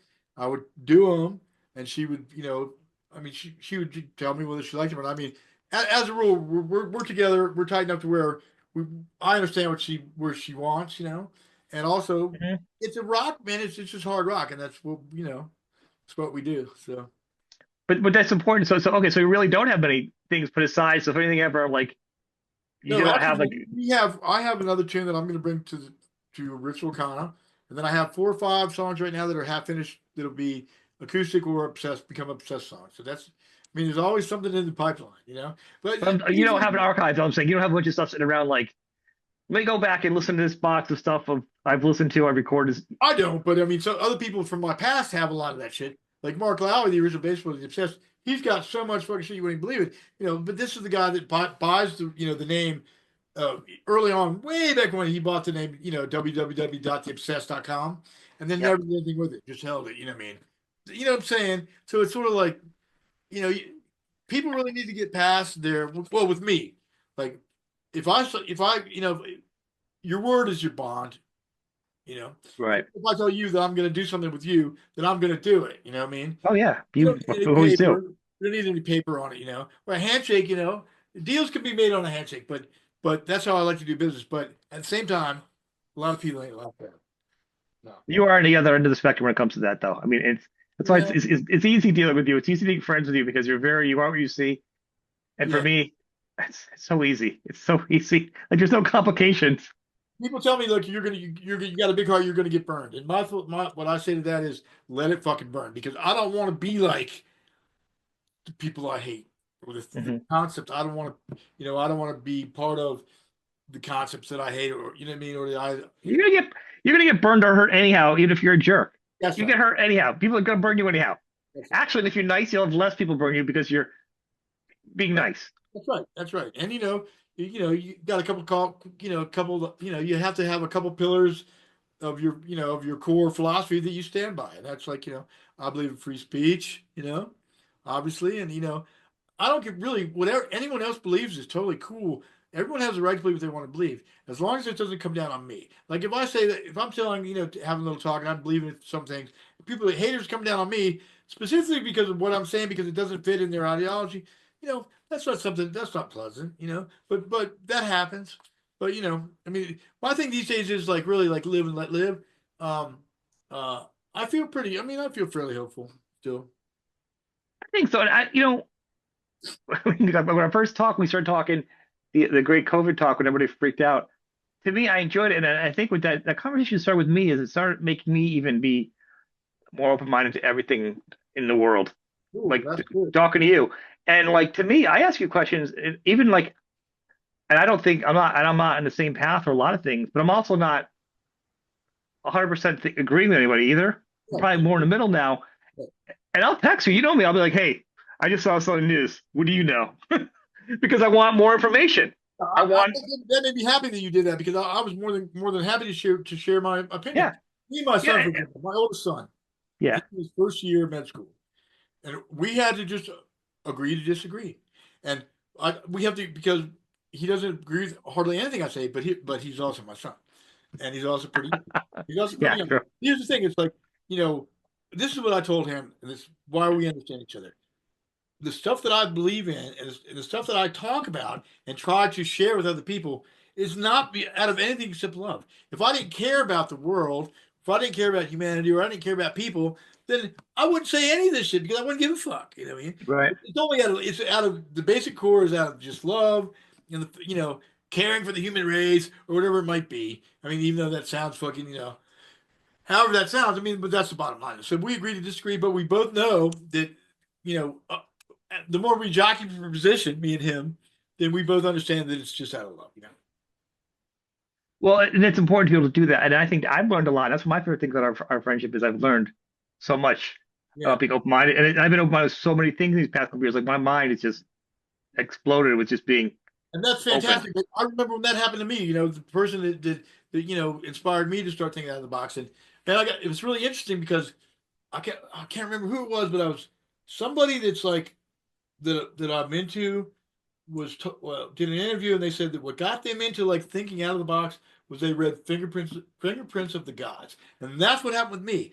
I read that book, and I started to question, okay, why is this that way? It was amazing. I can't even tell you, like, I haven't read that yet.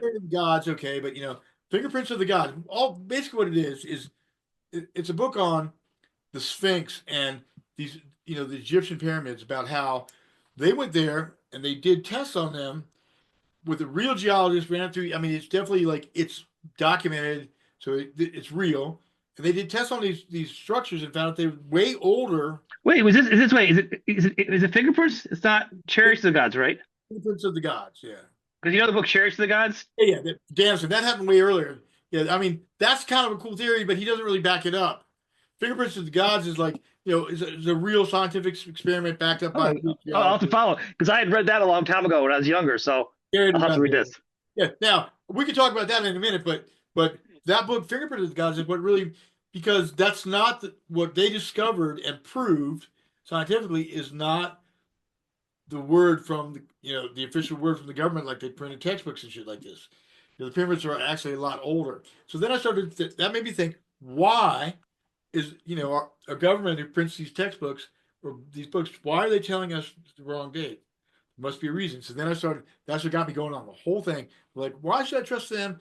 Let me dig a little bit deeper. That's solely the one book. And so, and my question to myself is always like, why do I want to dig deeper? Or why do I not like believe what's at face value? That's always been that way. So I don't really understand why some people they don't care and they just want to live their life, and that's cool too. But some people want to dig deeper. Some people don't like. No, I don't believe this. I don't believe I can see that something's a little shady here, so I want to see what's the real, reason. And that's puzzles me sometimes. The thing is now, and I think we also on the internet, a lot of things that we did learn. This isn't conspiracy. This is actually out there. Um, wasn't proven. It wasn't taught in educational. It wasn't 100%. Those things are coming out in the general media, Well, we know right? for sure that the people that had all the money, like especially the people like Rockefeller, especially, Hmm. they were able to literally rewrite the history of America, of the United States. They Right. were able to literally, because they owned Rand McNally, who writes the textbooks for schools. So they control what's taught in schools. Okay. So once that starts to happen, it's the whole, it's just one thing.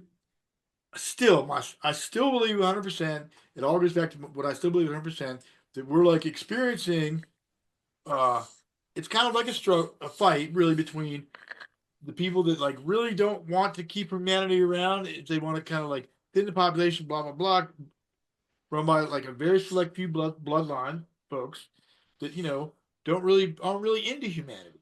And I believe this is what's happening is a very very old plan. You know, for example, the Committee of 300 is a pamphlet that went around that's pretty well known. But basically, in it, this guy who was very close, he was intelligence. He explained straight up that the, the North America was declared a no growth after the Industrial Revolution, and that's why we have all the wars and everything that's totally set us back. I mean, if we didn't have wars and all this strife, we would be so far advanced as a race. You know, Yeah. And so I get it, like a no growth. I mean, and you see it happening because you see it happening with like the heavy taxes that forced all the corporations to leave the United States at one point in time. And under Obama, the United States was like the hardest place in the world to start have your own a small business. Tax at the wazoo. So finally, everybody started going to Mexico.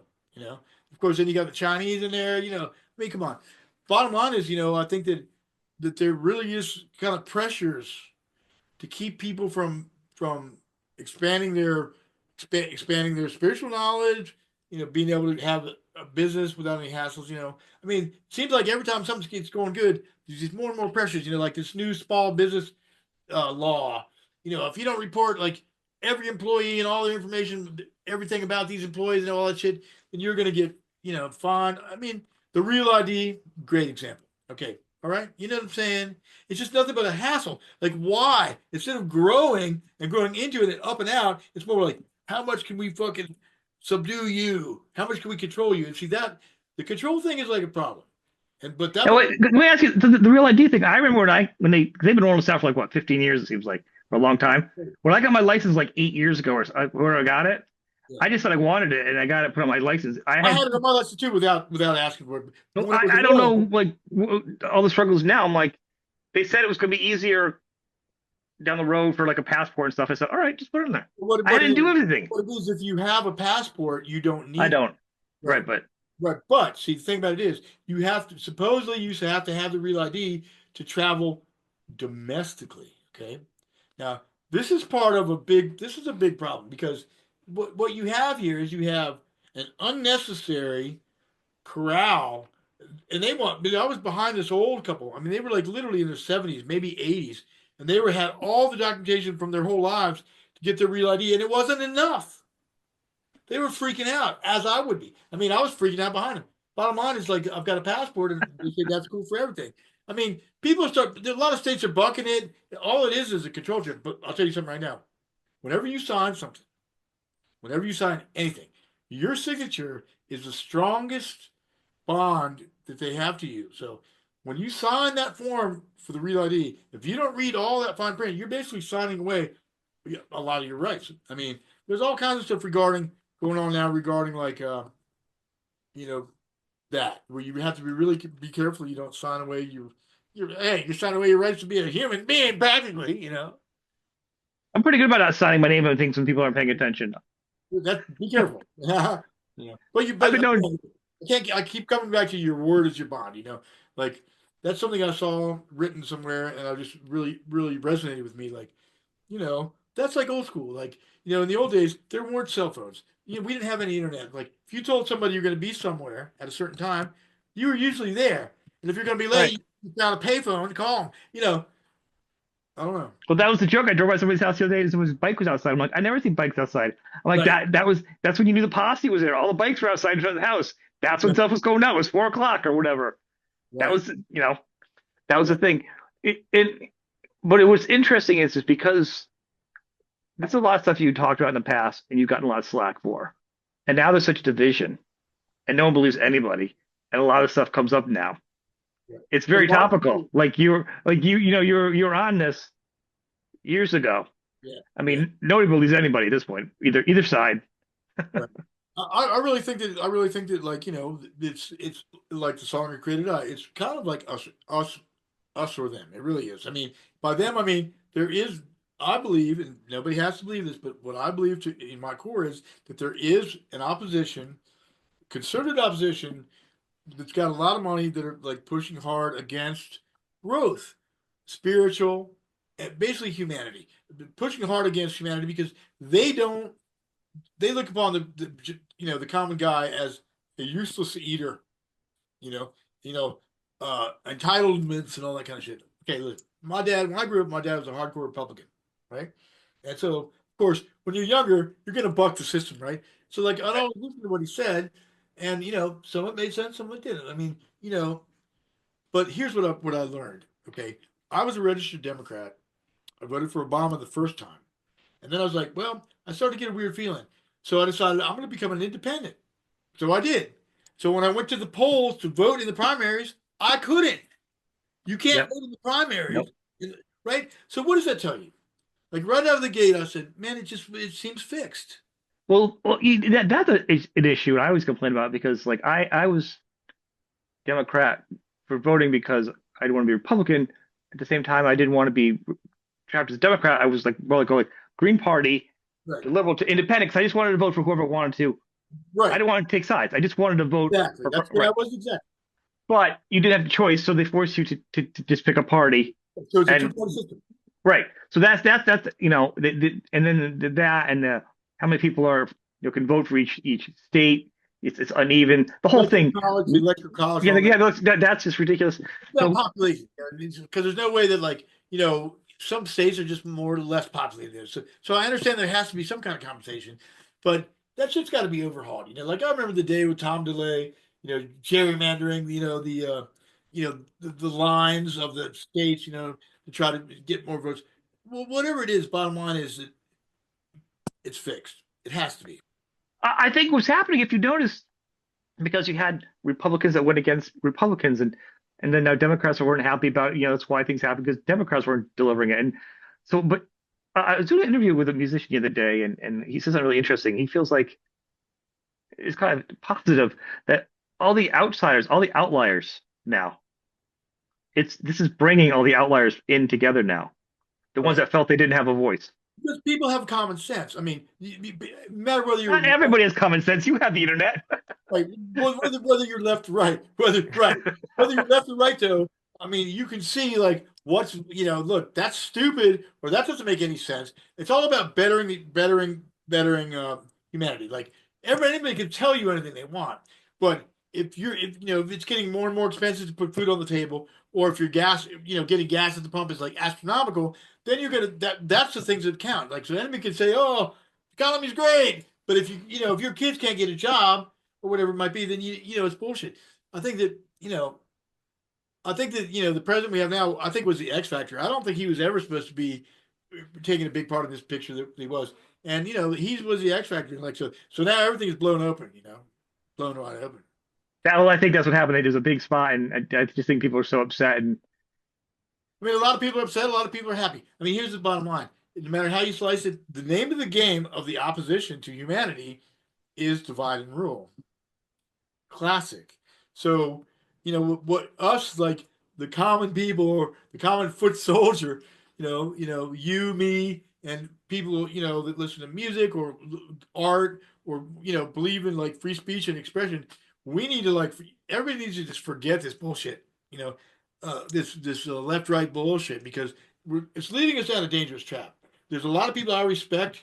I can look at some of the stuff they post and I'm like, wow, it's got the wool pulled over their eyes, because it's all fucking theater, really, if you think about Yeah. it. I But see that. I can see that on both sides, and I Yeah. see that. And I won't post about politics, and I'm not. This isn't even a politics talk. This is it's dangerous shit these days, man. right. And this is what we're doing here is we're having a human talk, because I have people that are on both sides, and I'm not going to fight with either of them. I And might not agree with I'm you. not going to say. I'm not going to say what I Right. who I vote for, what I do, because it doesn't matter. Basically, It doesn't even matter. I care about people. I care about humanity. I want Yeah. to rock and roll, and what we've gained, I want to keep. You know what I mean? Well, the thing is, we're all losing. It doesn't matter who's in charge of government. All the people are losing when we get divided like this. Even if your team's winning, you're still losing because the people are divided. That's And the strength of it. we've been under cartel control since Kennedy. Absolutely. It's the whole. It's bad, and I think one of the good things with the show is how many, musically, there's a common thread, and it always makes me feel like there's hope. Yeah, Hope. That's right. Because everybody agrees on that. We're all on the same page.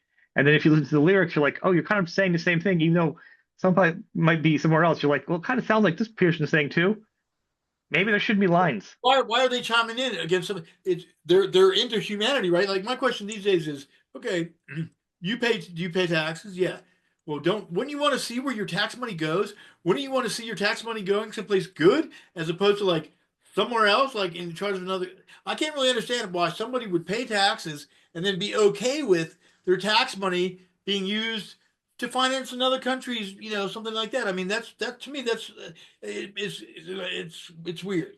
Okay, same thing is like, okay, anybody who says, "Oh, sovereign citizen," that's an oxymoron. Those two words don't go together, because citizen in legal speak means something completely different than what we think citizen means.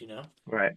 You know what I mean? Like, being a citizen, all that means is you're a slave, really. And so, the sovereign movement is cool, but sovereign citizen, that's an oxymoron.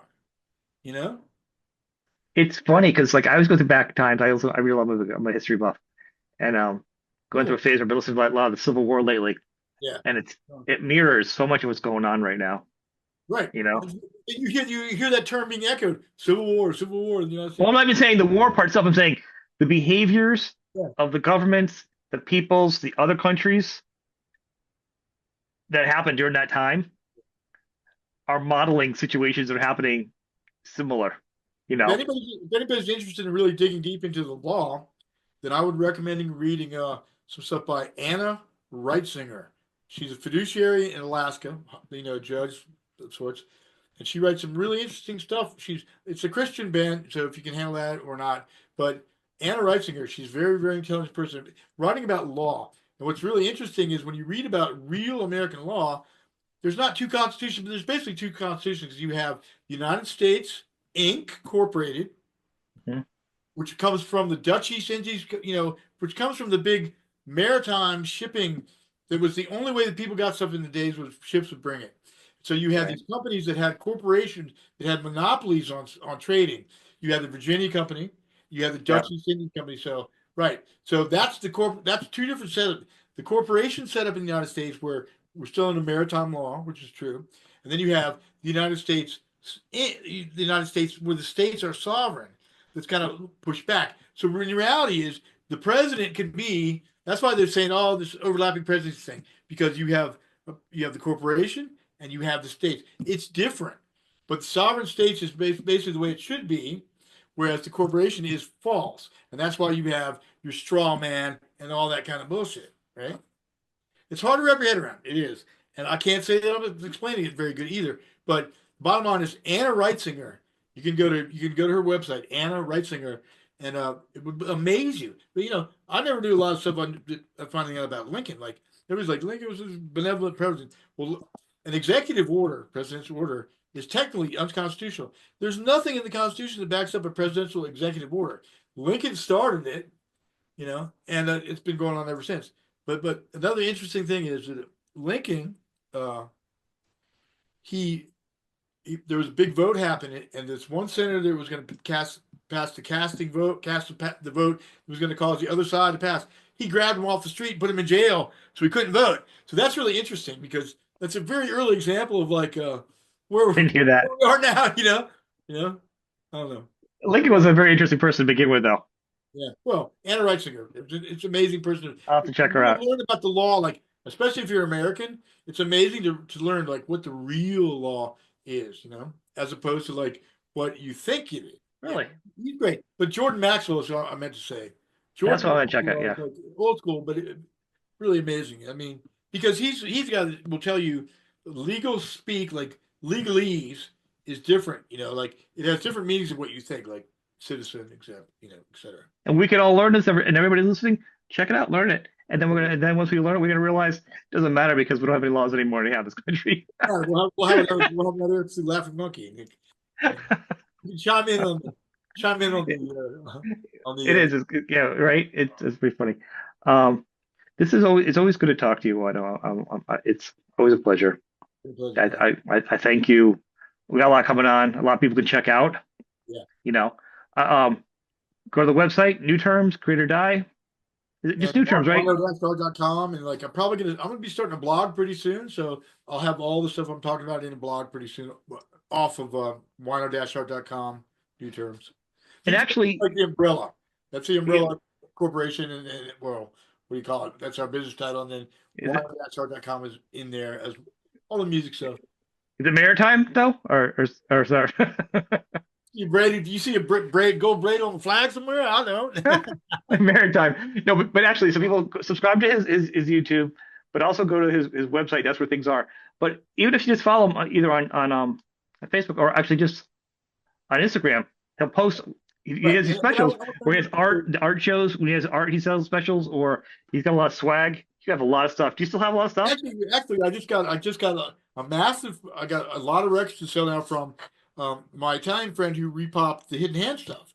Basically, the deal we did is I licensed him Mother Teacher Destroyer and the Hidden Hand Divine Propaganda, and also included a live thing. So he pressed a bunch of vinyl. We got a bunch of Hidden Hand vinyl to sell. So different colored vinyls and all kinds of cool shit. But what I wanted to tell you, your subscribers or your listeners is that this is the venue for breaking stuff in my world. So if they tune into you, then they're going to get the skinny. Thank you. Well, I appreciate it. I'm a very big supporter of you, obviously. Thank you. I want to thank you for being on the show, man. This is, as always. And people look for more updates on his stuff, and obviously, on mine too. Thank you. Yeah, you're welcome.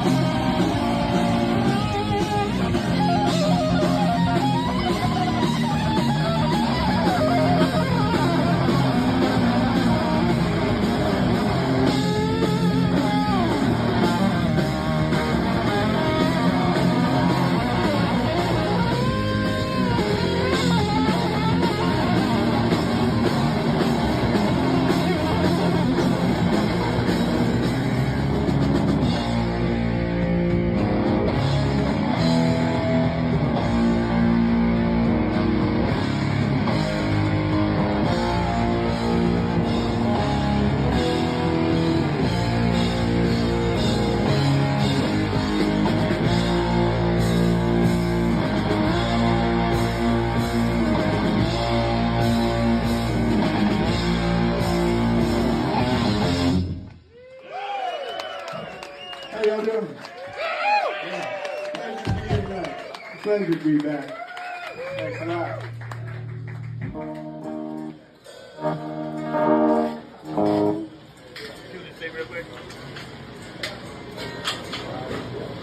So yeah, we've been on the road for about a month, almost exactly a month, with Gozu and Hal and Giant.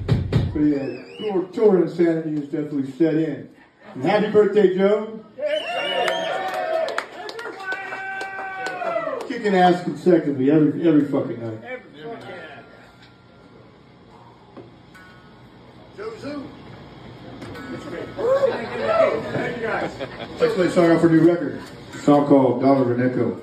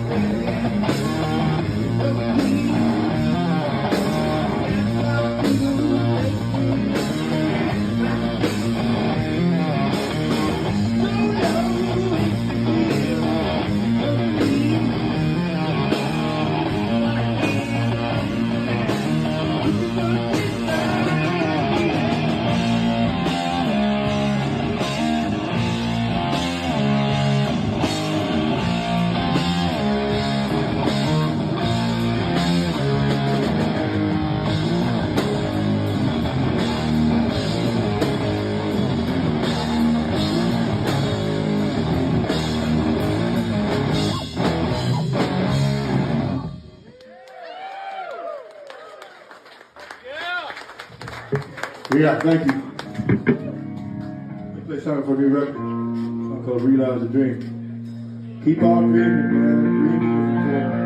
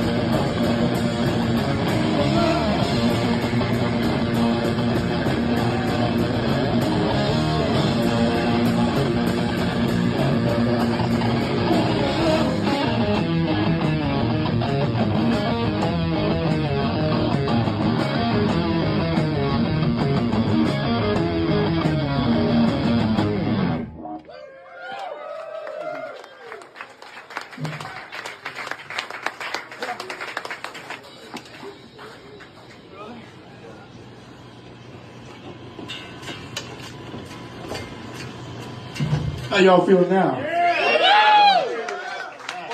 Song called Gilded Sorrow.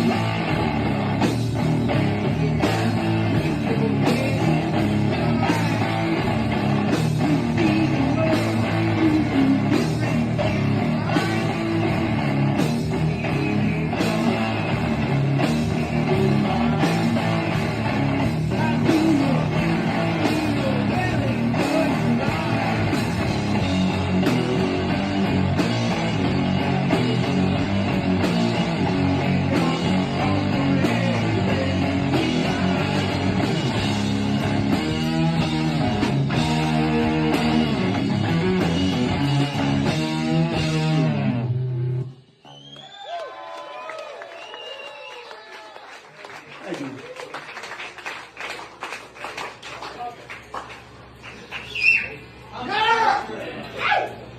I'm Crusher.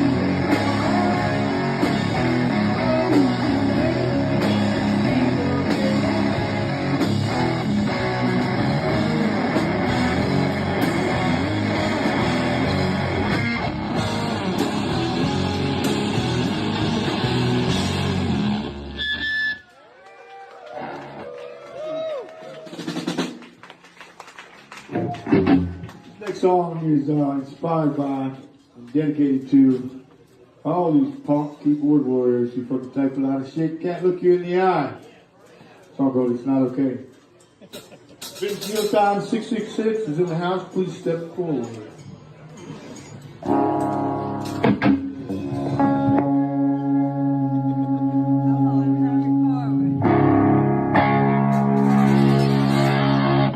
Not okay.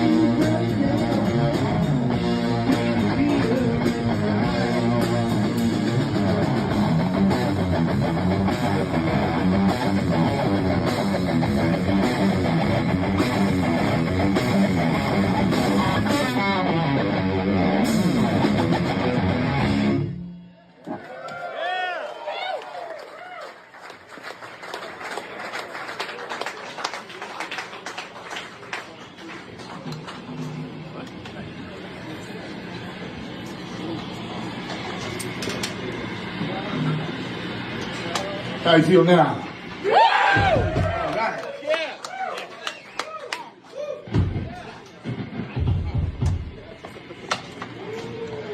Y'all like love songs? What about adventure songs? What about drug songs? They're all the same, you know.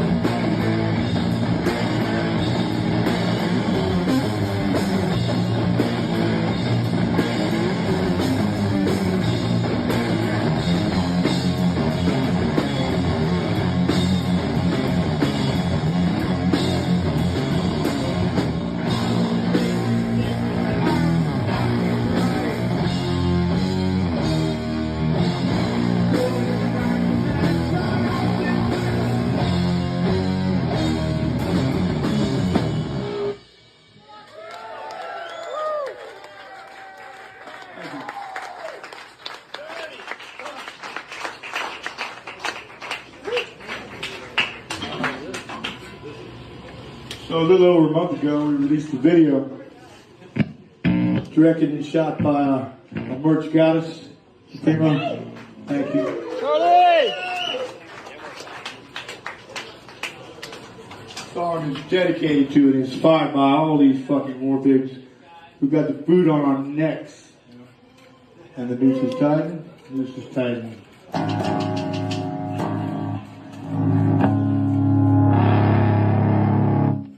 Song called Stone Back to the Bombing.